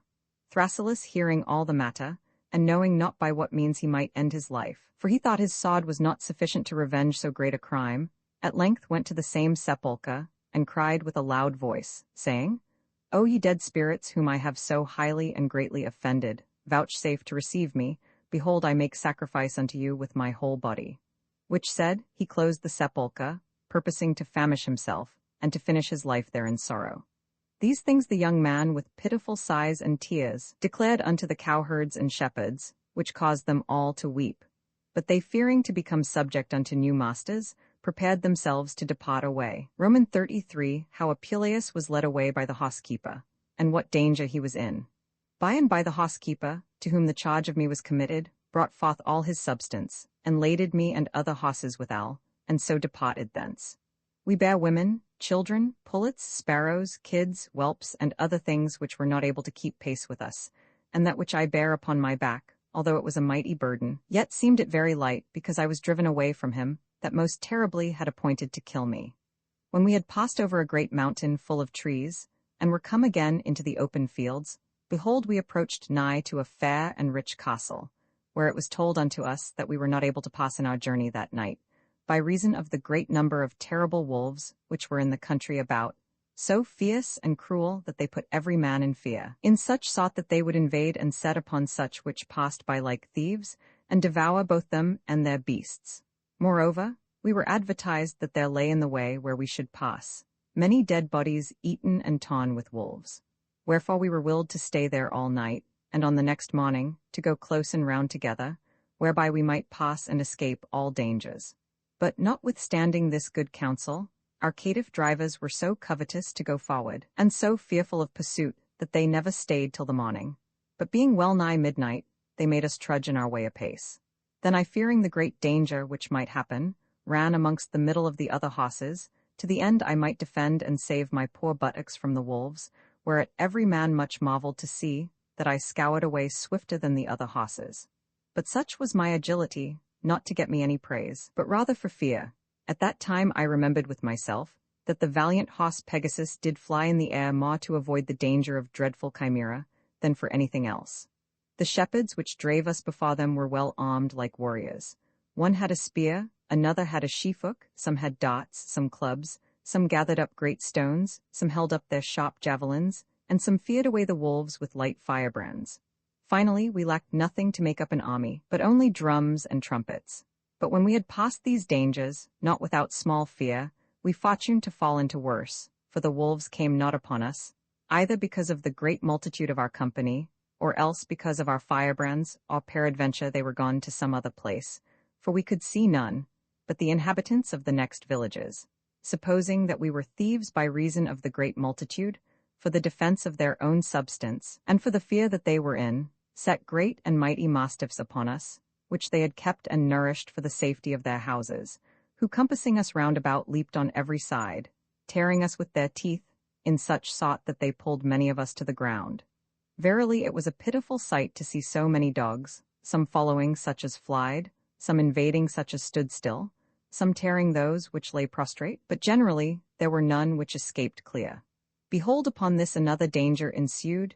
The inhabitants of the town stood in their garrets and windows, throwing great stones upon our heads, that we could not tell whether it were best for us to avoid the gaping mouths of the dogs at hand or the peril of the stones afar, amongst whom there was one that hurled a great flint upon a woman, which sat upon my back, who cried out piteously, desiring her husband to help her. Then he, coming to succour and aid his wife, began to speak in this sort, Alas, masters, what mean you to trouble us poor labouring men so cruelly? What mean you to revenge yourselves upon us, that do you no harm? What think you to gain by us?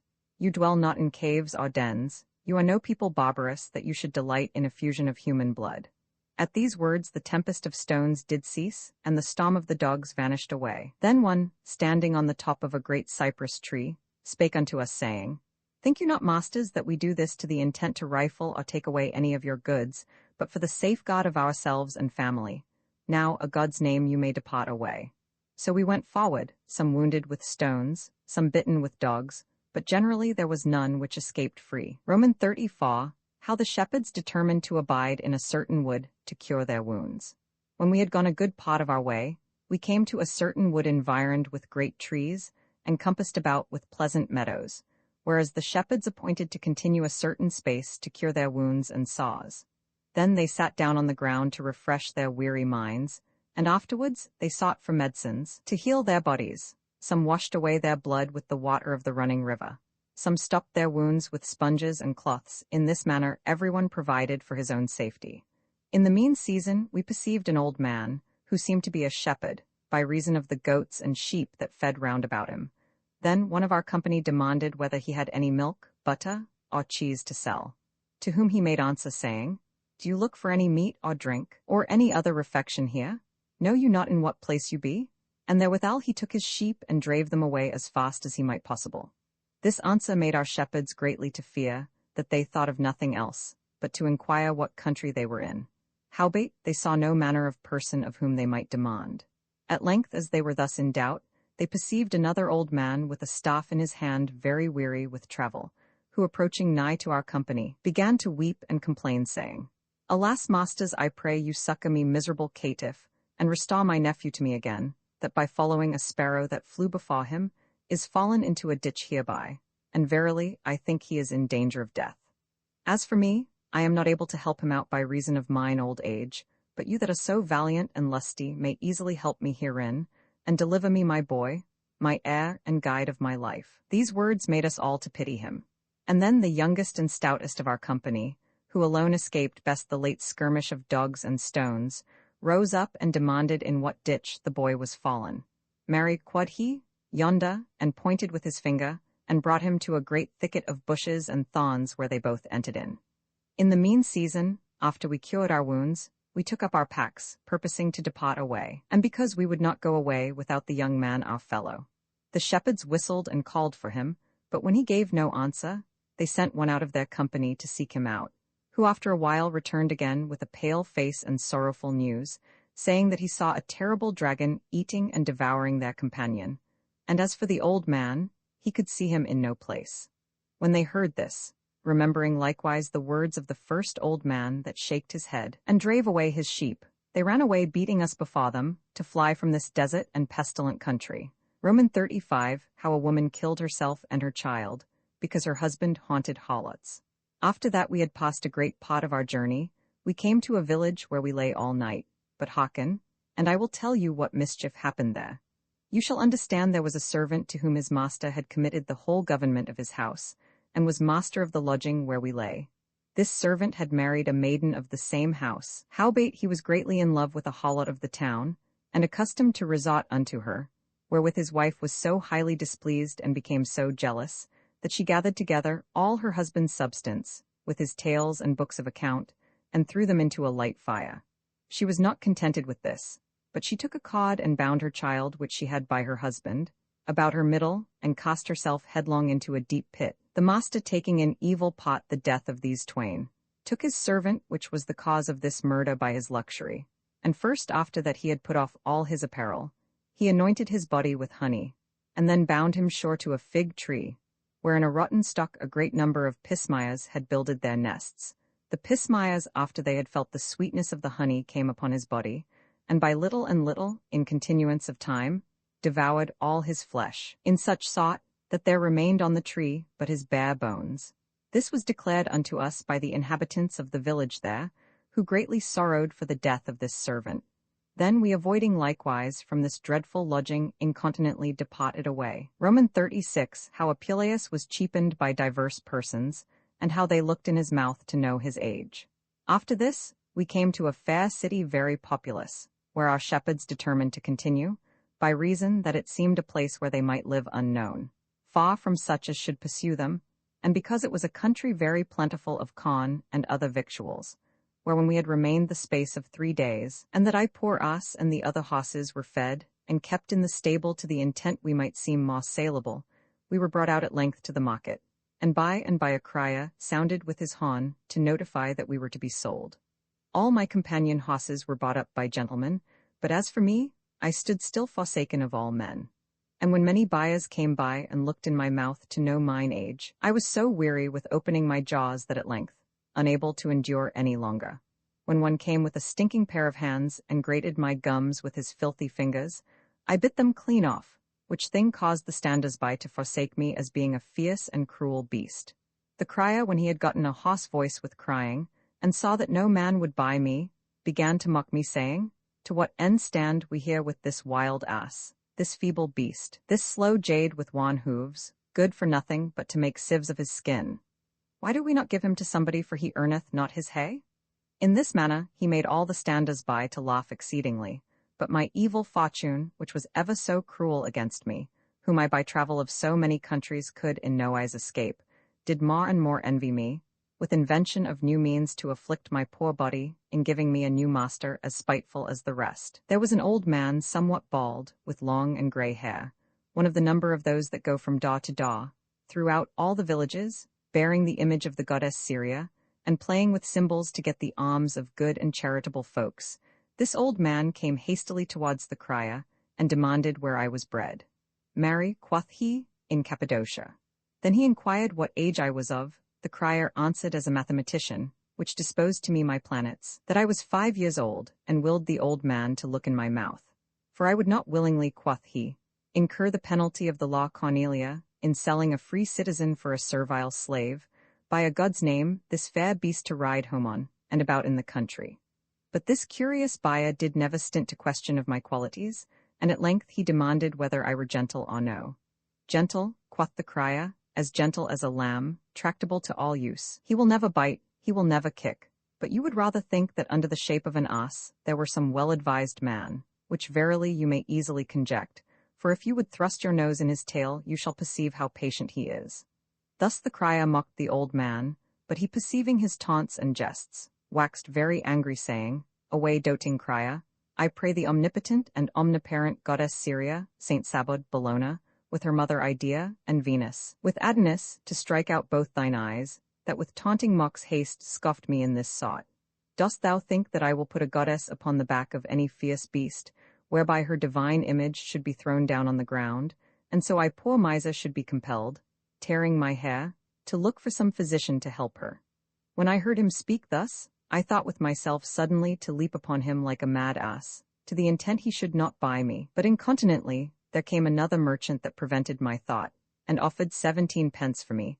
Then my master was glad and received the money, and delivered me to my new master, who was called Philebus, and he carried his new servant home, and before he came to his house, he called out his daughters, saying, "Behold, my daughters, what a gentle servant I have bought for you." Then they were marvelous glad, and coming out prattling and shouting for joy, thought verily that he had brought home a fit and convenable servant for their purpose. But when they perceived that it was an ass, they began to provoke him, saying that he had not bought a servant for his maidens, but rather an ass for himself. "Howbeit," quoth they, "keep him not wholly for your own riding, but let us likewise have him at commandment." Therewithal they led me into the stable, and tied me to the manger. There was a certain young man with a mighty body, well skilled in playing on instruments before the gods to get money, who, as soon as he had espied me, entertained me very well, for he filled my rack and manger full of meat, and spake merrily, saying, "O master ass, you are very welcome. Now you shall take my office in hand. You are come to supply my room, and to ease me of my miserable labour. But I pray God thou mayest long live and please my master well, to the end thou mayest continually deliver me from so great pain." When I heard these words, I did prognosticate my misery to come. The day following I saw there a great number of persons apparelled in diverse colours, having painted faces, mitres on their heads, vestments coloured like saffron, surplices of silk, and on their feet yellow shoes, who attired the goddess in a robe of purple, and put her upon my back. Then they went forth with their arms naked to their shoulders, bearing with them great swords and mighty axes, and dancing like mad persons. After that we had passed many small villages, we fortuned to come to one Bertuni's house, where at our first entry they began to hurl themselves hither and thither, as though they were mad. They made 1,000 gestures with their feet and their hands. They would bite themselves, finally. Everyone took his weapon and wounded his arms in diverse places, amongst whom there was one more mad than the rest, that let many deep sighs from the bottom of his heart, as though he had been ravished in spirit or replenished with divine power. And after that, he, somewhat returning to himself, invented and forged a great lie, saying that he had displeased the divine majesty of the goddess by doing of something which was not convenable to the order of their holy religion, wherefore he would do vengeance of himself. And therewithal he took a whip and scourged his own body, that the blood issued out abundantly, which thing caused me greatly to fear, to see such wounds and effusion of blood, lest the same goddess, desiring so much the blood of men, should likewise desire the blood of an ass. After they were weary with hurling and beating themselves, they sat down, and behold, the inhabitants came in, and offered gold, silver, vessels of wine, milk, cheese, flour, wheat, and other things. Amongst whom there was one that brought barley to the ass that carried the goddess, but the greedy horsens thrust all into their sack, which they brought for the purpose, and put it upon my back, to the end I might serve for two purposes, that is to say, for the barn by reason of my corn, and for the temple by reason of the goddess. In this sort they went from place to place, robbing all the country over. At length they came to a certain castle, where under colour of divination they brought to pass that they obtained a fat sheep of a poor husbandman for the goddess' supper, and to make sacrifice withal. After that the banquet was prepared, they washed their bodies, and brought in a tall young man of the village, to sup with them, who had scarce tasted a few pottage, when he began to discover their beastly customs and inordinate desire of luxury. For they compassed him round about, sitting at the table, and abused the young man, contrary to all nature and reason. When I beheld this horrible fact, I could not but attempt to utter my mind and say, O masters, but I could pronounce no more but the first letter, O, which I wrought out so valiantly, that the young men of the town seeking for a stray ass, that they had lost the same night, and hearing my voice, whereby they judged that I had been theirs, entered into the house unawares, and found these persons committing their vile abomination, which when they saw, they declared to all the inhabitants by their unnatural villainy, mocking and laughing at this the pure and clean chastity of their religion. In the mean season, Phelibus and his company, by reason of the bruit which was dispersed throughout all the region there of their beastly wickedness, put all their trumpery upon my back, and departed away about midnight. When we had passed a great part of our journey, before the rising of the sun, we came into a wild desert, where they conspired together to slay me. For after they had taken the goddess from my back and set her gingerly upon the ground, they likewise took off my harness, and bound me surely to an oak, beating me with their whip, in such sort that all my body was mortified.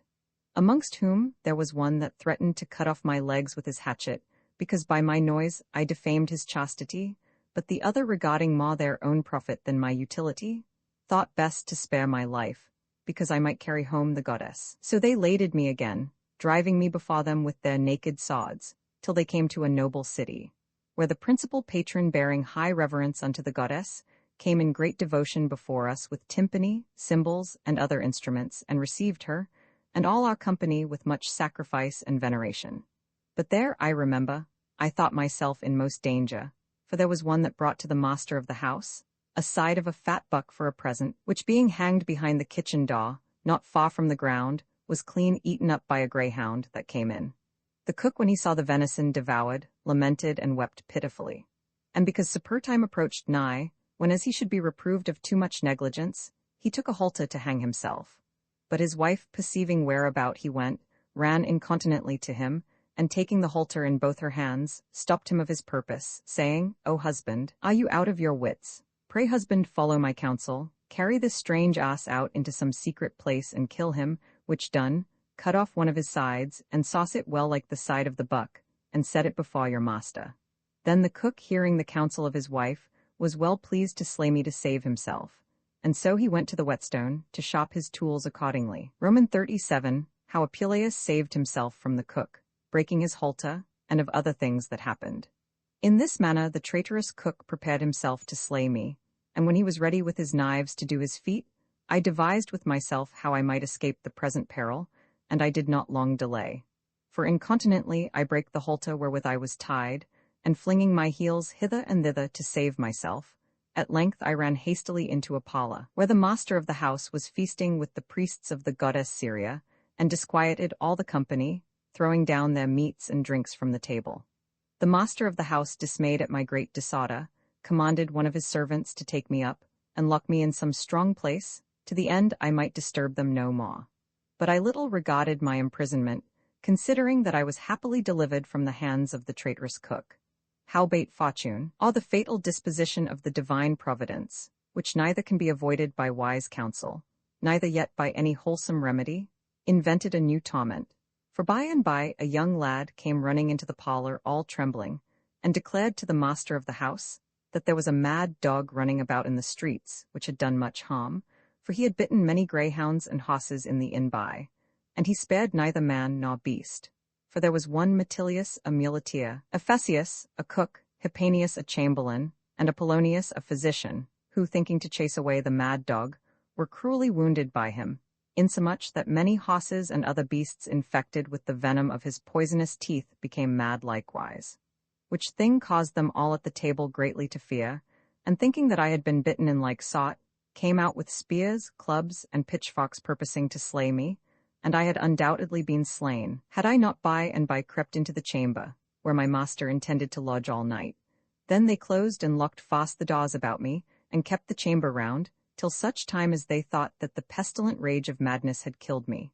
When I was thus shut in the chamber alone, I laid me down upon the bed to sleep, considering it was long time past, since I lay and took my rest as a man doth. When morning was come, and that I was well reposed, I rose up lustily. In the mean season, they which were appointed to watch about the chamber all night, reasoned with themselves in this sort, Verily, quoth one, I think that this rude ass be dead. So think I, quoth another, for the outrageous poison of madness hath killed him, but being thus in diverse opinions of a poor ass, they looked through a crevice, and espied me standing still, sober and quiet in the middle of the chamber. Then they opened the doors, and came towards me, to prove whether I were gentle or no. Amongst whom there was one, which in my opinion, was sent from heaven to save my life, that willed the other to set a basin of fair water before me, and thereby they would know whether I were mad or no, for if I did drink without fear as I accustomed to do, it was a sign that I was whole, and in mine assay wits, where contrary if I did fly and abhor the taste of the water, it was evident proof of my madness, which thing he said that he had read in ancient and credible books, whereupon they took a basin of clear water, and presented it before me, but I, as soon as I perceived the wholesome water of my life, ran incontinently, thrusting my head into the basin, drank as though I had been greatly athirst. Then they stroked me with their hands, and bowed mine ears, and took me by the halter, to prove my patience, but I, taking each thing in good part, disproved their mad presumption, by my meek and gentle behavior. When I was thus delivered from this double danger, the next day I was laded again with the goddess Syria, and other trumpery, and was brought into the way with trumpets and cymbals to beg in the villages which we passed by according to our custom. And after that we had gone through a few towns and castles, we fortuned to come to a certain village, which was builded, as the inhabitants there affirm, upon the foundation of a famous ancient city. And after that we had turned into the next inn, we heard of a pretty jest committed in the town there, which I would that you should know likewise. Roman 38 of the deceit of a woman, which made her husband cuckold. There was a man dwelling in the town very poor, that had nothing but that which he got by the labor and travel of his hands. His wife was a fair young woman, but very lascivious, and given to the appetite and desire of the flesh. It fortuned on a day, that while this poor man was gone betimes in the morning to the field about his business, according as he accustomed to do, his wife's lover secretly came into his house to have his pleasure with her. And so it chanced that during the time that she and he were basking together, her husband, suspecting no such matter, returned home praising the chaste countenance of his wife, in that he found his doors fast closed, wherefore, as his custom was, he whistled to declare his coming. Then his crafty wife, ready with shifts, caught her lover, and covered him under a great tub standing in a corner, and therewithal she opened the door, blaming her husband in this sort. Comest thou home every day with empty hands, and bringest nothing to maintain our house? Thou hast no regard for our profit, neither providest for any meat or drink, whereas I poor wretch do nothing day and night, but occupy myself with spinning, and yet my travel will scarce find the candles which we spend. Oh, how much more happy is my neighbour Daphne, that eateth and drinketh at her pleasure, and passeth the time with her amorous lovers according to her desire. What is the matter, quoth her husband, Though our master hath made holiday at the fields, yet think not but I have made provision for our supper. Dost thou not see this tub that keepeth a place here in our house in vain, and doth us no service? Behold, I have sold it to a good fellow, that is here present, for 5 pence, wherefore I pray thee lend me thy hand, that I may deliver him the tub. His wife, having invented a present shift, laughed on her husband, saying, What merchant, I pray you, have you brought home hither, to fetch away my tub for 5 pence, for which I, poor woman that sit all day alone in my house, have been proffered so often 7. Her husband, being well apaid of her words, demanded what he was that had bought the tub. Look, quoth she, he is gone under, to see where it be sound or no. Then her lover, which was under the tub, began to stir and rustle himself, and because his words might agree to the words of the woman, he said, Dame, will you have me tell the truth? This tub is rotten and cracked as me seemeth on every side. And then turning to her husband said, I pray you, honest man, light a candle, that I may make clean the tub within, to see if it be for my purpose or no, for I do not mind to cast away my money wilfully. He by and by, being made a very ox, lighted a candle, saying, I pray you, good brother, put not yourself to so much pain. Let me make the tub clean and ready for you. Whereupon he put off his coat, and crept under the tub to rub away the filth from the sides. In the mean season, this minion lover cast his wife on the bottom of the tub, and had his pleasure with her over his head. And as he was in the midst of his pastime, he turned his head on this side and that side, finding fault with this and with that, till as they had both ended their business, when as he delivered 7 pence for the tub, and caused the good man himself to carry it on his back again to his inn. Roman 39, how the priests of the goddess Syria were taken and put in prison, and how Apuleius was sold to a baker. After that, we had tarried there a few days at the cost and charges of the whole village, and had gotten much money by our divination and prognostication of things to come. The priests of the goddess Syria invented a new means to pick men's purses, for they had certain lots, whereon were written, Conjuncti terram percindunt bovesut in futurum lota germinant sata. That is to say, the oxen tied and yoked together, due till the ground to the intent it may bring forth his increase. And by these kind of lots they deceive many of the simple sought, for if one had demanded whether he should have a good wife or no, they would say that his lot did testify the same, that he should be tied and yoked to a good woman, and have increase of children. If one demanded whether he should buy lands and possession, they said that he should have much ground that should yield his increase. If one demanded whether he should have a good and prosperous voyage, they said he should have good success, and it should be for the increase of his profit. If one demanded whether he should vanquish his enemies, and prevail in pursuit of thieves, they said that this enemy should be tied and yoked to him, and his pursuits after thieves should be prosperous. Thus, by the telling of fortunes, they gathered a great quantity of money, but when they were weary with giving of answers, they drave me away before them next night, through a lane which was more dangerous and stony than the way which we went the night before. For on the one side were quagmires and foggy marshes, on the other side were falling trenches and ditches, whereby my legs failed me, in such sort that I could scarce come to the plain field paths. And behold, by a great company of inhabitants of the town armed with weapons and on horseback overtook us, and incontinently arresting Philebus and his priests, tied them by the necks and beat them cruelly, calling them thieves and robbers, and after they had manacled their hands. Show us, quoth they, the cup of gold, which under the color of your solemn religion ye have taken away, and now ye think to escape in the night without punishment for your fact. By and by one came towards me, and thrusting his hand into the bosom of the goddess Syria, brought out the cup which they had stole. Howbeit for all they appeared evident and plain, they would not be confounded nor abashed, but jesting and laughing out the matter, gan say, Is it reason, masters, that you should thus rigorously entreat us, and threaten for a small trifling cup, which the mother of the goddess determined to give to her sister for a present? Howbeit for all their lies and cavalations, they were carried back unto the town, and put in prison by the inhabitants, who taking the cup of gold, and the goddess which I bear, did put and consecrate them amongst the treasure of the temple. The next day I was carried to the market to be sold, and my price was set at 7 pence more than Philebus gave for me. There fortuned to pass by a baker of the next village, who after that he had bought a great deal of corn, bought me likewise to carry it home, and when he had well laded me therewith, bedrave me through a thorny and dangerous way to his bakehouse. There I saw a great company of horses that went in the mill day and night grinding of corn, but lest I should be discouraged at the first, my master entertained me well. For the first day I did nothing but fare daintily, Howbeit such mine ease and felicity did not long endure. For the next day following I was tied to the mill betimes in the morning with my face covered, to the end in turning amid windings so often one way, I should not become giddy, but keep a certain course.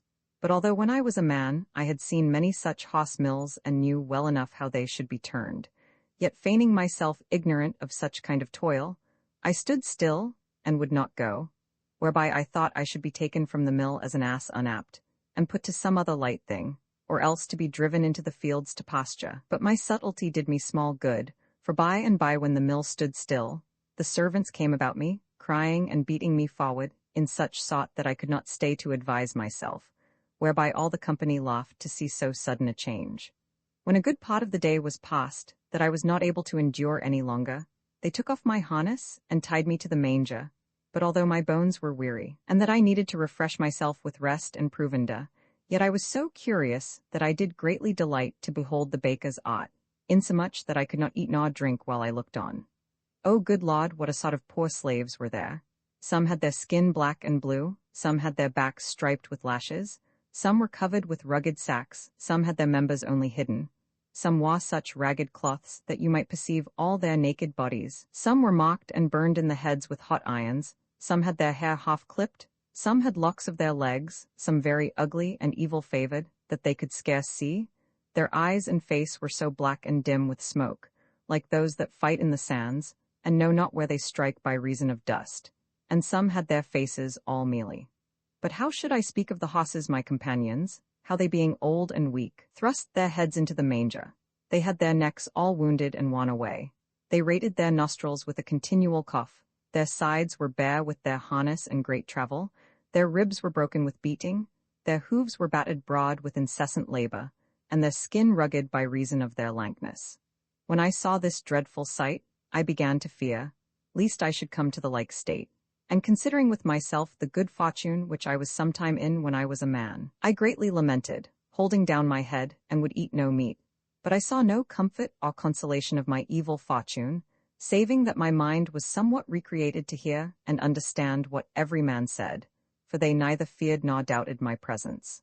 At that time, I remembered how Homer, the divine author of ancient poetry, described him to be a wise man, which had traveled diverse countries and nations, wherefore I gave great thanks to my ass for me, in that by this means I had seen the experience of many things, and was become more wise, notwithstanding the great misery and labor which I daily sustained. But I will tell you a pretty jest, which cometh now to my remembrance, to the intent your ears may be delighted in hearing the same. Roman 4 How Mero the witch turned diverse persons into miserable beasts. In faith, Aristomnus, to tell you the truth, this woman had a certain lover, whom by the utterance of one only word she turned into a beaver, because he loved another woman beside her. And the reason why she transformed him into such a beast is, for that it is his nature, when he perceiveth the hunters and hounds to draw after him, to bite off his members, and lay them in the way, that the hounds may be at a stop when they find them, and to the intent it might so happen unto him, for that he fancied another woman, she turned him into that kind of shape. Similarly she changed one of her neighbors, being an old man and one that sold wine, into a frog, in that he was one of her occupation, and therefore she bare him a grudge, and now the poor miser, swimming in one of his pipes of wine, and well nigh drowned in the dregs, doth cry and call with an hoarse voice, for his old guests and acquaintance that pass by. Likewise she turned one of the advocates of the cot, because he pleaded and spake against her in a rightful cause, into a horned ram, and now the poor ram is become an advocate. Moreover she caused, that the wife of a certain lover that she had should never be delivered of her child, but according to the computation of all men, it is 8 years past since the poor woman first began to swell, and now she is increased so big, that she seemeth as though she would bring forth some great elephant, which when it was known abroad, and published throughout all the town, they took indignation against her, and ordained that the next day she should most cruelly be stoned to death. Which purpose of theirs she prevented by the virtue of her enchantments, and as Medea, who obtained of King Creon but 1 day's respite before her departure, did burn all his house, him and his daughter. So she, by her conjurations and invocations of spirits, which she useth in a certain hole in her house, as she herself declared unto me the next day following, closed all the persons in the town so sure in their houses, and with such violence of power, that for the space of 2 days they could not get forth, nor open their gates nor break down their walls, whereby they were enforced by mutual consent to cry unto her, and to bind themselves strictly by oaths that they would never afterwards molest or hurt her. And moreover, if any did offer her any injury, they would be ready to defend her. Whereupon she, moved by their promises and stirred by pity, released all the town. But she conveyed the principal author of this ordinance about midnight, with all his house, the walls, the ground, and the foundation, into another town, distant from thence 100 miles, situate and being on the top of an high hill, and by reason thereof destitute of water, and because the edifices and houses were so nigh built together, that it was not possible for the house to stand there, she threw it down before the gate of the town. Then I spake and said, O my friend Socrates, you have declared unto me many marvelous things and strange chances, and moreover stricken me with no small trouble of mind, yea, rather with great fear, lest the same old woman, using the like practice, should fortune to hear all our communication. Wherefore let us now sleep, and after that we have taken our rest, let us rise betimes in the morning, and ride away hence before day, as far as we can possible. XL How Apuleius was handled by the baker's wife, which was a harlot. The baker which bought me was an honest and sober man, but his wife was the most pestilent woman in all the world, insomuch that he endured many miseries and afflictions with her, so that I myself did secretly pity his estate and bewail his evil fortune. For she had not one fault alone, but all the mischiefs that could be devised. She was crabbed, cruel, lascivious, drunken, obstinate, niggish, covetous, riotous in filthy expenses, and an enemy to faith and chastity, a despiser of all the gods, whom other did honor, one that affirmed that she had a god by herself, whereby she deceived all men, but especially her poor husband, one that abandoned her body with continual whoredom. This mischievous queen hated me in such sort that she commanded every day before she was up that I should be put into the mill to grind, and the first thing which she would do in the morning was to see me cruelly beaten, and that I should grind when the other beasts did feed and take rest. When I saw that I was so cruelly handled, she gave me occasion to learn her conversation and life, for I saw oftentimes a young man which would privily go into her chamber, whose face I did greatly desire to see, but I could not by reason mine eyes were covered every day.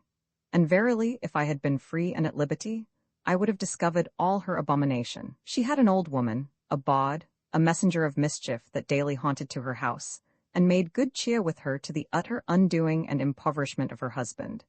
But I that was greatly offended with the negligence of Fotis, who made me an ass instead of a bird, did yet comfort myself by this only mean, in that to the miserable deformity of my shape, I had long ears, whereby I might hear all things that was done. On a day I heard the old bawd say to the baker's wife, Dame, you have chosen, without my counsel, a young man to your lover, who as me seemeth is dull, fearful, without any grace, and dastard-like coucheth at the frowning look of your odious husband, whereby you have no delight nor pleasure with him. How far better is the young man Philesiturus, who is comely, beautiful, in the flower of his youth, liberal, courteous, valiant, and stout against the diligent prize and watches of your husband, whereby to embrace the worthiest dames of this country, and worthy to wear a crown of gold, for one pot that he played to one that was jealous over his wife. Hearken how it was, and then judge the diversity of these two lovers. Know you not one Barbarus, a senator of our town, whom the vulgar people call likewise Scorpion for his severity of manners? This Barbarus had a gentlewoman to his wife, whom he caused daily to be enclosed within his house, with diligent custody. Then the baker's wife said, I know her very well, for we two dwelleth together in one house. Then you know, quoth the old woman, the whole tale of Philesiturus? No, verily, said she, but I greatly desire to know it. Therefore I pray you, mother, tell me the whole story. By and by the old woman, which knew well to babble, began to tell as followeth. Roman 41, how Barbarus, being jealous over his wife, commanded that she should be kept close in his house, and what happened.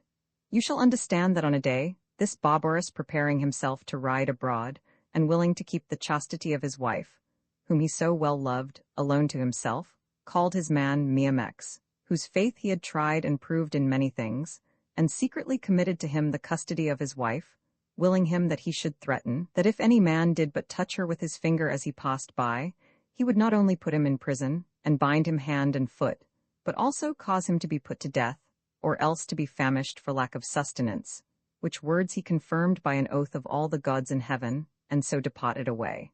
When Barbarous was gone, Myrmex, being greatly astonished of his master's threatenings, would not suffer his mistress to go abroad, but as she sat all day a-spinning, he was so careful that he sat by her.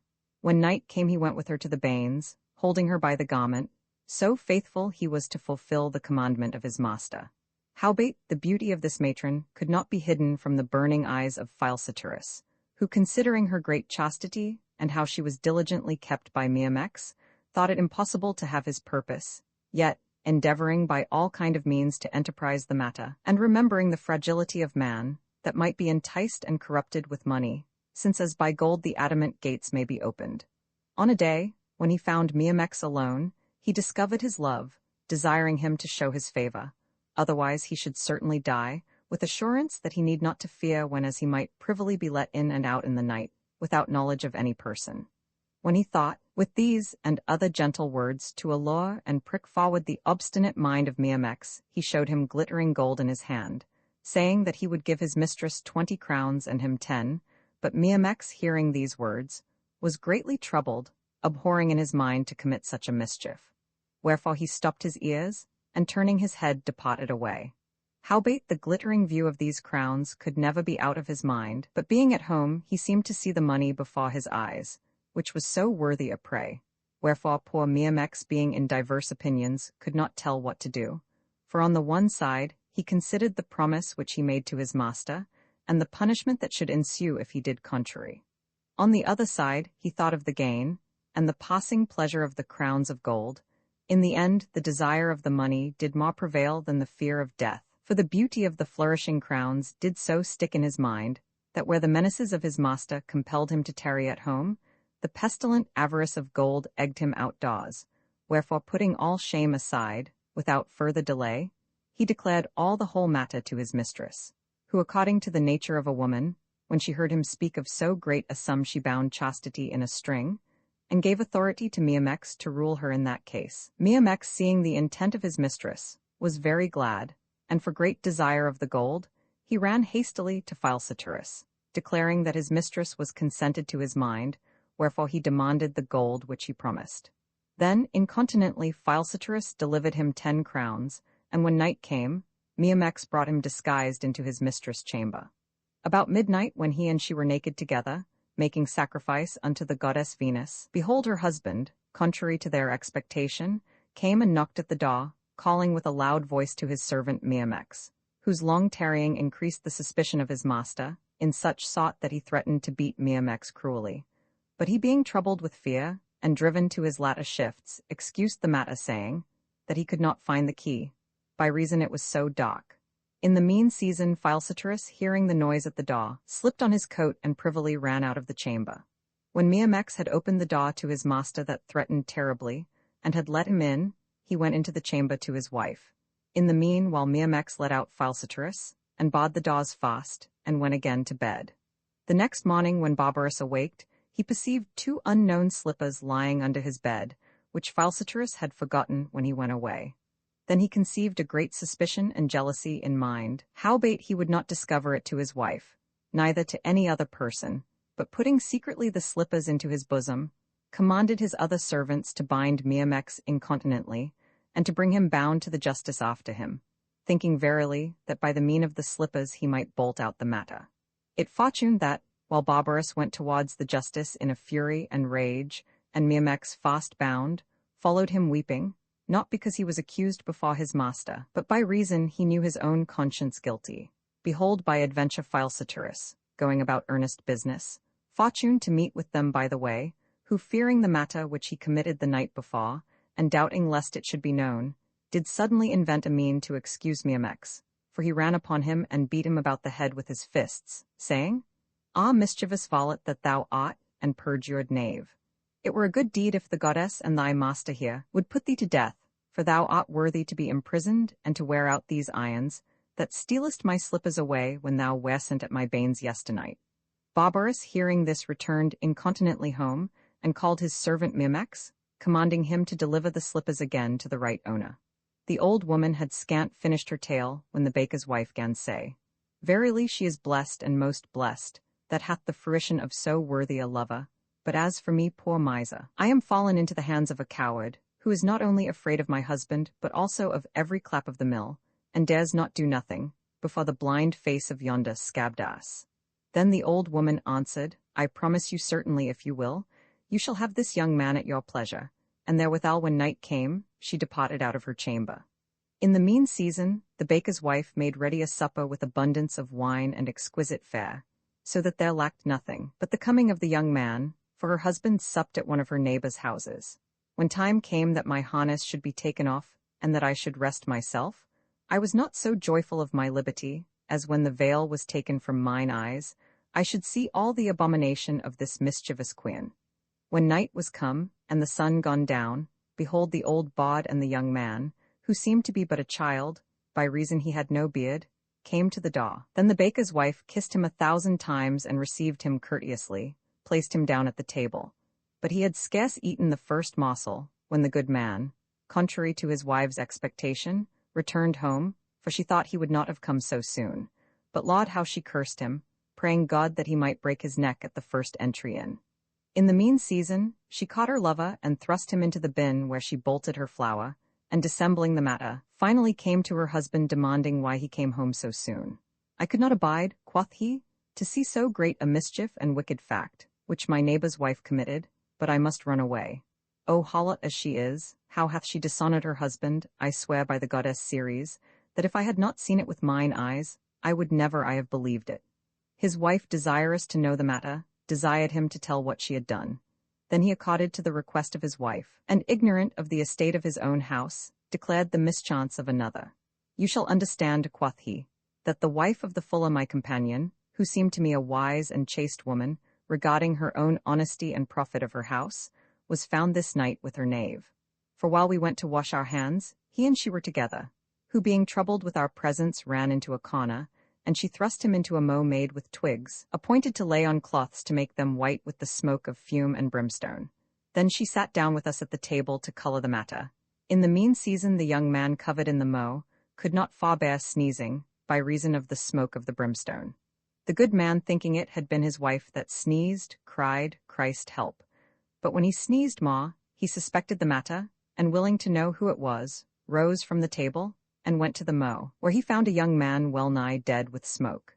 When he understood the whole matter, he was so inflamed with anger that he called for a sod to kill him, and undoubtedly he had killed him, had I not restrained his violent hands from his purpose, assuring him that his enemy would die with the fosse of his brimstone, without the harm which he should do.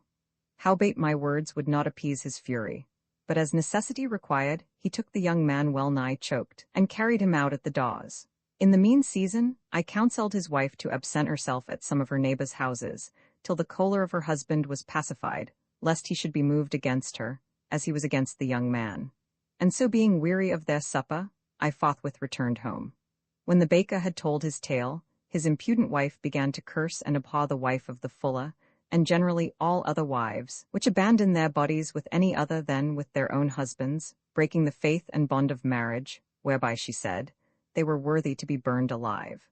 But knowing her own guilty conscience and proper hodom, lest her lover should be hurt lying in the bin, she willed her husband to go to bed, but he having eaten nothing, said that he would sup before he went to rest, whereby she was compelled to meagre her eyes, to set such things on the table as she had prepared for her lover. But I, considering the great mischief of this wicked quean, devised with myself how I might reveal the matter to my master, and by kicking away the cover of the bin, where like a snail the young man was couched, to make her hodom apparent and known. At length I was aided by the providence of God, for there was an old man to whom the custody of us was committed, that drave me poor ass, and the other horses the same time to the water to drink. Then had I good occasion ministered, to revenge the injury of my master.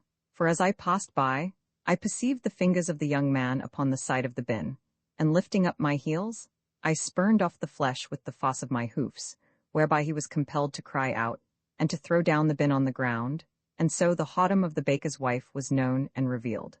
The baker, seeing this, was not a little moved at the dishonesty of his wife, but he took the young man trembling for fear by the hand, and with cold and courteous words spake in this sort: Fear not, my son, nor think that I am so barbarous or cruel a person, that I would stifle thee up with the smoke of sulphur, as our neighbour accustometh. Nor I will not punish thee according to the rigour of the law of Julia, which commandeth the adulterers should be put to death. No, no, I will not execute my cruelty against so fair and comely a young man as you be, but we will divide our pleasure between us, by lying all three in one bed, to the end there may be no debate nor dissension between us, but that either of us may be contented. For I have always lived with my wife in such tranquillity, that according to the saying of the wise men, whatsoever I say, she holdeth for law, and indeed equity will not suffer, but that the husband should bear more authority than the wife. With these and like words he led the young man to his chamber, and closed his wife in another chamber. On the next morrow, he called two of the most sturdiest servants of his house, who held up the young man, while he scourged his buttocks well-favourably with rods like a child. When he had well beaten him, he said, Art not thou ashamed, thou that art so tender and delicate a child, to desire the violation of honest marriages, and to defame thyself with wicked living, whereby thou hast gotten the name of an adulterer? After he had spoken these and like words, he whipped him again, and chased him out of his house. The young man, who was the comeliest of all the adulterers, ran away, and did nothing else that night save only bewail his striped and painted buttocks. Soon after the baker sent one to his wife, who divorced her away in his name, but she beside her own natural mischief, offended at this great contumely, though she had worthily deserved the same, had recourse to wicked arts and trumpery, never ceasing until she had found out an enchantress, who, as it was thought, could do what she would with her sorcery and conjuration. The baker's wife began to entreat her, promising that she would largely recompense her if she could bring one of these things to pass, either to make that her husband may be reconciled to her again, or else, if he would not agree thereto, to send an ill spirit into him, to dispossess the spirit of her husband. Then the witch, with her abominable science, began to conjure, and to make her ceremonies, to turn the heart of the baker to his wife. But all was in vain, wherefore, considering on the one side that she could not bring her purpose to pass, and on the other side the loss of her gain, she ran hastily to the baker, threatening to send an evil spirit to kill him, by mean of her conjurations. But peradventure some scrupulous reader may demand me a question, how I, being an ass, and tied always in the mill-house, could know the secrets of these women. Verily I answer, notwithstanding my shape of an ass, I had the sense and knowledge of a man, and curiously endeavoured to know out such injuries as were done to my master. About no one there came a woman into the mill-house, very sorrowful, raggedly attired, with bare feet, meagre, ill-favoured, and her hair scattering upon her face. This woman took the baker by the hand, and feigning that she had some secret matter to tell him, went into a chamber, where they remained a good space, till all the corn was ground, when as the servants were compelled to call their master to give them more corn, but when they had called very often, and no person gave answer, they began to mistrust, insomuch that they brake open the door. When they were come in, they could not find the woman, but only their master hanging dead upon a rafter of the chamber, whereupon they cried and lamented greatly, and according to the custom, when they had washed themselves, they took the body and buried it. The next day morrow, the daughter of the baker, which was married but a little before to one of the next village, came crying and beating her breast, not because she heard of the death of her father by any man, but because his lamentable spirit, with a halter about his neck, appeared to her in the night, declaring the whole circumstance of his death, and how by enchantment he was descended into hell, which caused her to think that her father was dead. After that she had lamented a good space, and was somewhat comforted by the servants of the house, and when 9 days were expired, as inheritrix to her father, she sold away all the substance of the house, whereby the goods chanced into divers men's hands. Roman 42, how Apuleius, after the baker was hanged, was sold to a gardener, and what dreadful things happened. There was a poor gardener amongst the rest, which bought me for the sum of 50 pence, which seemed to him a great price, but he thought to gain it again by the continual travel of my body. The matter requireth to tell likewise, how I was handled in his service. This gardener accustomed to drive me, every morning laden with herbs to the next village, and when he had sold his herbs, he would mount upon my back and return to the garden, and while he digged the ground and watered the herbs, and went about other business, I did nothing but repose myself with great ease. But when winter approached with sharp hail, rain, and frosts, and I standing under a hedge side, was well nigh killed up with cold, and my master was so poor that he had no lodging for himself, much less had he any litter or place to cover me withal, for he himself always lay under a little roof shadowed with boughs. In the morning when I arose, I found my hoofs shriveled together with cold, and unable to pass upon the sharp ice, and frosty mire, Neither could I fill my belly with meat, as I accustomed to do, for my master and I supped together, and had both one fare. Howbeit it was very slender, since as we had nothing else saving old and unsavory sallets which were suffered to grow for seed, like long brooms, and that had lost all their sweet sap and juice. It fortuned on a day that an honest man of the next village was benighted, and constrained by reason of the rain to lodge, very lagged and weary, in our garden, where although he was but meanly received, yet it served well enough considering time and necessity.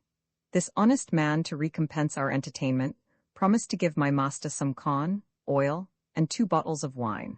Wherefore my master, not delaying the matter, laded me with sacks and bottles, and rode to the town, which was 7 miles off. When we came to the honest man's house, he entertained and feasted my master exceedingly. And it fortuned, while they eat and drank together, as sign of great amity, there chanced a strange and dreadful case. For there was a hen which ran cackling about the yard, as though she would have laid an egg. The good man of the house, perceiving her, said, O good and profitable pullet, that feedest us every day with thy fruit, thou seemest as though thou wouldest give us some pittance for our dinner. Ho, boy, put the pannier in the corner, that the hen may lay. Then the boy did as his master commanded, but the hen, forsaking the pannier, came toward her master, and laid at his feet not an egg, which every man knoweth, but a chicken with feathers, claws, and eyes, which incontinently ran peeping after his dame. By and by happened a more strange thing, which would cause any man to abhor. Under the table where they sat, the ground opened, and there appeared a great well and fountain of blood, insomuch that the drops thereof sparkled about the table. At the same time, while they wondered at this dreadful sight, one of the servants came running out of the cellar, and told that all the wine was boiled out of the vessels, as though there had been some great fire under. By and by a weasel was seen that drew into the house a dead serpent, and out of the mouth of a shepherd's dog leaped a live frog, and immediately after one brought word that a ram had strangled the same dog at one bit. All these things that happened astonied the good man of the house, and the residue that were present, insomuch that they could not tell what to do, or with what sacrifice to appease the anger of the gods. While every man was thus stricken in fear, behold, one brought word to the good man of the house, that his 3 sons who had been brought up in good literature, and endued with good manners, were dead. For they 3 had great acquaintance and ancient amity with a poor man which was their neighbor, and dwelled hard by them. And next unto him dwelled another young man, very rich both in lands and goods, but bending from the race of his progeny's dissensions, and ruling himself in the town according to his own will. This young royster did mortally hate this poor man, insomuch that he would kill his sheep, steal his oxen, and spoil his corn and other fruits before the time of ripeness. Yet was he not contented with this, but he would encroach upon the poor man's ground, and claim all the heritage as his own. The poor man, which was very simple and fearful, seeing all his goods taken away by the avarice of the rich man, called together and assembled many of his friends to show them all his land, to the end he might have but so much ground of his father's heritage as might bury him. Amongst whom he found these 3 brethren, as friends to help and aid him in his adversity and tribulation.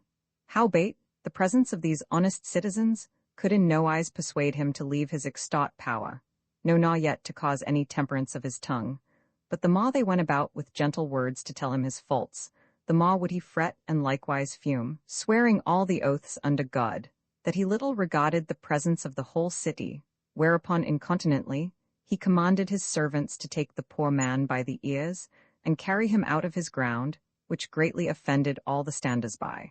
Then one of the brethren spake unto him somewhat boldly, saying, It is but a folly to have such affiance in your riches, whereby you should use your tyranny against the poor, when as the law is common for all men, and a redress may be had to suppress your insolency. These words chafed him more than the burning oil, or flaming brimstone, or scourge of whips, saying, that they should be hanged and their law too, before he would be subject unto any person. And therewithal he called out his bandogs and great mastiffs, which accustomed to eat the carrion and carcass of dead beasts in the fields, and to set upon such as passed by the way. Then he commanded they should be put upon all the assistants to tear them in pieces, who as soon as they heard the hiss of their master, ran fiercely upon them, invading them on every side, insomuch that the more they flied to escape away, the more cruel and terrible were the dogs. It fortuned amongst all this fearful company, that in running, the youngest of the 3 brethren stumbled at a stone, and fell down to the ground. Then the dogs came upon him, and tore him in pieces with their teeth, whereby he was compelled to cry for succor. His other two brethren, hearing his lamentable voice, ran towards him to help him, casting their cloaks about their left arms, took up stones to chase away the dogs, but all was in vain, for they might see their brother dismembered in every part of his body, who, lying at the very point of death, desired his brethren to revenge his death against that cruel tyrant, and therewithal he gave up the ghost. The other two brethren, perceiving so great a murder, and neglecting their own lives, like desperate persons dressed themselves against the tyrant, and threw a great number of stones at him, but the bloody thief, exercised in such and like mischiefs, took a spear and thrust it clean through the body. Howbeit he fell not down to the ground, for the spear that came out at his back ran into the earth, and sustained him up. By and by came one of these tyrant's servants, the most sturdiest of the rest, to help his master, who at the first coming took up a stone and threw at the third brother, but by reason the stone ran along his arm, it did not hurt him, which chanced otherwise than all men's expectation was. By and by the young man, feigning that his arm was greatly wounded, spake these words unto the cruel bloodsucker: Now mayest thou, thou wretch, triumph upon the destruction of all our family. Now hast thou fed thy insatiable cruelty with the blood of 3 brethren. Now mayest thou rejoice at the fall of a citizen's. Yet think not but that how far thou dost remove and extend the bounds of thy land, thou shalt have some neighbor. But how greatly am I sorry in that I have lost mine arm, where, withal I minded to cut off thy head. When he had spoken these words, the furious thief drew out his dagger, and running upon the young man, thought verily to have slain him, but it chanced otherwise. For the young man resisted him stoutly, and in buckling together by violence wrested the dagger out of his hand, which done, he killed the rich thief with his own weapon, and to the intent the young man would escape the hands of the servants which came running to assist their master, with the same dagger he cut his own throat. These things were signified by the strange and dreadful wonders which fortuned in the house of the good man, who after he had heard these sorrowful tidings could in no wise weep. So far was he stricken with dolour, but presently taking his knife wherewith he cut his cheese and other meat before, he cut his own throat likewise, in such sort that he fell upon the board, and embraced the table with the streams of his blood, in most miserable manner. Hereby was my master the gardener deprived of his hope, and paying for his dinner the watery tears of his eyes, mounted upon my back, and so we went homeward the same way as we came. Roman 43, how Apuleius was found by his shadow. As we passed by the way we met with a tall soldier, for so his habit and countenance declared, who with proud and arrogant words spake to my master in this sort: Quassum vacuum ducis asinum. My master, somewhat astonied at the strange sights which he saw before, and ignorant of the Latin tongue, rode on and spake never a word. The soldier, unable to refrain his insolence, and offended at his silence, strake him on the shoulders as he sat on my back. Then my master gently made answer that he understood not what he said, whereat the soldier angrily demanded again whither he rode with his ass. Marry, quoth he, to the next city. But I, quoth the soldier, have need of his help, to carry the trusses of our captain from yonder castle. And therewithal he took me by the halter, and would violently have taken me away.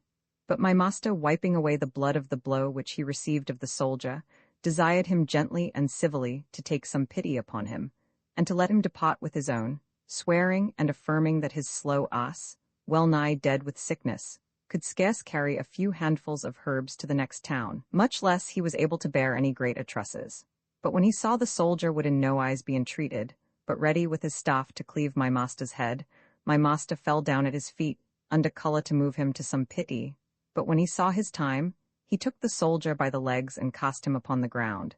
Then he buffeted him, thumped him, bit him, and took a stone and beat his face and his sides, that he could not turn and defend himself, but only threaten that if ever he rose, he would chop him in pieces. The gardener, when he heard him say so, drew out his javelin which he had by his side, and when he had thrown it away, he knocked and beat him more cruelly than he did before, insomuch that the soldier could not tell by what means to save himself, but by feigning that he was dead. Then my master took the javelin and mounted upon my back, riding in all haste to the next village, having no regard to go to his garden, and when he came thither, he turned into one of his friend's house and declared all the whole matter, desiring him to save his life and to hide himself and his ass in some secret place, until such time as all danger were past. Then his friends, not forgetting the ancient amity between them, entertained him willingly, and drew me up a pair of stairs into a chamber, my master crept into a chest, and lay there with the cover closed fast. The soldier, as I afterwards learned, rose up as one awaked from a drunken sleep, but he could scarce go by reason of his wounds. Howbeit at length by little and little through aid of his staff he came to the town, but he would not declare the matter to any person nor complain to any justice, lest he should be accused of cowardice or dastardness. Yet in the end he told some of his companions of all the matter that happened.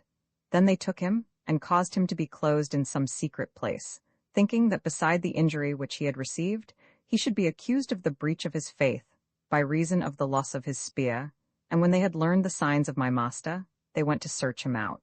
At last there was an unfaithful neighbor that told them where he was. Then incontinently the soldiers went to the justice, declaring that they had lost by the way a silver goblet of their captain's, and that a gardener had found it, who, refusing to deliver the goblet, was hidden in one of his friends' houses.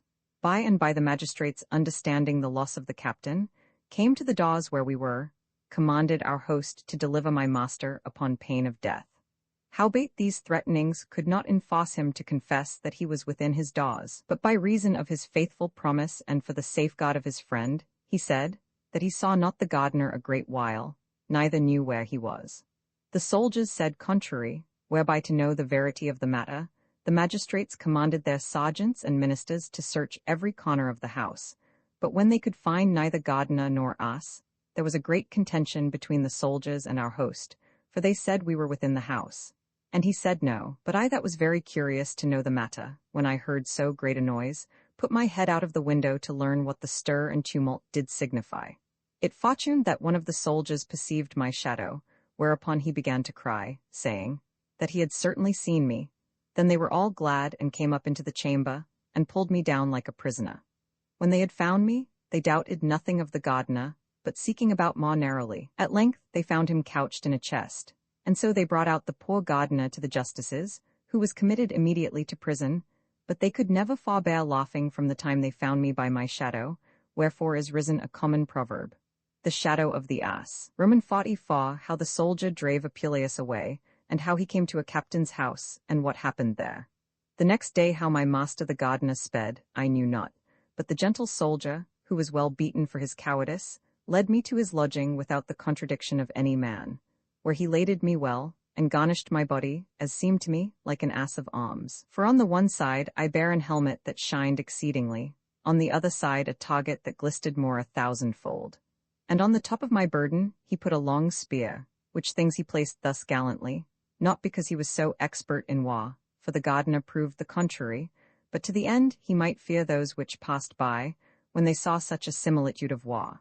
When we had gone a good part of our journey, over the plain and easy fields, we fortuned to come to a little town, where we lodged at a certain captain's house.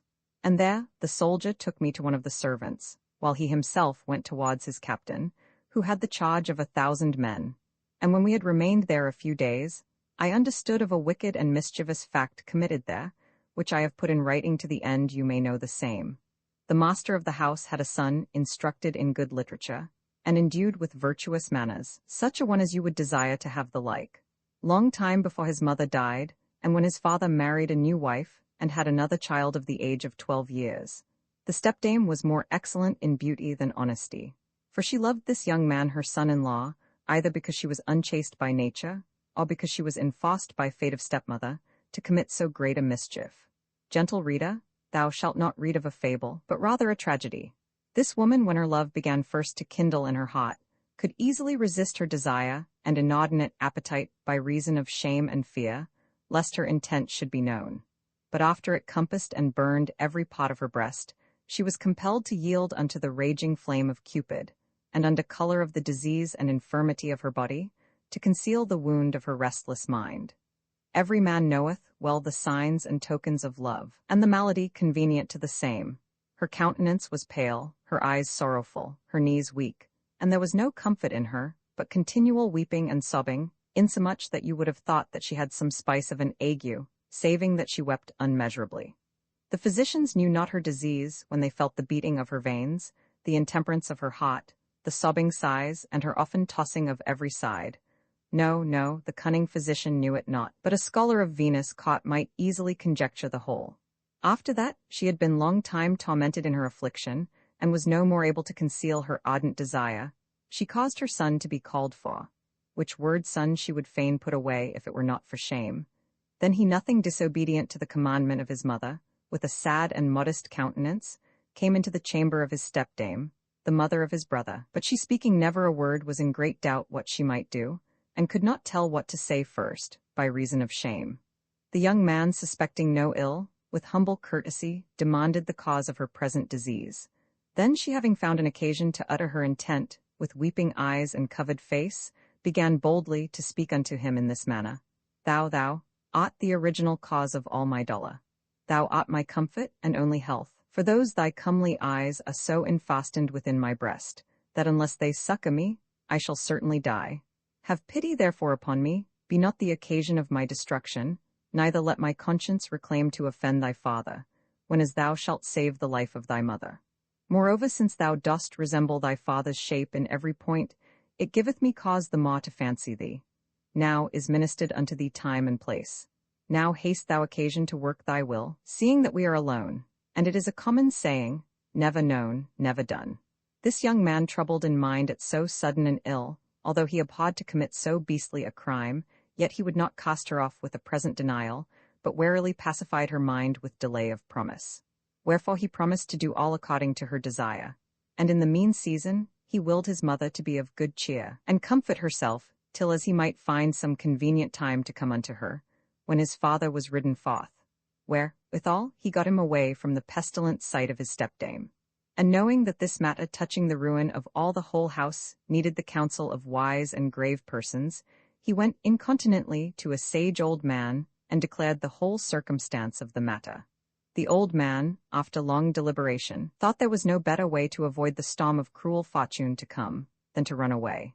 In the mean season, this wicked woman, impatient of her love, and the long delay of her son, egged her husband to ride abroad into far countries. And then she asked the young man the accomplishment of his promise, but he, to rid himself entirely from her hands, would find always excuses, till in the end she understood by the messengers that came in and out, that he nothing regarded her. Then she, by how much she loved him before, by so much and more she hated him now. And by she called one of her servants, ready to all mischiefs, to whom she declared all her secrets. And there it was concluded between them two, that the surest way was to kill the young man. Whereupon this varlet went incontinently to buy poison, which he mingled with wine, to the intent he would give it to the young man to drink, and thereby presently to kill him. But while they were in deliberation how they might offer it unto him, behold, here happened a strange adventure. For the young son of the woman that came from school at no one, being very thirsty, took the pot wherein the poison was mingled, and ignorant of the venom, drank a good draught thereof, which was prepared to kill his brother, whereby he presently fell down to the ground dead. His schoolmaster, seeing his sudden change, called his mother, and all the servants of the house with a loud voice. Incontinently, every man declared his opinion, touching the death of the child. But the cruel woman, the only example of stepmother's malice, was nothing moved by the bitter death of her son, or by her own conscience of parricide, or by the misfortune of her house, or by the dolour of her husband, but rather devised the destruction of all her family. For by and by she sent a messenger after her husband to tell him the great misfortune which happened after his departure. And when he came home, the wicked woman declared that his son had empoisoned his brother, because he would not consent to his will, and told him divers other leasings, adding in the end that he threatened to kill her likewise, because she discovered the fact. Then the unhappy father was stricken with double dolour of the death of his two children, for on the one side he saw his younger son slain before his eyes, on the other side he seemed to see the elder condemned to die for his offence. Again, where he beheld his wife lament in such sort, it gave him further occasion to hate his son more deadly. But the funerals of his younger son were scarce finished, when the old man, the father, with weeping eyes, even at the return from the grave, went to the justice, and accused his son of the slaughter of his brother, and how he threatened to slay his wife, whereby the rather, at his weeping and lamentation, he moved all the magistrates and people to pity, insomuch that without any delay, or further inquisition, they cried all that he should be stoned to death. But the justices, fearing a farther inconvenience to arise by the particular vengeance, and to the end there might fortune no sedition amongst the people, prayed the decurions and other officers of the city that they might proceed by examination of witnesses, and with order of justice according to the ancient custom, before the judging of any hasty sentence or judgment, without the hearing of the contrary part, like as the barbarous and cruel tyrants accustomed to use. Otherwise they should give an ill example to their successors. This opinion pleased every man, wherefore the senators and councillors were called, who being placed in order according to their dignity, caused the accuser and defender to be brought forth, and by the example of the Athenian law and judgment material, their advocates were commanded to plead their causes briefly without preambles or motions of the people to pity, which were too long a process. And if you demand how I understood all this matter, you shall understand that I heard many declare the same, but to recite what words the accuser used in his invective, what answer the defender made, the orations and pleadings of each party, verily I am not able to do, for I was fast bound at the manger. But as I learned and knew by others, I will God willing declare unto you.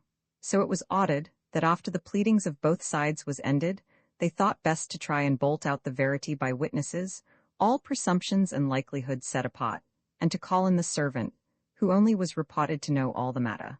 By and by the servant came in, who nothing abashed at the fear of so great a judgment, or at the presence of the judges, or at his own guilty conscience, which he so finely feigned, but with a bold countenance presented himself before the justices, and confirmed the accusation against the young man, saying, O ye judges, on a day when this young man loathed and hated his stepmother, he called me, desiring me to poison his brother, whereby he might revenge himself, and if I would do it and keep the matter secret, he promised to give me a good reward for my pains.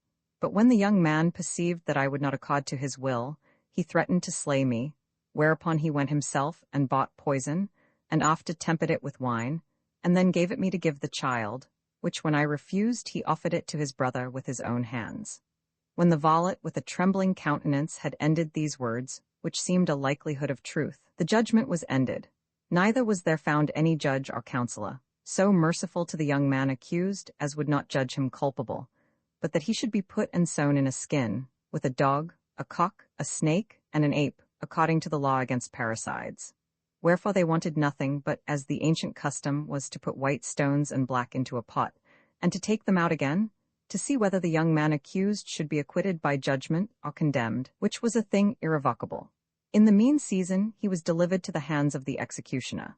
But there arose a sage and ancient physician, a man of a good conscience and credit throughout all the city, that stopped the mouth of the pot wherein the stones were cast, saying, I am right glad, ye reverend judges, that I am a man of name and estimation amongst you, whereby I am accompted such a one as will not suffer any person to be put to death by false and untrue accusations, considering there hath been no homicide or murder committed by this young man in this case, neither you being sworn to judge uprightly, to be misinformed and abused by invented lies and tales. For I cannot but declare and open my conscience, lest I should be found to bear small honor and faith to the gods, wherefore I pray you give ear, and I will show you the whole truth of the matter.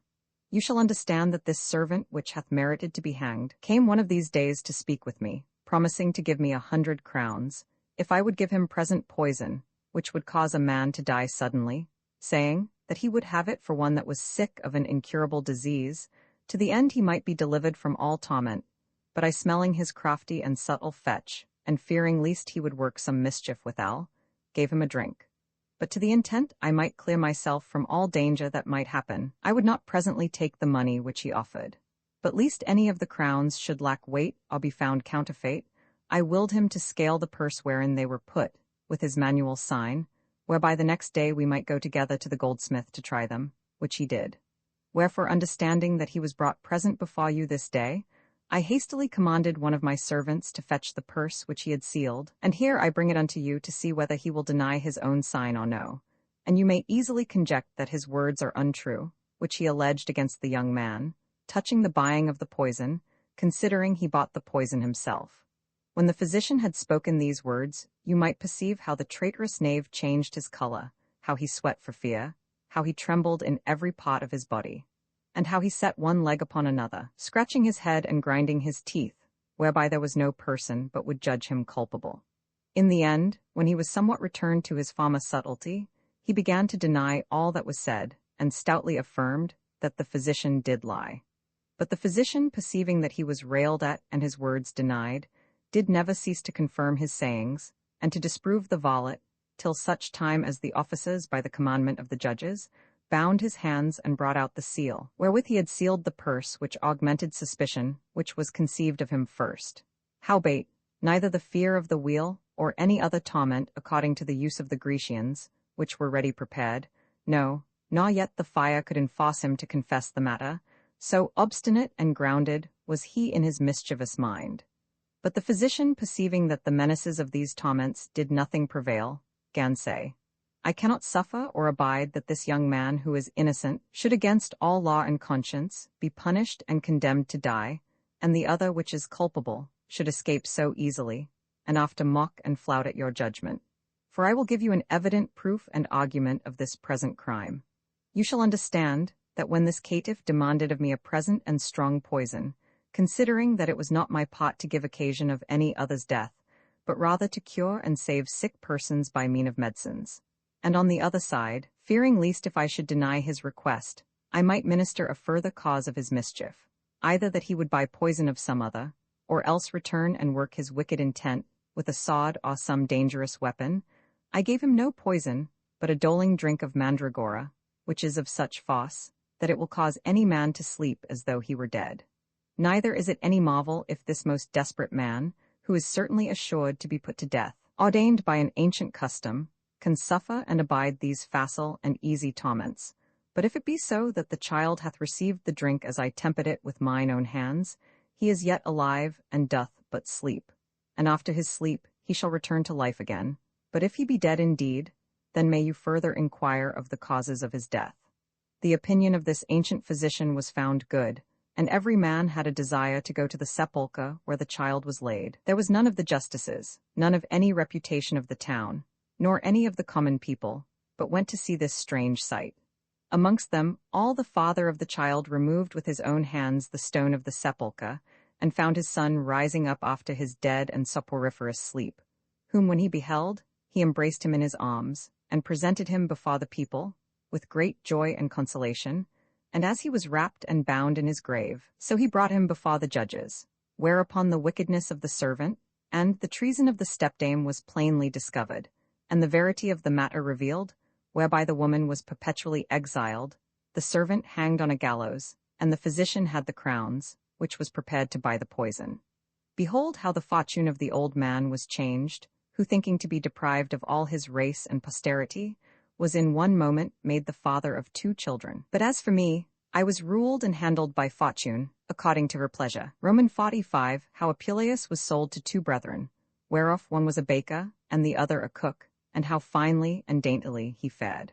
The soldier that paid never a penny for me, by the commandment of his captain, was sent unto Rome, to carry letters to the great prince and general of the camp. Before he went, he sold me for 11 pence to 2 of his companions, being servants to a man of worship, whereof one was a baker that baked sweet bread and delicates, the other a cook, which dressed fine and excellent meats for his master. These 2 lived in common, and would drive me from place to place, to carry such things as was necessary, insomuch that I was received by these 2, as a 3rd brother and companion, and I thought I was never better placed than with them. For when night came that supper was done, and their business ended, they would bring many good morsels into their chamber for themselves. One would bring pigs, chickens, fish, and other good meats, the other fine bread, pasties, tots, custards, and other delicate junkets dipped in honey. And when they had shut their chamber door, and went to the bains, O Lord, how I would fill my guts with these goodly dishes. Neither was I so much a fool, or so very an ass, to leave the dainty meats, and to grind my teeth upon hard hay. In this sort I continued a great space, for I played the honest ass, taking but a little of one dish, and a little of another, whereby no man distrusted me. In the end, I was more heartier, and began to devour the whole messes of the sweet delicates, which caused the baker and the cook to suspect, howbeit they nothing mistrusted me, but searched about to apprehend the thief. At length they began to accuse one another of theft, and to set the dishes and morsels of meat in order, one by another, because they would learn what was taken away, whereby one of them was compelled to say thus to his fellow, Is it reason to break promise and faith in this sort, by stealing away the best meat, and to sell it to augment thy good, and yet nevertheless to have thy part in the residue that is left. If our partnership do mislike thee, we will be partners and brothers in other things, but in this we will break of, for I perceive that the great loss which I sustain will at length be a cause of great discord between us. Then answered the other, Verily, I praise thy great constancy and subtleness, in that, when thou hast secretly taken away the meat, thou dost begin to complain first, whereas I by long space of time have suffered thee, because I would not seem to accuse my brother of theft, but I am right gladden that we have fallen into communication of the matter, lest by our silence, like contention might arise between us, as fortuned between Eteocles and his brother. When they had reasoned together in this sort, they swore both earnestly, that neither of them stole or took away any jot of the meat, wherefore they concluded to search out the thief by all kind of means. For they could not imagine or think the ass who stood alone there would eat any such meats, neither could they think that mice or flies were so ravenous as to devour whole dishes of meat, like the birds' hoppies which carried away the meats of Phineas the king of Arcadia. In the mean season, while I was fed with dainty morsels, I gathered together my flesh, my skin waxed soft, my hair began to shine, and was gallant on every part, but such fair and comely shape of my body was cause of my dishonor, for the baker and cook marveled to see me so slick and fine, considering I did eat no hay at all. Wherefore on a time at their accustomed hour, they went to the bains, and locked their chamber door. It fortuned that ere they departed away, they espied me through a hole, how I fell roundly to my victuals. Then they marveled greatly, and little esteemed the loss of their meat, laughed exceedingly, calling the servants of the house, to show them the greedy gorge and appetite of the ass. Their laughing was so immoderate that the master of the house heard them, and demanded the cause of their laughter, and when he understood all the matter, he looked through the hole likewise, wherewith he took such a delectation that he commanded the door to be opened, that he might see me at his pleasure. Then I, perceiving every man laugh, was nothing abashed, but rather more bold, whereby I never rested eating, till such time as the master of the house commanded me to be brought into his parlor as a novelty, and there caused all kinds of meats which were never touched to be set on the table, which, although I had eaten sufficiently before, yet to win the further favor of the master of the house, I did greedily devour, and made a clean riddance of all the delicate meats. And to prove my nature holy, they gave me such meats as every ass doth abhor, for they put before me beef and vinegar, birds and pepper, fish and verjuice. In the mean season they that beheld me at the table did nothing but laugh. Then one of the servants of the house said to his master, I pray you, sir, give him some drink to his supper. Marry, quoth he, I think thou sayest true, for it may be that to his meat he would drink likewise a cup of wine. Ho, boy, wash yonder pot, and fill it with wine, which done, carry it to the ass, and say that I have drunk to him. Then all the standers-by looked on, to see what would come to pass. But I, as soon as I beheld the cup, stayed not long, but gathering my lips together, supped up all the wine at one draught. The master being right joyful hereat, caused the baker and cook which had bought me to come before him, to whom he delivered 4 times as much for me as they paid, which done he committed me to one of his rich libertines, and charged him to look well to me, and that I should lack nothing, who obeyed his master's commandment in every point. And to the end he would creep further into his favor, he taught me 1,000 qualities. First he instructed me to sit at the table upon my tail, and how I should leap and dance, holding up my former feet. Moreover, he taught me how I should answer when anybody spake unto me, with nodding my head, which was a strange and marvelous thing, and if I did lack drink, I should look still upon the pot. All which things I did willingly bring to pass, and obeyed his doctrine. Howbeit, I could have done all these things without his teaching, but I feared greatly lest in showing myself cunning without a master, I should pretend some great and strange wonder, and thereby be thrown out to wild beasts. But my fame was spread about in every place, and the qualities which I could do, insomuch that my master was renowned throughout all the country by reason of me. For every man would say, Behold the gentleman that hath an ass, that will eat and drink with him, that will dance, and understand what is said to him, will show his fantasy by signs. But first I will tell you, which I should have done before, who my master was, and of what country. His name was Thyasus. He was born at Corinth, which is a principal town of Achaea, and he had passed many offices of honor, till he had taken upon him the degree quinquennial, according as his birth and dignity required, who to show his worthiness, and to purchase the benevolence of every person, appointed public joys and triumphs, to endure the space of 3 days, and to bring his endeavor to pass, he came into Thessaly to buy excellent beasts and valiant fighters for the purpose. Roman 46 How a certain matron fell in love with Apuleius, how he had his pleasure with her, and what other things happened. When he had bought such things as was necessary, he would not return home into his country in chariots or wagon, neither would he ride upon Thessalian horses, or genets of France, or Spanish mules, which be most excellent as can be found, but caused me to be garnished and trimmed with trappers and bobs of gold, with brave harness, with purple coverings, with a bridle of silver, with pictured cloths, and with shrilling bells. And in this manner he rode upon me lovingly, speaking and entreating me with gentle words. But above all things he did greatly rejoice in that I was his servant to bear him upon my back, and his companion to feed with him at the table.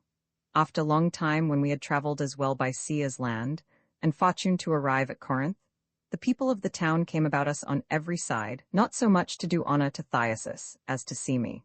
For my fame was so greatly spread there, that I gained my master much money, and when the people was desirous to see me play pranks, they caused the gates to be shut, and such as entered in should pay money, by means whereof I was a profitable companion to them every day. There fortuned to be amongst the assembly a noble and rich matron that conceived much delight to behold me, and could find no remedy to her passions and disordinate appetite, but continually desired to have her pleasure with me, as Pasiphae had with a bull. In the end she promised a great reward to my keeper for the custody of me one night, who for gain of a little money accorded to her desire, and when I had supped in Apollo with my master, we departed away and went into our chamber, where we found the fair matron, who had tarried a great space for our coming. I am not able to recite unto you how all things were prepared. There were 4 eunuchs that lay on a bed of down on the ground with bolsters accordingly for us to lie on. The coverlet was of cloth of gold, and the pillows soft and tender, whereon the delicate matron had accustomed to lay her head. Then the eunuchs, not minding to delay any longer the pleasure of their mistress, closed the doors of the chamber, and departed away. Within the chamber were lamps that gave a clear light all the place over. Then she put off all her garments to her naked skin, and taking the lamp that stood next to her, began to anoint all her body with balm, and mine likewise, but especially my nose, which done, she kissed me, not as they accustomed to do at the stews, or in brothel houses, or in the curtain schools for gain of money, but purely, sincerely, and with great affection, casting out these and like loving words. Thou art he whom I love, thou art he whom I only desire, without thee I cannot live, and other like preamble of talk as women can use well enough, when as they mind to show or declare their burning passions and great affection of love. Then she took me by the halter and cast me down upon the bed, which was nothing strange unto me, considering that she was so beautiful a atron, and I so well boldened out with wine, and perfumed with balm, whereby I was readily prepared for the purpose. But nothing grieved me so much as to think how I should with my huge and great legs embrace so fair a matron, or how I should touch her fine, dainty, and silken skin with my hard hoofs, or how it was possible to kiss her soft, pretty, and ruddy lips with my monstrous mouth and stony teeth, or how she, who was young and tender, could be able to receive me. And I verily thought, if I should hurt the woman by any kind of mean, I should be thrown to the wild beasts. But in the mean season she kissed me, and looked in my mouth with burning eyes, saying, I hold thee my cunny, I hold thee my nops, my sparrow, and therewithal she eftsoons embraced my body round about, and had her pleasure with me, whereby I thought the mother of miniatures did not ceaseless quench her inordinate desire with a bull. When night was past, with much joy and small sleep, the matron went before day to my keeper to bargain with him another night, which he willingly granted, partly for gain of money, and partly to find new pastime for my master, who after he was informed of all the history of my luxury, was right glad, and rewarded my keeper well for his pain, minding to show before the face of all the people what I could do. But because they would not suffer the matron to abide such shame, by reason of her dignity, and because they could find no other that would endeavor so great a reproach, at length they obtained for money a poor woman, which was condemned to be eaten of wild beasts, with whom I should openly have to do. But first I will tell you what tale I heard concerning this woman. This woman had a husband, whose father minding to ride forth, commanded his wife, which he left at home great with child, that if she were delivered of a daughter, it should incontinently be killed. When the time of her delivery came, it fortuned that she had a daughter, whom she would not suffer to be slain, by reason of the natural affection which she bare unto her child, but secretly committed her to one of her neighbors to nurse. And when her husband returned home, she declared unto him that she was delivered of a daughter, whom, as he commanded, she had caused to be put to death. But when this child came to age and ready to be married, the mother knew not by what means she should endow her daughter, but that her husband should understand and perceive it. Wherefore she discovered the matter to her son, who was the husband of this woman, condemned to be eaten of wild beasts. For she greatly feared lest he should unawares fancy or fall in love with his own sister. The young man, understanding the whole matter, to please and gratify his mother, went immediately to the young maiden, keeping the matter secret in his heart, for fear of inconvenience, and lamenting to see his sister forsaken both of mother and father, incontinently after endowed her with part of his own goods, and would have married her to one of his especial and trusty friends. But although he brought this to pass very secretly and sagely, yet in the end cruel fortune sowed great sedition in his house. For his wife, who was now condemned to beasts, waxed jealous of her husband, and began to suspect the young woman as a harlot and common quean, insomuch that she invented all manner of means to dispatch her out of the way. And in the end she invented this kind of mischief.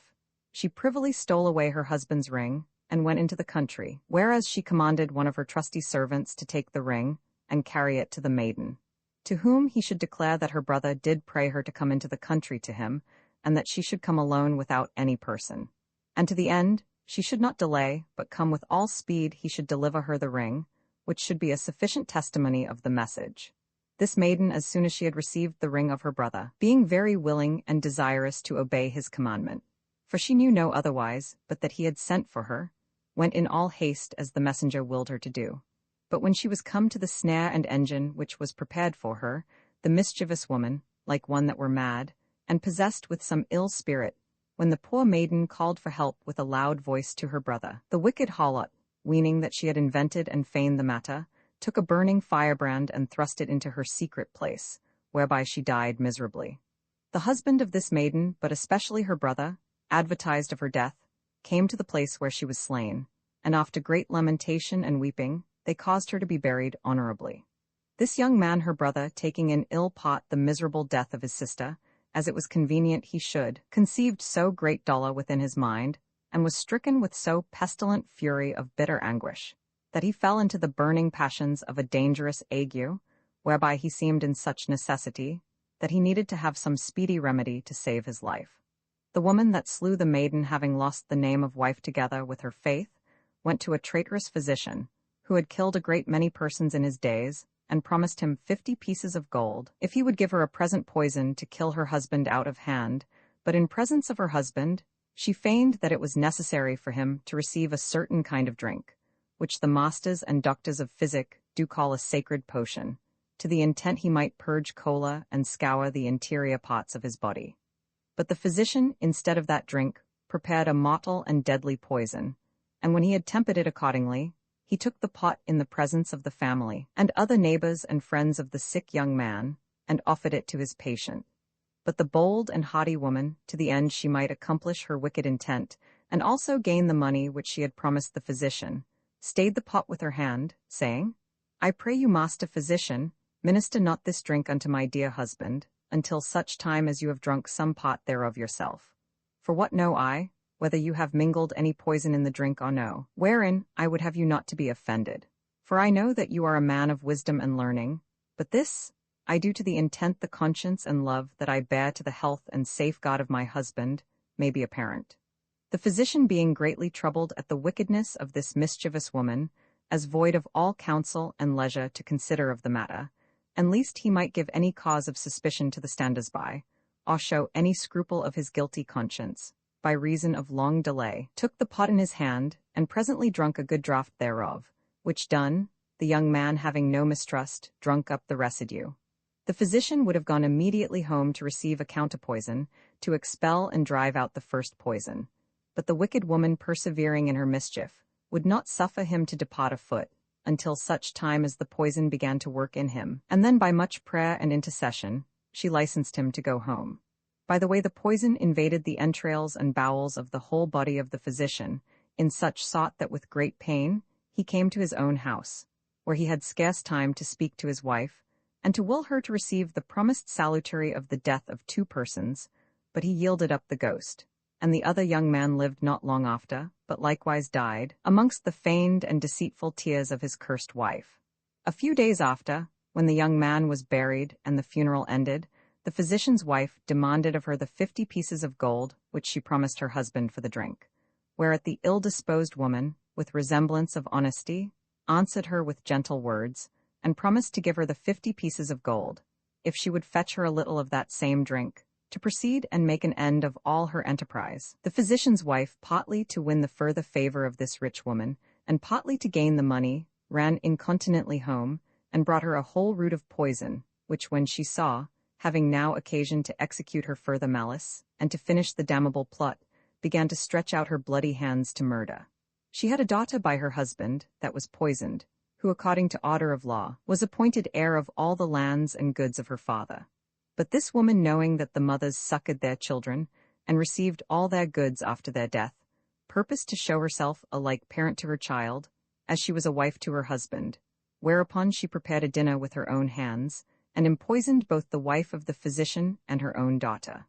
The child, being young and tender, died incontinently by force of the drink, but the physician's wife, being stout and strong of complexion, feeling the poison to trill down into her body, doubted the matter, and thereupon knowing of certainty that she had received her bane, ran forthwith to the judge's house, that what with her cries and exclamations she raised up the people of the town, and promising them to show diverse wicked and mischievous acts, caused that the doors and gates were opened. When she came in, she declared from the beginning to the end the abomination of this woman. But she had scarce ended her tale, when opening her falling lips and grinding her teeth together, she fell down dead before the face of the judge, who incontinently to try the truth of the matter, caused the cursed woman, and her servants to be pulled out of the house, and enforced by pain of torment to confess the verity, which being known, this mischievous woman far less than she deserved, but because there could be no more cruel a death invented for the quality of her offense, was condemned to be eaten with wild beasts. Behold, with this woman was I appointed to have to do before the face of the people. But I, being wrapped in great anguish, and envying the day of the triumph, when we two should so abandon ourselves together, devised rather to slay myself, than to pollute my body with this mischievous harlot, and so forever to remain defamed. But it was impossible for me so to do, considering that I lacked hands, and was not able to hold a knife in my hoofs. Howbeit, standing in a pretty cabin, I rejoiced in myself to see that springtime was come, and that all things flourished, and that I was in good hope to find some roses, to render me my human shape. When the day of triumph came, I was led with great pomp and benevolence to the appointed place, where when I was brought, I first saw the preamble of that triumph, dedicated with dances and merry taunting jests, and in the mean season was placed before the gate of the theatre, whereas on the one side I saw the green and fresh grass growing before the entry thereof, whereon I greatly desired to feed.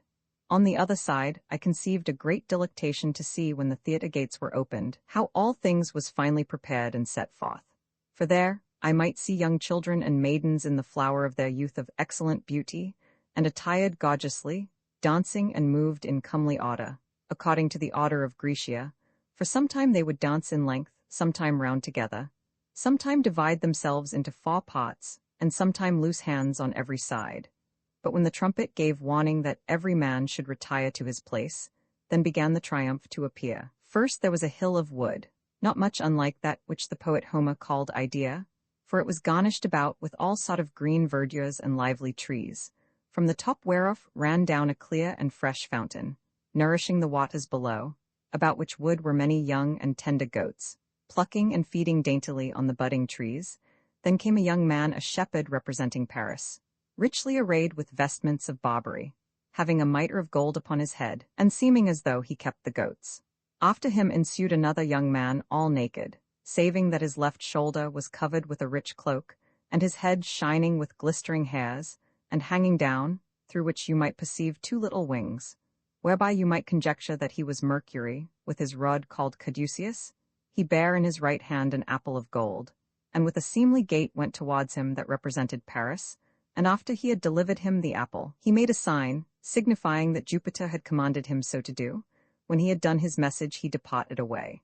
And by, there approached a fair and comely maiden, not much unlike to Juno, for she had a diadem of gold upon her head, and in her hand she bare a regal scepter. Then followed another resembling palace, for she had on her head a shining sallet, whereon was bound a garland of olive branches, having in one hand a target or shield, and in the other a spear as though she would fight. Then came another which passed the other in beauty, and presented the goddess Venus, with the color of ambrosia, when she was a maiden, and to the end she would show her perfect beauty, she appeared all naked, saving that her fine and dainty skin was covered with a thin smock, which the wind blew hither and thither to testify the youth and flower of the age of the dame. Her color was of two sorts, for her body was white as descended from heaven, and her smock was bluish as arrived from the sea. After every one of the virgins which seemed goddesses, followed certain waiting servants. Castor and Pollux went behind Juno, having on their heads helmets covered with stars. This virgin Juno sounded a flute, which she bare in her hand, and moved herself towards the shepherd Paris, showing by honest signs and tokens, and promising that he should be lord of all Asia, if he would judge her the fairest of the three, and to give her the apple of gold. The other maiden, which seemed by her armor to be Pallas, was accompanied with two young men armed, and brandishing their naked swords in their hands, whereof one named Terror, and the other Fear. Behind them approached one sounding his trumpet to provoke and stir men to battle. This maiden began to dance and shake her head, throwing her fierce and terrible eyes upon Paris, and promising that if it pleased him to give her the victory of beauty, she would make him the most strong and victorious man alive. Then came Venus, and presented herself in the middle of the theatre, with much favor of all the people, for she was accompanied with a great many of youth, whereby you would have judged them all to be Cupidos, either to have flown from heaven or else from the river of the sea, for they had wings, arrows, and the residue of their habit according in each point, and they bare in their hands torches lighted, as though it had been a day of marriage. Then came in a great multitude of fair maidens. On the one side were the most comely Graces. On the other side, the most beautiful Hours carrying garlands and loose flowers, and making great honor to the goddess of pleasure. The flutes and pipes yielded out the sweet sound of Lydians, whereby they pleased the minds of the standers-by exceedingly. But the more pleasing Venus moved forward more, and shaking her head answered by her motion and gesture, to the sound of the instruments. For sometimes she would wink gently, sometimes threaten and look aspishly, and sometimes dance only with her eyes. As soon as she was come before the judge, she made a sign and token to give him the most fairest spouse of all the world, if he would prefer her above the residue of the goddesses. Then the young Phrygian shepherd Paris, with a willing mind, delivered the golden apple to Venus, which was the victory of beauty. Why do ye marvel, ye orators, ye lawyers, and advocates, if many of our judges nowadays sell their judgments for money, when as in the beginning of the world one only grace corrupted the sentence between God and men, and that one rustical judge and shepherd appointed by the counsel of great Jupiter sold his judgment for a little pleasure, which was the cause afterward of the ruin of all his progeny? By like manner of mean was sentence given between the noble Greeks. For the noble and valiant personage, Palliums was convicted and attainted of treason, by false persuasion and accusation, and Ulysses, being but of base condition, was preferred in martial prowess above great Ajax. What judgment was there likewise amongst the Athenian lawyers, sage and expert in all sciences? Was not Socrates, who was preferred by Apollo, above all the wise men in the world, by envy and malice of wicked persons empoisoned with the herb cicuta, as one that corrupted the youth of the country, whom always be kept under by correction? For we see nowadays many excellent philosophers greatly desire to follow his sect, and by perpetual study to value and revolve his works, but to the end I may not be reproved of indignation by anyone that might say, "What, shall we suffer an ass to play the philosopher?" I will return to my further purpose. After the judgment of Paris was ended, Juno and Pallas departed away angrily, showing by their gesture that they would revenge themselves on Paris, but Venus, that was right pleased and glad in her heart, danced about the theatre with much joy. This done from the top of the hill through a privy spout, ran a flood of the color of saffron, which fell upon the goats, and changed their white hair into yellow, with a sweet odor to all them of the theatre. By and by after by certain engines, the ground opened, and swallowed up the hill of wood. And then behold, there came a man of arms through the multitude, demanding by the consent of the people, the woman who was condemned to the beasts, and appointed for me to have to do withal. Our bed was finely and bravely prepared, and covered with silk and other things necessary. But I, beside the shame to commit this horrible fact, and to pollute my body with this wicked harlot, did greatly fear the danger of death.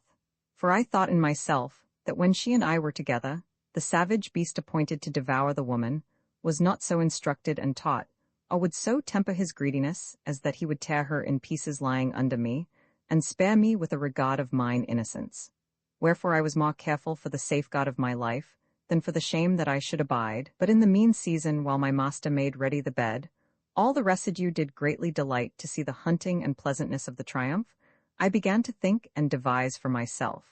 When I perceived that no man had regard to me, that was so tame and gentle an ass, I stole out of the gate that was next me, and then I ran away with all force, and came to Cenchrus, which is the most famous town of all the Carthaginians, bordering upon the seas called Aegeum, and Saronicum, where is a great and mighty haven, frequented with many a sundry nation. There, because I would avoid the multitude of the people, I went to a secret place of the sea coast, where I laid me down upon the sand, to ease and refresh myself, for the day was past and the sun gone down, and lying in this sot on the ground, did fall in a sound sleep. Roman 47. How Apuleius by roses and prayer returned to his human shape. When midnight came that I had slept my first sleep, I awaked with sudden fear, and saw the moon shining bright, as when she is at the full, and seeming as though she leaped out of the sea. Then thought I with myself, that was the most secret time, when the goddess Ceres had most puissance and force, considering that all human things be governed by her providence, and not only all beasts private and tame, but also all wild and savage beasts be under her protection. And considering that all bodies in the heavens, the earth and the seas, be by her increasing motions increased, and by her diminishing motions diminished. As weary of all my cruel fortune and calamity, I found good hope and sovereign remedy, though it were very late, to be delivered from all my misery, by invocation and prayer, to the excellent beauty of the goddess, whom I saw shining before mine eyes, wherefore shaking off mine a sigh and drowsy sleep, I arose with a joyful face, and moved by a great affection to purify myself, I plunged myself 7 times into the water of the sea, which number of 7 is convenable and agreeable to holy and divine things, as the worthy and sage philosopher Pythagoras hath declared. Then with a weeping countenance I made this orison to the puissant goddess, saying, O blessed Queen of Heaven, whether thou be the Dame Ceres, which art the original and motherly nurse of all fruitful things in earth, who after the finding of thy daughter Proserpina, through the great joy which thou didst presently conceive, madest barren and unfruitful ground to be ploughed and sown, and now thou inhabitest in the land of Eleusis. Or whether thou be the celestial Venus, who in the beginning of the world didst couple together all kind of things with an engendered love, by an eternal propagation of humankind, art now worshipped within the temples of the isle Paphos, thou which art the sister of the god Phobos, who nourishest so many people by the generation of beasts, and art now adored at the sacred places of Ephesus, thou which art horrible Proserpina, by reason of the deadly howlings which thou yieldest, that haste power to stop and put away the invasion of the hags and ghosts which appear unto men, and to keep them down in the closures of the earth. Thou which art worshipped in diverse manners, and dost illuminate all the borders of the earth by thy feminine shape, thou which nourishest all the fruits of the world by thy vigor and force. With whatsoever name or fashion it is lawful to call upon thee, I pray thee, to end my great travail and misery, and deliver me from the wretched fortune, which had so long time pursued me. Grant peace and rest if it please thee to my adversities, for I have endured too much labor and peril. Remove from me my shape of mine ass, and render to me my pristine estate, and if I have offended in any point of divine majesty, let me rather die than live, for I am full weary of my life. When I had ended this orison, and discovered my plaints to the goddess, I fortuned to fall asleep, and by appeared unto me a divine and venerable face, worshipped even of the gods themselves. Then by little and little, I seemed to see the whole figure of her body, mounting out of the sea and standing before me, wherefore I purpose to describe her divine semblance, if the poverty of my human speech will suffer me, or her divine power give me eloquence thereto. First she had a great abundance of hair, dispersed and scattered about her neck. On the crown of her head she bare many garlands interlaced with flowers. In the middle of her forehead was a compass in fashion of a glass, or resembling the light of the moon. In one of her hands she bare serpents, in the other, blades of corn. Her vestment was of fine silk yielding diverse colors, sometime yellow, sometime rosy, sometime flamy, and sometime, which troubled my spirits saw, dark and obscure, covered with a black robe in manner of a shield, and pleated in most subtle fashion at the skirts of her garments. The welts appeared comely, whereas here and there the stars glimpsed, and in the middle of them was placed the moon, which shone like a flame of fire. Round about the robe was a coronet or garland made with flowers and fruits. In her right hand she had a timbrel of brass, which gave a pleasant sound. In her left hand she bare a cup of gold, out of the mouth whereof the serpent Aspes lifted up his head. With a swelling throat, her odoriferous feet were covered with shoes interlaced and wrought with victorious palm. Thus the divine shape, breathing out the pleasant spice of fertile Arabia, disdained not with her divine voice to utter these words unto me. Behold, Lucius, I am come, thy weeping and prayers hath moved me to succor thee. I am she that is the natural mother of all things, mistress and governess of all the elements, the initial progeny of worlds, chief of powers divine, queen of heaven, the principle of the gods celestial, the light of the goddesses. At my will the planets of the air, the wholesome winds of the seas, and the silences of hell be disposed. My name, my divinity is adored throughout all the world in diverse manners, in variable customs and in many names, for the Phrygians call me the mother of the gods, the Athenians Minerva, the Cyprians Venus, the Candians Diana, the Sicilians Proserpina, the Eleusinians Ceres, some Juno, other Bellona, other Hecate, and principally the Ethiopians which dwell in the Orient, and the Egyptians which are excellent in all kind of ancient doctrine, and by their proper ceremonies accustomed to worship me, do call me Queen Isis. Behold, I am come to take pity of thy fortune and tribulation. Behold, I am present to favor and aid thee. Leave off thy weeping and lamentation, put away all thy sorrow, for behold the healthful day which is ordained by my providence. Therefore be ready to attend to my commandment. This day which shall come after this night is dedicated to my service, by an eternal religion. My priests and ministers do accustom, after the tempests of the sea be ceased, to offer in my name a new ship as a first fruit of my navigation. I command thee not to profane or despise the sacrifice in any wise, for the great priest shall carry this day following in procession by my exaltation, a garland of roses, next the timbrel of his right hand. Follow thou my procession amongst the people, and when thou comest to the priest make as though thou wouldest kiss his hand, but snatch at the roses, whereby I will put away the skin and shape of an ass, which kind of beast I have long time abhorred and despised. But above all things beware thou doubt not nor fear any of those things, as hard and difficile to be brought to pass. For in the same hour that I am come to thee, I have commanded the priest by a vision what he shall do, and all the people by my commandment shall be compelled to give thee place and say nothing. Moreover, think not that amongst so fair and joyful ceremonies, and in so good a company, that any person shall abhor thy ill-favored and deformed figure, or that any man shall be so haughty as to blame and reprove thy sudden restoration to human shape, whereby they should gather or conceive any sinister opinion. And know thou this of certain, that the residue of thy life until the hour of death shall be bound and subject to me. And think it not an injury to be always serviceable towards me, since as by my mean and benefit thou shalt become a man.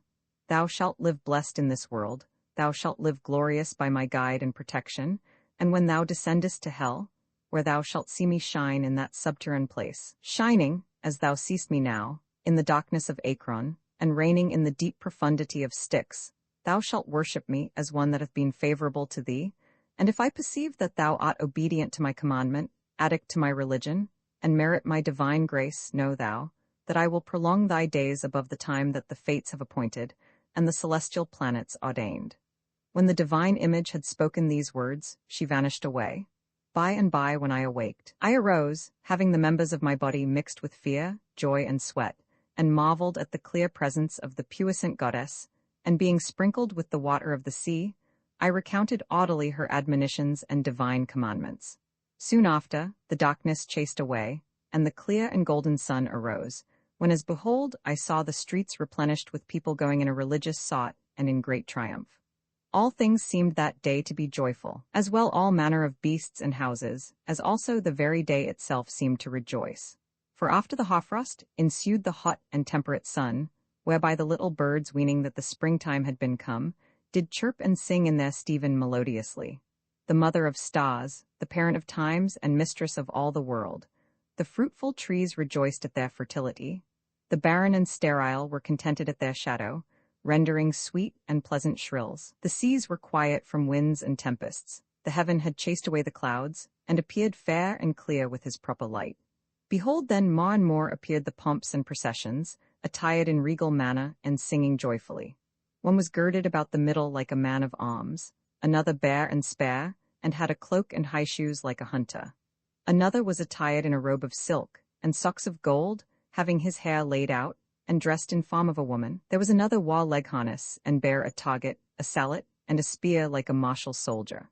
After him marched one attired in purple with verges before him like a magistrate. After him followed one with a mantle, a staff, a pair of pantofles, and with a grey beard, signifying a philosopher. After him went one with line, betokening a fowler, another with hooks declaring a fisher. I saw there a meek and tame bear, which in matron habit was carried on a stool. An ape with a bonnet on his head, and covered with lawn, resembling a shepherd, and bearing a cup of gold in his hand. An ass which had wings glued to his back, and went after an old man, whereby you would judge the one to be Pegasus, and the other Bellerophon. Amongst the pleasures and popular delectations, which wandered hither and thither, you might see the pomp of the goddess triumphantly march forward.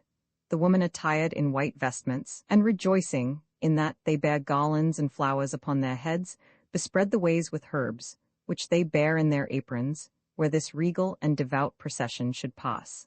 Other carried glasses on their backs, to testify obeisance to the goddess which came after.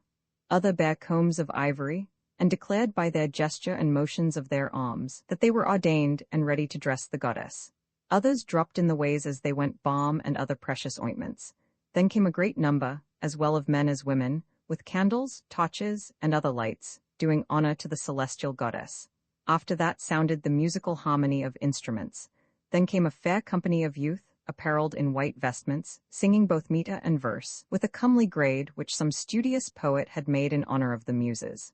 In the mean season arrived the blowers of trumpets, which were dedicated unto Serapis, and to the temple before them were officers and beadles, preparing room for the goddess to pass. Then came the great company of men and women, which had taken divine orders, whose garments glistered all the streets over. The women had their hair anointed and their heads covered with linen, but the men had their crowns shaven, which were the Terran stars of the goddess, holding in their hand instruments of brass, silver, and gold, which rendered a pleasant sound. The principal priests, which were apparelled with white surplices hanging down to the ground, bare the relics of the puissant goddess. One carried in his hand a light, not unlike to those which we used in our houses, saving that in the middle thereof appeared a bowl which rendered a more bright flame. The second attired like the other bare in his hand an altar, which the goddess herself named the succor of nations. The third held a tree of palm with leaves of gold, and the verge of mercury. The fourth showed out a token of equity by his left hand, which was deformed in every place, signifying thereby more equity than by the right hand. The same priest carried a round vessel of gold, in form of a cap. The fifth bare a van, wrought with springs of gold, and another carried a vessel for wine.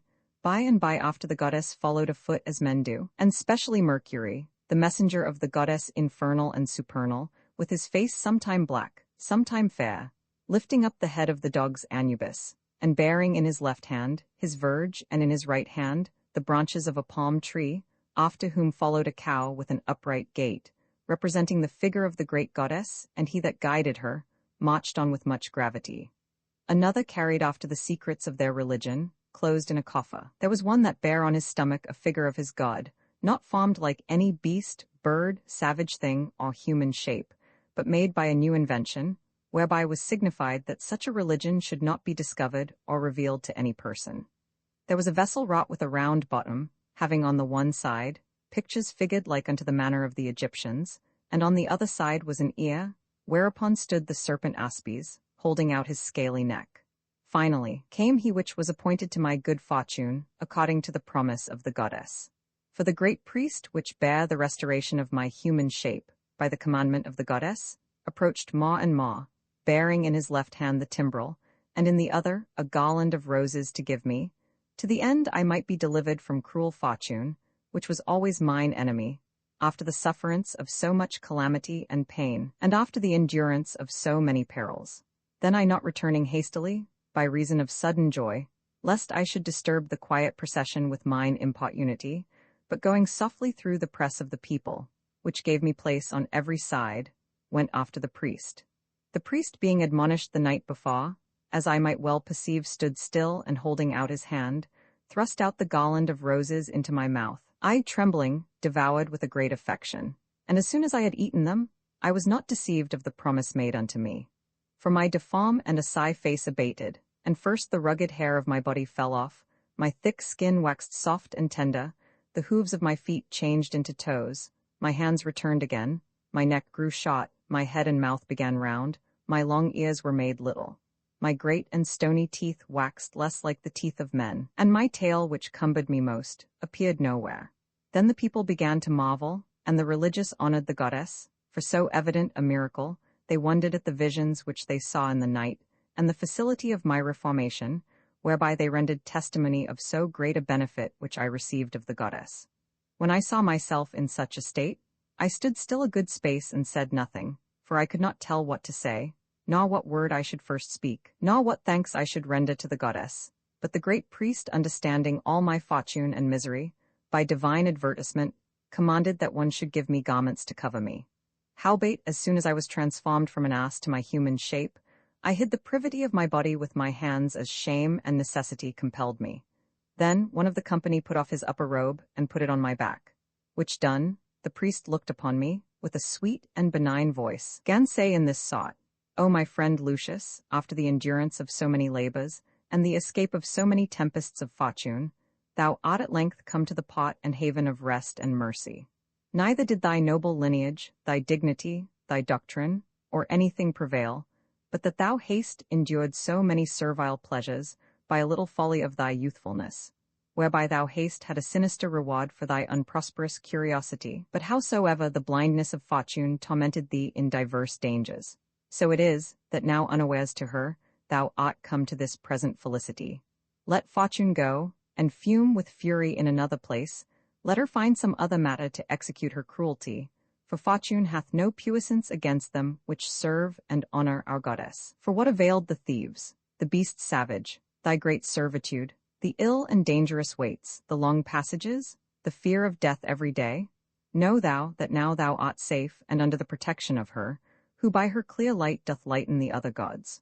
Wherefore rejoice and take a convenable countenance to thy white habit, follow the pomp of this devout and honorable procession, to the end that such which be not devout to the goddess may see and acknowledge their error. Behold, Lucius, thou art delivered from so great miseries, by the providence of the goddess Isis. Rejoice therefore, and triumph of the victory of fortune.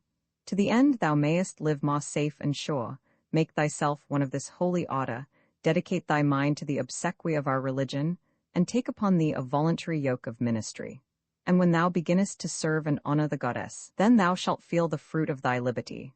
After that the great priest had prophesied in this manner, with often breathings, he made a conclusion of his words. Then I went amongst the company of the rest and followed the procession. Every one of the people knew me, and pointing at me with their fingers, said in this sort, Behold him, who is this day transformed into a man by the puissance of the sovereign goddess. Verily, he is blessed and most blessed that hath merited so great grace from heaven, as by the innocence of his former life, and as it were by a new regeneration, is reserved to the obsequy of the goddess. In the mean season by little and little, we approached nigh unto the sea-coast, even to that place where I lay the night before being an ass. Thereafter the images and relics were orderly disposed, the great priest compassed about with diverse pictures according to the fashion of the Egyptians, did dedicate and consecrate with certain prayers a fair ship made very cunningly, and purified the same with a torch, an egg, and sulphur. The sail was of white linen cloth, whereon was written certain letters, which testified the navigation to be prosperous. The mast was of a great length, made of a pine tree, round and very excellent with a shining top. The cabin was covered over with coverings of gold, and all the ship was made of citron tree very fair. Then all the people, as well religious as profane, took a great number of fans, replenished with odors and pleasant smells, and threw them into the sea mingled with milk, until the ship was filled up with large gifts and prosperous devotions, when as with a pleasant wind it launched out into the deep. But when they had lost the sight of the ship, every man carried again that he brought, and went toward the temple in like pomp and order as they came to the seaside.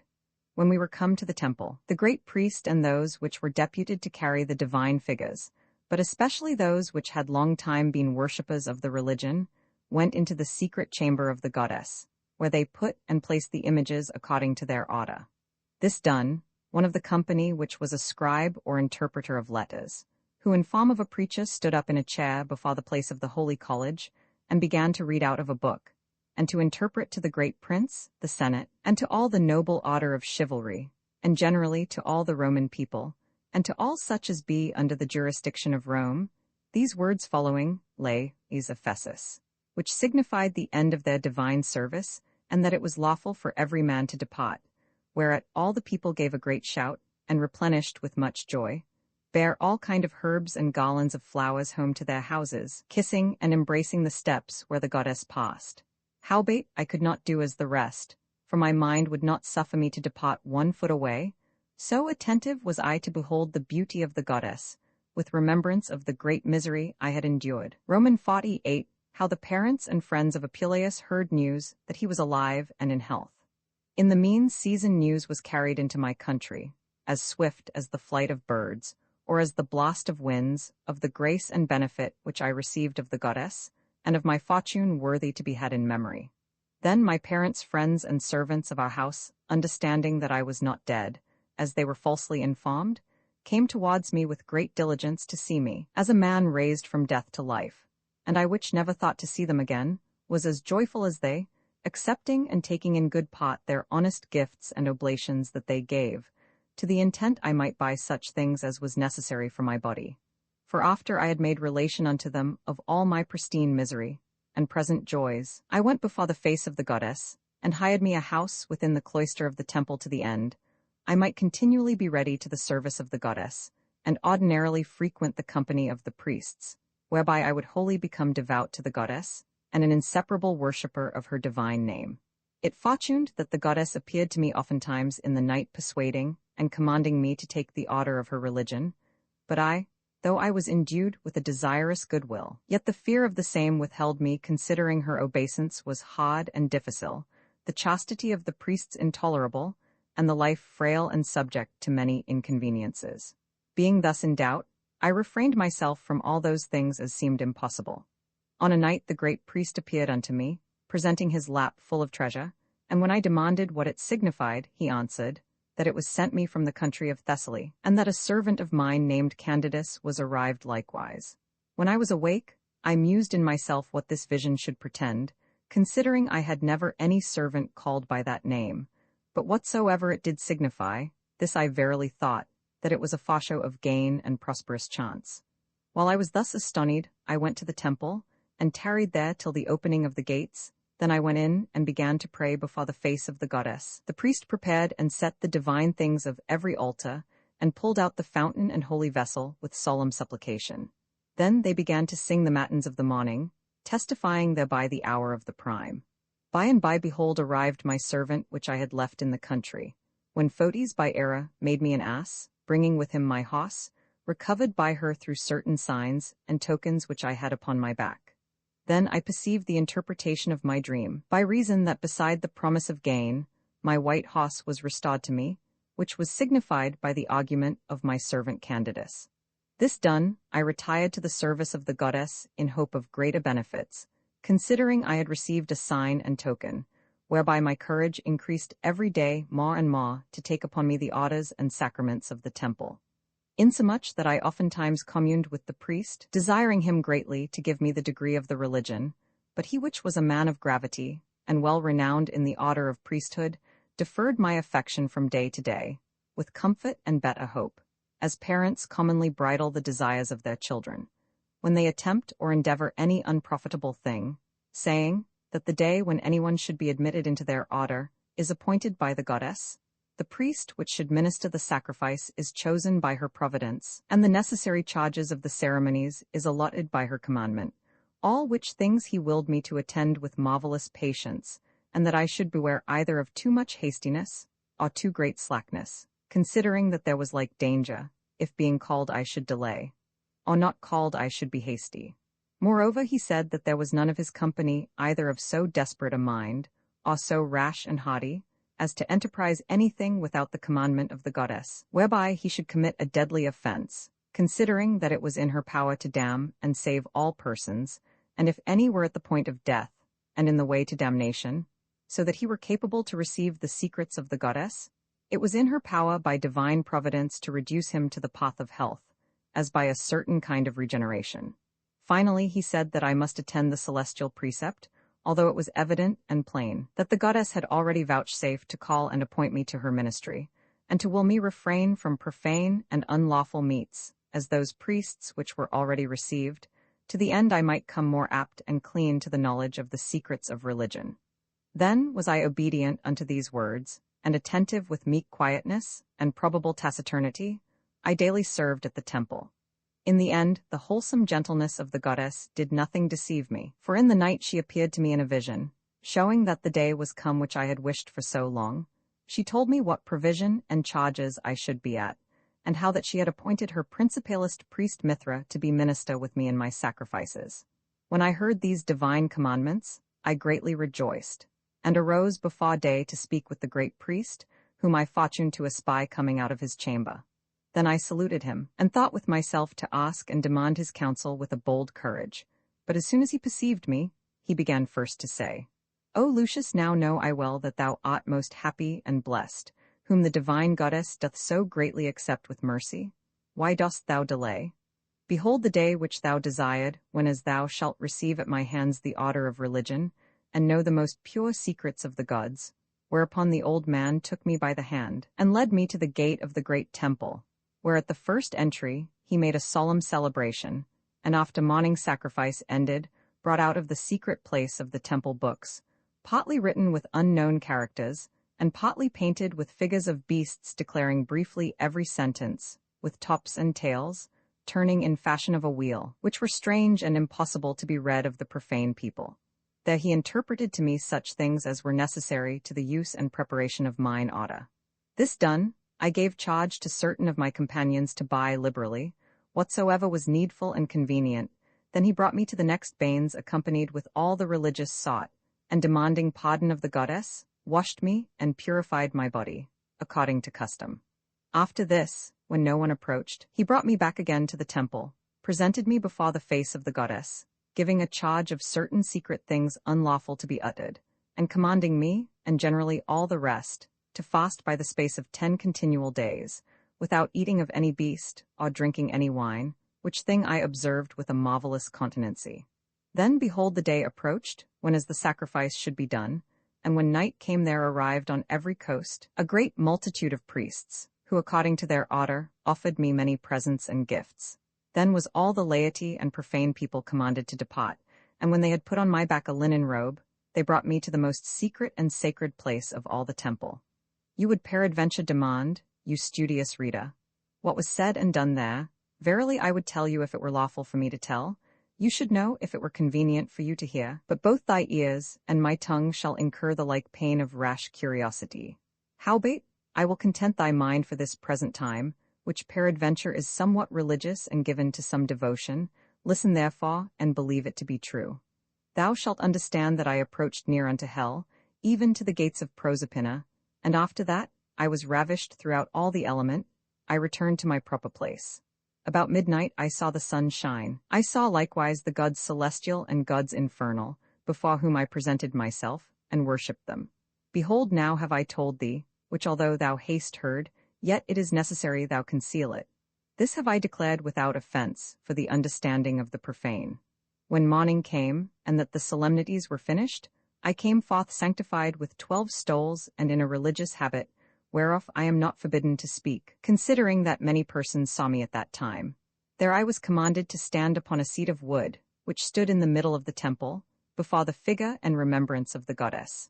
My vestment was of fine linen, covered and embroidered with flowers. I had a precious cope upon my shoulders hanging down to the ground, whereon were beasts wrought of diverse colors as Indian dragons and Hyperborean griffins, whom in form of birds the other world doth engender. The priests commonly call such a habit a celestial stole. In my right hand I carried a light torch, and a garland of flowers upon my head, with palm leaves sprouting out on every side. I was adorned like unto the sun, and made in fashion of an image, in such sort that all the people compassed about to behold me. Then they began to solemnize the feast of the Nativity and the new procession with sumptuous banquets and delicate meats.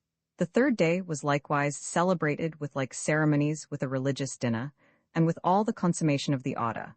When I had continued there a good space, I conceived a marvelous great pleasure and consolation in beholding ordinarily the image of the goddess, who at length admonished me to depart homeward, not without rendering of thanks, which although it were not sufficient, yet they were according to my power. Howbeit I could uneath be persuaded to depart, before I had fallen prostrate before the face of the goddess, and wiped her steps with my face, whereby I began so greatly to weep and sigh that my words were interrupted.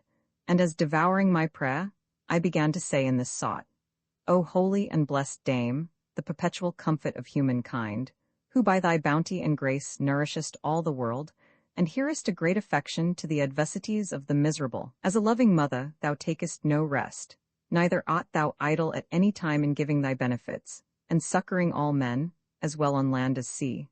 Thou art she that puttest away all storms and dangers from man's life by thy right hand, whereby likewise thou restrainest the fatal dispositions, appeasest the great tempests of fortune, and keepest back the course of the stars. The gods supernal do honor thee. The gods infernal have thee in reverence. Thou environest all the world, thou givest light to the sun, thou governest the world, thou treadest down the power of hell. By thy mean the times return, the planets rejoice, the elements serve. At thy commandment the winds do blow, the clouds increase, the seeds prosper, and the fruits prevail, the birds of the air, the beasts of the hill, the serpents of the den, and the fishes of the sea, do tremble at thy majesty. But my spirit is not able to give thee sufficient praise. My patrimony is unable to satisfy thy sacrifice. My voice hath no power to utter that which I think. No, if I had 1,000 mouths and so many tongues. Howbeit, as a good religious person, and according to my estate, I will always keep thee in remembrance and close thee within my breast. When I had ended mine orison, I went to embrace the great priest Mithra, my spiritual father, and to demand his pardon, considering I was unable to recompense the good which he had done to me.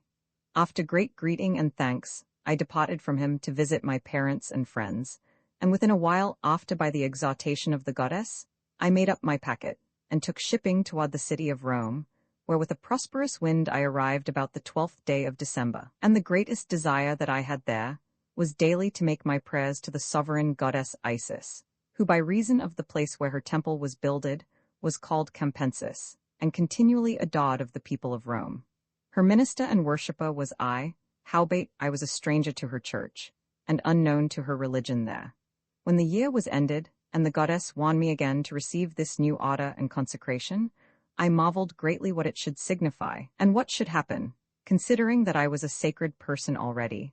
But it fortuned that while I partly reasoned with myself, and partly examining the thing with the priests and bishops, there came a new and marvelous thought in my mind, that is to say, I was only religious to the goddess Isis, but not sacred to the religion of great Osiris, the sovereign father of all the goddesses, between whom, although there was a religious unity and concord, yet there was a great difference of order and ceremony. And because it was necessary that I should likewise be a minister unto Osiris, there was no long delay. For in the night after appeared unto me one of that order, covered with linen robes, holding in his hands spears wrapped in ivy, and other things not convenient to declare, which then he left in my chamber, and sitting in my seat, recited to me such things as were necessary for the sumptuous banquet of mine entry. And to the end I might know him again, he showed me how the ankle of his left foot was somewhat maimed, which caused him a little to halt. After that, I manifestly knew the will of the god Osiris. When matins was ended, I went from one to another, to find him out which had the halting mark on his foot, according as I learned by my vision. At length I found it true. For I perceived one of the company of the priests who had not only the token of his foot, but the stature and habit of his body, resembling in every point as he appeared in the night. He was called Asinius Marcellus, a name not much disagreeing from my transformation. By and by I went to him, which knew well enough all the matter, as being monished by like precept in the night. For the night before, as he dressed the flowers and garlands about the head of the god Osiris, he understood by the mouth of the image, which told the predestinations of all men, how he had sent a poor man of Madura, to whom he should minister his sacraments, to the end he should receive a reward by divine providence, and the other glory, for his virtuous studies. When I saw myself this deputed unto religion, My desire was stopped by reason of poverty, for I had spent a great part of my goods in travel and peregrination, but most of all in the city of Rome, whereby my low estate withdrew me a great while. In the end, being oft times stirred forward, not without great trouble of mind, I was constrained to sell my robe for a little money, howbeit sufficient for all my affairs. Then the priest spake unto me, saying, How is it that for a little pleasure thou art not afraid to sell thy vestments, and entering into so great ceremonies, fearest to fall into poverty? Prepare thyself, and abstain from all animal meats as beasts and fish. In the mean season, I frequented the sacrifices of Serapis, which were done in the night, which thing gave me great comfort to my peregrination, and ministered unto me more plentiful living, considering I gained some money in haunting the cot, by reason of my Latin tongue. Immediately after I was eftsoons called and admonished by the god Osiris to receive a third order of religion. Then I was greatly astonished, because I could not tell what this new vision signified, or what the intent of the celestial god was, doubting lest the former priests had given me ill counsel, and fearing that they had not faithfully instructed me. Being in this manner as it were incensed, the god Osiris appeared to me the night following, and giving me admonition said, There is no occasion why thou shouldest be afraid with so often order of religion, as though there were somewhat omitted, but that thou shouldest rather rejoice, since as it hath pleased the gods to call thee 3 times, when as there was never yet any person that achieved to the order but once, wherefore thou mayest think thyself happy for so great benefits. And know thou that the religion which thou must now receive is right necessary, if thou mean to persevere in the worshipping of the goddess, and to make solemnity on the festival day with the blessed habit, which thing shalt be a glory and renown to thee. After this sought, the divine majesty persuaded me in my sleep, whereupon by and by I went towards the priest, and declared all that which I had seen. Then I fasted 10 days according to the custom, and of mine own proper will I abstained longer than I was commanded. And verily, I did nothing repent of the pain which I had taken, and of the charges which I was at, considering that the divine providence had given me such an order, that I gained much money in pleading of causes. Finally, after a few days, the great god Osiris appeared to me in the night, not disguised in any other form, but in his own essence, commanding me that I should be an advocate in the cot, and not fear the slander and envy of ill persons, which bear me stomach and grudge by reason of my doctrine, which I had gotten by much labor.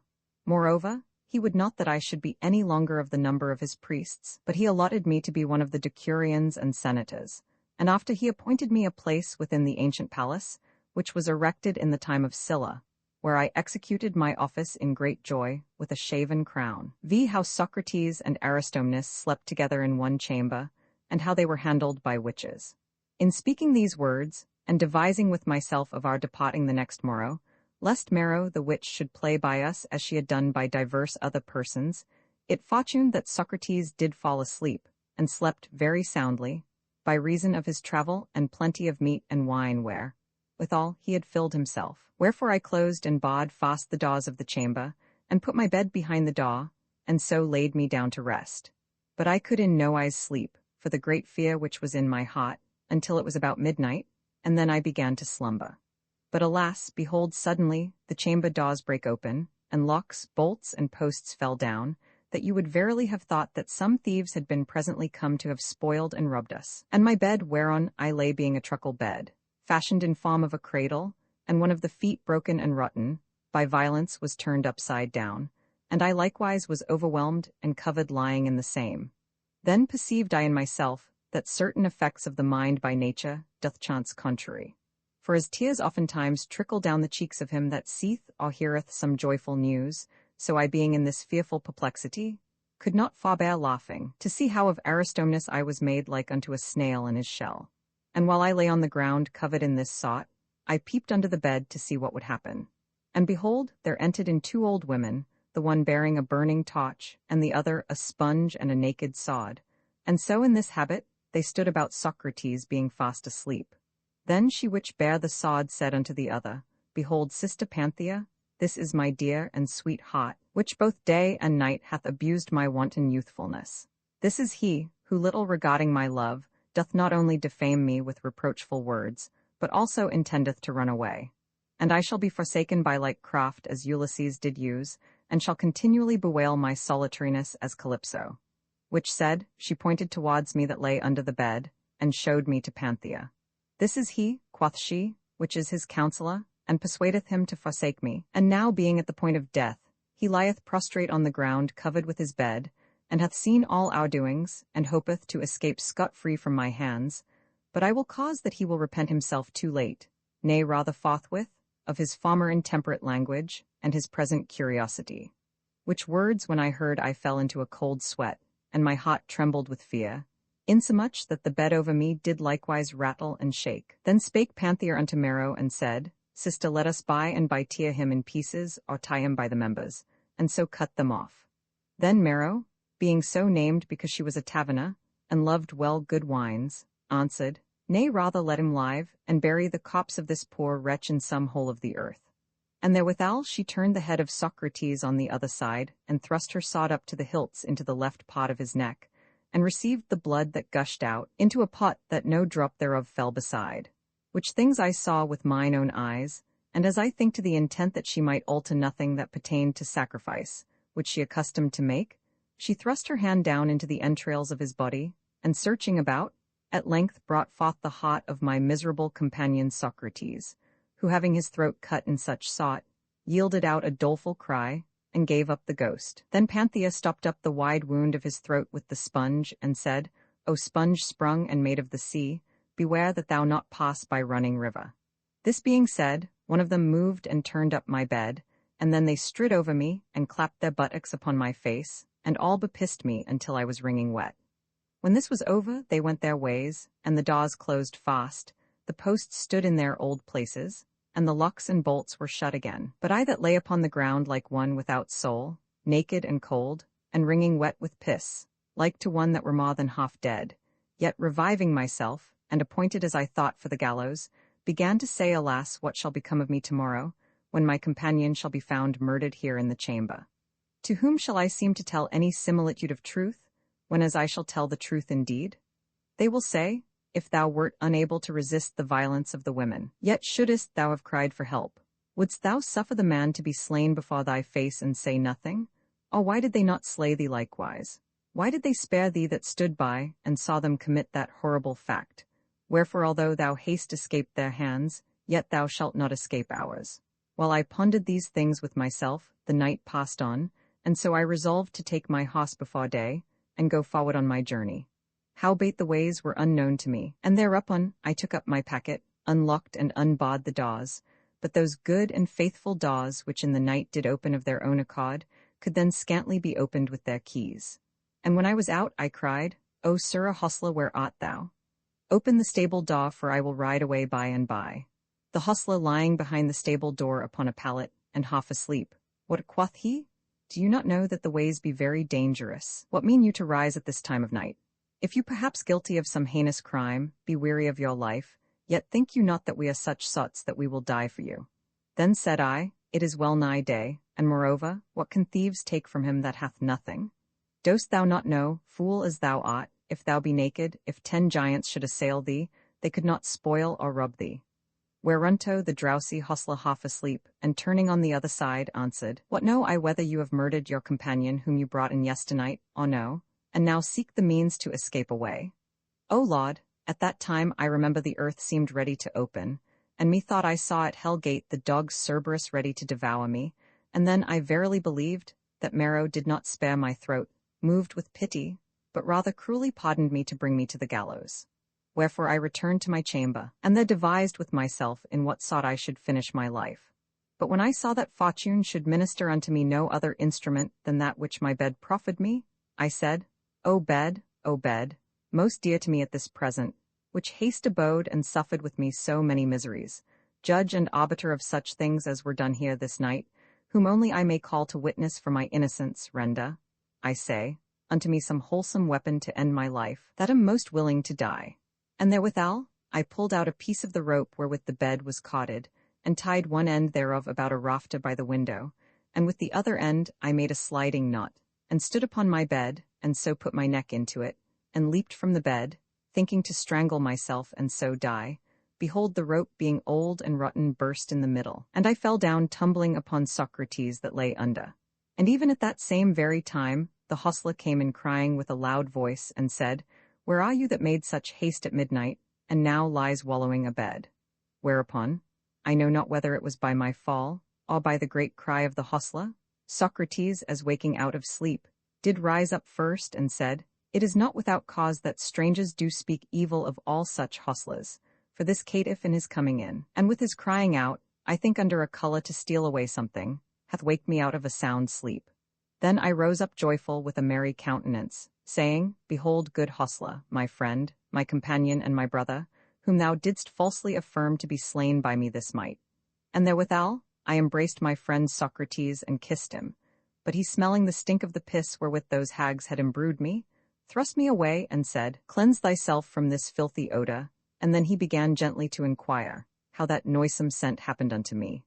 But I, finally feigning and colouring the matter for the time, did break off his talk, and took him by the hand and said, "Why tarry we? Why lose we the pleasure of this fair morning? Let us go." And so I took up my packet and paid the charges of the house and departed.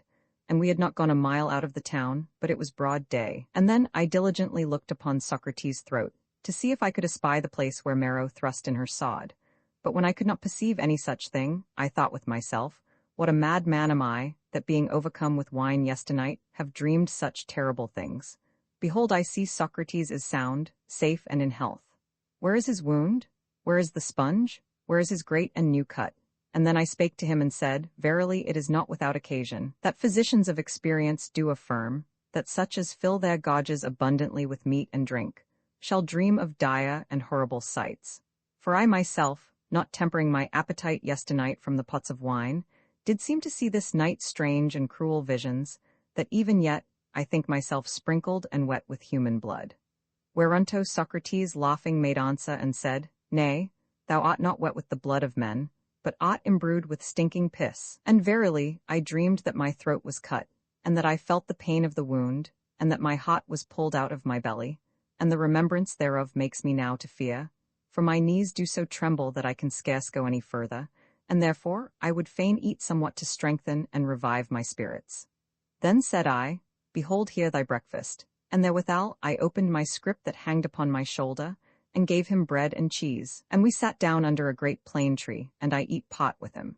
And while I beheld him eating greedily, I perceived that he waxed meagre and pale, and that his lively colour faded away, insomuch that being in great fear, and remembering those terrible furies of whom I lately dreamed, the first morsel of bread that I put in my mouth, that was but very small, did so stick in my jaws, that I could neither swallow it down, nor yet yield it up. And moreover the small time of our being together increased my fear, and what is he that seeing his companion die in the highway before his face, would not greatly lament and be sorry. But when that Socrates had eaten sufficiently, he waxed very thirsty, for indeed he had well nigh devoured a whole cheese. And behold, evil fortune, there was behind the plane tree a pleasant running water as clear as crystal, and I said unto him, "Come hither, Socrates, to this water, and drink thy fill." And then he rose and came to the river, and kneeled down on the side of the bank to drink.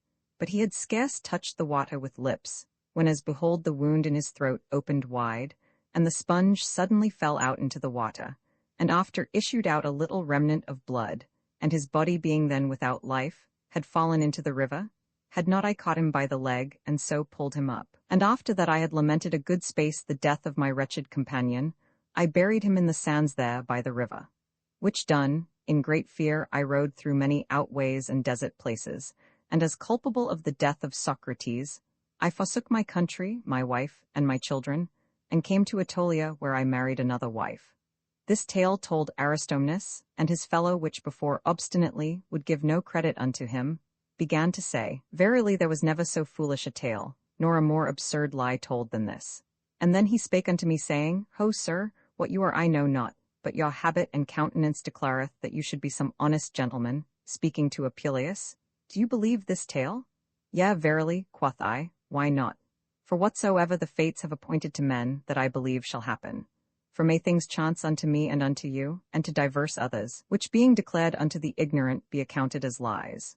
But verily, I give credit unto his tale, and render entire thanks unto him, in that by the pleasant relation thereof we have quickly passed and shortened our journey, and I think that my host was also delighted with the same, and hath brought me to the gate of this city without any pain at all. Thus ended both our talk and our journey, for they too turned on the left hand to the next villages, and I rode into the city. Vi how Apuleius came unto a city named Hypata, and was lodged in one Milo's house, and brought him letters from one Demes of Corinth. After that, those two companions were departed, I entered into the city, where I espied an old woman, of whom I inquired whether that city was called Hypata, or no, who answered, yes. Then I demanded whether she knew one Milo, an alderman of the city, whereat she laughed and said, Verily it is not without cause that Milo is called an alderman, and accounted as chief of those which dwell without the walls of the city. To whom I said again, I pray thee, good mother, do not mock, but tell me what manner of man he is, and where he dwelleth. Marry, quoth she, do you see these bay windows, which on one side abut to the gates of the city, and on the other side to the next lane? There Milo dwelleth, very rich both in money and substance, but by reason of his great avarice and insatiable covetousness, he is evil spoken of, and he is a man that liveth all by usury, and lending his money upon pledges. Moreover, he dwelleth in a small house, and is ever counting his money, and hath a wife that is a companion of his extreme misery, neither keepeth he more in his house than only one maid, who goeth apparelled like unto a beggar. Which when I heard, I laughed in myself and thought, in faith my friend Demes hath served me well, which hath sent me being a stranger, unto such a man, in whose house I shall not be afeard either of smoke or of the scent of meat. And therewithal I rode to the door, which was fast barred, and knocked aloud. Then there came forth a maid which said, Ho, sirrah, that knocks so fast, in what kind of sort will you borrow money? Know you not that we use to take no gage, unless it be either plate or jewels? To whom I answered, I pray you, maid, speak more gently, and tell me whether thy master be within or no. Yes, quoth she, that he is. Why do you ask? Marry, said I am come from Corinth, and have brought him letters from Demes his friend. Then said the maid, I pray you tarry here till I tell him so, and therewithal she closed fast the door, and went in, and after a while she returned again and said, My master desireth you to alight and come in. And so I did, whereas I found him sitting upon a little bed, going to supper, and his wife sat at his feet, but there was no meat upon the table. And so by appointment of the maid, I came to him and saluted him, and delivered the letters which I had brought from Demes. Which when he had read he said, Verily, I thank my friend Demes much, in that he hath sent me so worthy a guest as you are. And therewithal he commanded his wife to sit away, and bid me sit in her place, which when I refused by reason of courtesy, he pulled me by my garment, and willed me to sit down. For we have, quoth he, no other stool here, nor no other great store of household stuff, for fear of robbing. Then I, according to his commandment, sat down, and he fell in further communication with me, and said, Verily I do conjecture by the comely feature of your body, and by the maidenly shamefastness of your face, that you are a gentleman born, as my friend Demes hath no less declared the same in his letters. Wherefore I pray you take in good part our poor lodging, and behold yonder chamber is at your commandment. Use it as your own, and if you be contented therewithal, you shall resemble and follow the virtuous qualities of your good father Theseus, who disdained not the slender and poor cottage of Hecate. And then he called his maid, which was named Photes, and said, Carry this gentleman's packet into the chamber, and lay it up safely, and bring water quickly to wash him, and a towel to rub him, and other things necessary, and then bring him to the next bains, for I know that he is very weary of travel. These things when I heard, I partly perceived the manners of Milo, and endeavoring to bring myself further into his favor, I said, Sir, there is no need of any of these things, for they have been everywhere ministered unto me by the way. Howbeit I will go into the bains, but my chiefest care is that my horse be well looked to, for he brought me hither roundly, and therefore I pray thee, Photes, take this money and buy some hay and oats for him. Romans 7 How Apuleius going to buy fish met with his companion Pythias. When this was done, and all my things brought into the chamber, I walked towards the bains. But first I went to the market to buy some victuals for my supper, whereas I saw great plenty of fish set out to be sold. And so I cheapened pot thereof, and that which they at first held at 100 pence, I bought at length for 20. Which when I had done, and was departing away, one of mine old acquaintance and fellow at Athens, named Pythias, fortuned to pass by, and viewing me at a good space, in the end brought me to his remembrance, and gently came and kissed me, saying, O my dear friend Lucius, it is a great while past since we two saw one another, and moreover, from the time that we departed from our master Vestius, I never heard any news from you. I pray you, Lucius, tell me the cause of your peregrination hither. Then I answered and said, I will make relation thereof unto you tomorrow. But I pray you tell me, what meaneth these servitors that follow you, and these rods or verges which they bear, and this habit which you wear like unto a magistrate?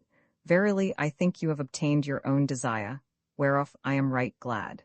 Then answered Pythias, I bear the office of the clerk of the market, and therefore, if you will have any pittance for your supper, speak, and I will purvey it for you. Then I thanked him heartily, and said I had bought meat sufficient already. But Pythias, when he espied my basket wherein my fish was, took it and shaked it, and demanded of me what I had paid for all my sprats. In faith, quoth I could scarce enforce the fishmonger to sell them for 20 pence. Which when I heard, he brought me back again into the market, and inquired of me of whom I bought them. I showed him the old man which sat in a corner, whom by and by reason of his office, he did greatly blame, and said, Is it thus you serve and handle strangers, and specially our friends? Wherefore sell you this fish so dear, which is not worth a halfpenny? Now perceive I well, that you are an occasion to make this place, which is the principal city of all Thessaly, to be forsaken of all men, and to reduce it into an uninhabitable desert, by reason of your excessive prices of victuals. But assure yourself that you shall not escape without punishment, and you shall know what mine office is, and how I ought to punish such as offend. Then he took my basket, and cast the fish on the ground, and commanded one of his sergeants to tread them under his feet. This done, he persuaded me to depart, and said that only shame and reproach done unto the old caitiff did suffice him. So I went away amazed and astonied towards the banes, considering with myself, and devising of the grace of my companion Pythias, where when I had well washed and refreshed my body, I returned again to Milo's house, both without money and meat, and so got into my chamber. Then came Photis immediately unto me, and said that her master desired me to come to supper. But I, not ignorant of Milo's abstinence, prayed that I might be pardoned, since, as I thought best to ease my wearied bones rather with sleep and quietness, than with meat. When Photis had told this to Milo, he came himself and took me by the hand, and while I did modestly excuse myself, I will not, quoth he, depart from this place until such time as you shall go with me. And to confirm the same, he bound his words with an oath, whereby he enforced me to follow him, and so he brought me into his chamber, where he sat him down upon the bed, and demanded of me how his friend Demes did, his wife, his children, and all his family. And I made answer to him every question. Specially he inquired the causes of my peregrination and travel, which when I had declared, he yet busily demanded of the state of my country, and the chief magistrates there, and principally of our lieutenant and viceroy, who, when he perceived that I was not only wearied by travel, but also with talk, and that I fell asleep in the midst of my tale, and further that I spake nothing directly or advisedly, he suffered me to depart to my chamber. So scaped I at length from the prating and hungry supper of this rank old man, and being compelled by sleep and not by meat, and having supped only with talk, I returned into my chamber, and there betook me to my quiet and long-desired rest. Roman 8. How Apuleius fortuned to meet with his cousin Byrrhina. As soon as night was past, and the day began to spring, I fortuned to awake, and rose out of my bed as half amazed, and very desirous to know and see some marvelous and strange things, remembering with myself that I was in the middle part of all Thessaly, whereas by the common report of all the world, the sorceries and enchantments are most used. I oftentimes repeated with myself the tale of my companion Aristomnus touching the manner of this city, and being moved by great desire, I viewed the whole situation thereof. Neither was there anything which I saw there, but that I did believe to be the same which it was indeed. But everything seemed unto me to be transformed and altered into other shapes, by the wicked power of sorcery and enchantment, insomuch that I thought that the stones which I found were indurate, and turned from men into that figure, and that the birds which I heard chirping, and the trees without the walls of the city, and the running waters, were changed from men into such kind of likenesses. And further, I thought that the statues, images, and walls could go, and the oxen and other brute beasts could speak and tell strange news, and that immediately I should see and hear some oracles from the heavens, and from the glide of the sun. Thus being astonied, or rather dismayed and vexed with desire, knowing no certain place whither I intended to go, I went from street to street, and at length, as I curiously gazed on everything, I fortuned unawares to come into the market-place, whereas I espied a certain woman, accompanied with a great many servants, towards whom I drew nigh, and viewed her garments beset with gold and precious stone, in such sort that she seemed to be some noble matron. And there was an old man which followed her, who as soon as he espied me, said to himself, Verily this is Lucius. And then he came and embraced me. By and by he went unto his mistress and whispered in her ear, and came to me again, saying, How is it, Lucius, that you will not salute your dear cousin and singular friend? To whom I answered, Sir, I dare not be so bold as to take acquaintance of an unknown woman. Howbeit, as half ashamed, I drew towards her, and she turned herself and said, Behold how he resembleth the very same grace as his mother Salvia doth. Behold his countenance and stature, agreeing thereto in each point. Behold his comely state, his fine slenderness, his vermilion color, his hair yellow by nature, his grey and quick eye, like to the eagle, and his trim and comely gait, which do sufficiently prove him to be the natural child of Salvia.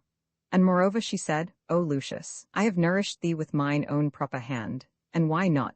For I am not only of kindred to thy mother by blood, but also by nurse, for we both descended of the line of Plutarch, lay in one belly, sucked the same paps, and were brought up together in one house. And further, there is no other difference between us two, but that she is married more honorably than I. I am the same Byrrhina, whom you have often heard named among your friends at home. Wherefore I pray you to take so much pains as to come with me to my house, and use it as your own. At whose words I was partly abashed and said, God forbid, cousin, that I should forsake mine host Milo without any reasonable cause.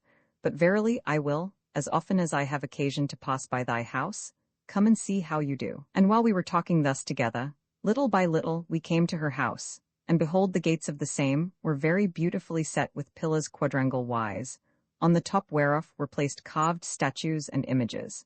But principally the goddess of victory was so lively, and with such excellency portrayed and set forth, that you would have verily have thought that she had flied, and hovered with her wings hither and thither. On the contrary part, the image of the goddess Diana was wrought in white marble, which was a marvelous sight to see, for she seemed as though the wind did blow up her garments, and that she did encounter with them that came into the house.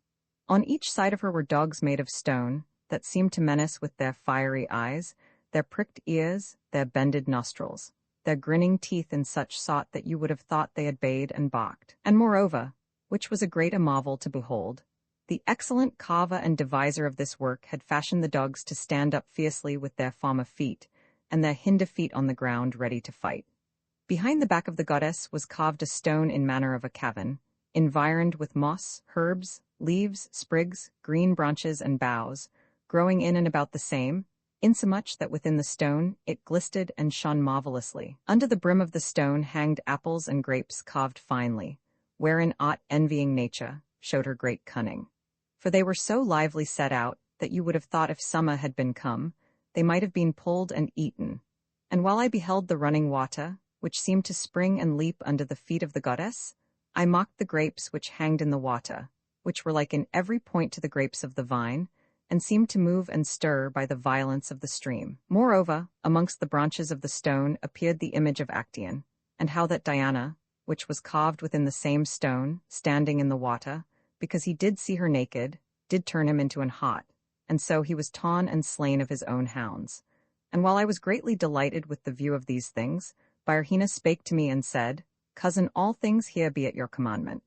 And therewithal she willed secretly the residue to depart, who being gone she said, My most dear cousin Lucius, I do swear by the goddess Diana, that I do greatly tender your safety, and am as careful for you as if you were mine own natural child. Beware, I say, beware of the evil arts and wicked allurements of that Pamphiles, who is the wife of Milo, whom you call your host, for she is accounted the most chief and principal magician and enchantress living, who by breathing out certain words and charms over boughs, stones, and other frivolous things, can throw down all the powers of the heavens into the deep bottom of hell, and reduce all the whole world again to the old chaos. For as soon as she espieth any comely young man, she is forthwith stricken with his love, and presently setteth her whole mind and affection on him. She soweth her seed of flattery, she invades his spirit and entangleth him with continual snares of unmeasurable love. And then, if any accord not to her filthy desire, or if they seem loathsome in her eye, by and by in the moment of an hour she turneth them into stones, sheep or some other beast, as herself pleaseth, and some she presently slayeth and murdereth, of whom I would you should earnestly beware. For she burneth continually, and you by reason of your tender age and comely beauty, are capable of her fire and love. Thus with great care, Virgina gave me in charge, but I that always coveted and desired, after that I had heard talk of such sorceries and witchcrafts, to be experienced in the same, little esteemed to beware of Pamphiles, but willingly determined to bestow my money in learning of that art, and now wholly to become a witch. And so I waxed joyful, and wringing myself out of her company, as out of links or chains, I bade her farewell, and departed toward the house of mine host Milo, by the way reasoning thus with myself. O Lucius, now take heed, be vigilant, have a good care, for now thou haste time and place to satisfy thy desire. Now shake off thy childishness and show thyself a man, but especially temper thyself from the love of thine hostess, and abstain from violation of the bed of Milo, but hotly attempt to win the maiden Fotis, for she is beautiful, wanton, and pleasant in talk. And soon when thou goest to sleep, and when she bringeth you gently into thy chamber, and tenderly layeth thee down in thy bed, and lovingly covereth thee, and kisseth thee sweetly, and departeth unwillingly, and casteth her eyes oftentimes back, and stands still, then haste thou a good occasion ministered to thee to prove and try the mind of Fotis. Thus while I reasoned to myself, I came to Milo's door, persevering still in my purpose, but I found neither Milo nor his wife at home. Roman 9. How Apuleius fell in love with Fotis.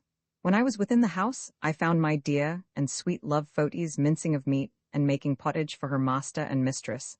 The cupboard was all set with wines, and I thought I smelled the savor of some dainty meats.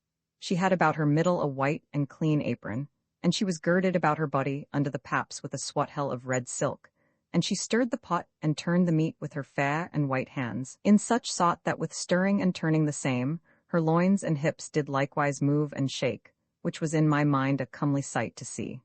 These things when I saw I was half amazed, and stood musing with myself, and my courage came then upon me, which before was scant.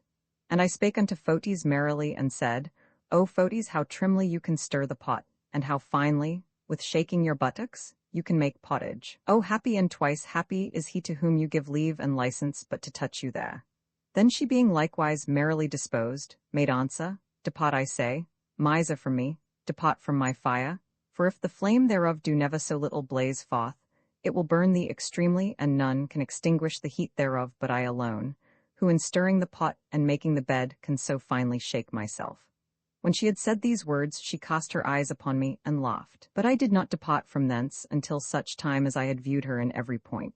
But what should I speak of others, when as I do accustom abroad to mock the face and hair of every dame, and afterwards delight myself therewith privately at home, and thereby judge the residue of their shape, because the face is the principal part of all the body, and is first open to our eyes. And whatsoever flourishing and gorgeous apparel doth work and set forth in the corporeal parts of a woman, the same doth the natural and comely beauty set out in the face. Moreover there be diverse, that to the intent to show their grace and feature, will cast off their potlets, collars, habiliments, fronts, connets, and crippins, and do more delight to show the fairness of their skin, than to deck themselves up in gold and precious stones. But because it is a crime unto me to say so, and to give no example thereof, know ye, that if you spoil and cut the hair of any woman, or deprive her of the color of her face, though she were never so excellent in beauty, though she were thrown down from heaven, sprung of the seas, nourished of the floods, though she were Venus herself, though she were waited upon by all the court of Cupid, though were girded with her beautiful scarf of love, and though she smelled of perfumes and musks, yet if she appeared bald, she could in no wise please, no not her own Vulcanus. Oh, how well doth a fair color and a shining face agree with glittering hair! Behold, it encountereth with the beams of the sun, and pleaseth the eye marvelously. Sometimes the beauty of the hair resembleth the color of gold and honey, sometimes the blue plumes and azured feathers about the necks of doves, especially when it is either anointed with the gum of Arabia, or trimly tufted out with the teeth of a fine comb, which if it be tied up in the pole of the neck, it seemeth to the lover that beholdeth the same, as a glass that yieldeth forth a more pleasant and gracious comeliness than if it should be spassed abroad on the shoulders of the woman, or hang down scattering behind. Finally, there is such a dignity in the hair, that whatsoever she be, though she be never to bravely attired with gold, silks, precious stones, and other rich and gorgeous ornaments, yet if her hair be not curiously set forth, she cannot seem fair.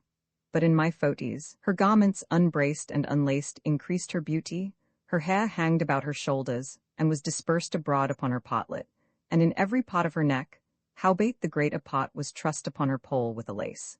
Then I, unable to sustain the broiling heat that I was in, ran upon her and kissed the place where she had thus laid her hair. Whereat she turned her face, and cast her rolling eyes upon me, saying, O scholar, thou hast tasted now both honey and gall. Take heed that thy pleasure do not turn unto repentance. Tush, quoth I, my sweetheart, I am contented for such another kiss to be broiled here upon this fire, where, withal, I embraced and kissed her more often, and she embraced and kissed me likewise, and moreover her breath smelled like cinnamon, and the liquor of her tongue was like unto sweet nectar, wherewith, when my mind was greatly delighted, I said, Behold, Fotis, I am yours, and shall presently die unless you take pity upon me. Which when I had said, she eftsoons kissed me, and bid me be of good courage, and I will, quoth she, satisfy your whole desire, and it shall be no longer delayed than until night, when as assure yourself I will come and lie with you. Wherefore go your ways and prepare yourself, for I intend valiantly and courageously to encounter with you this night. Thus, when we had lovingly talked and reasoned together, we departed for that time.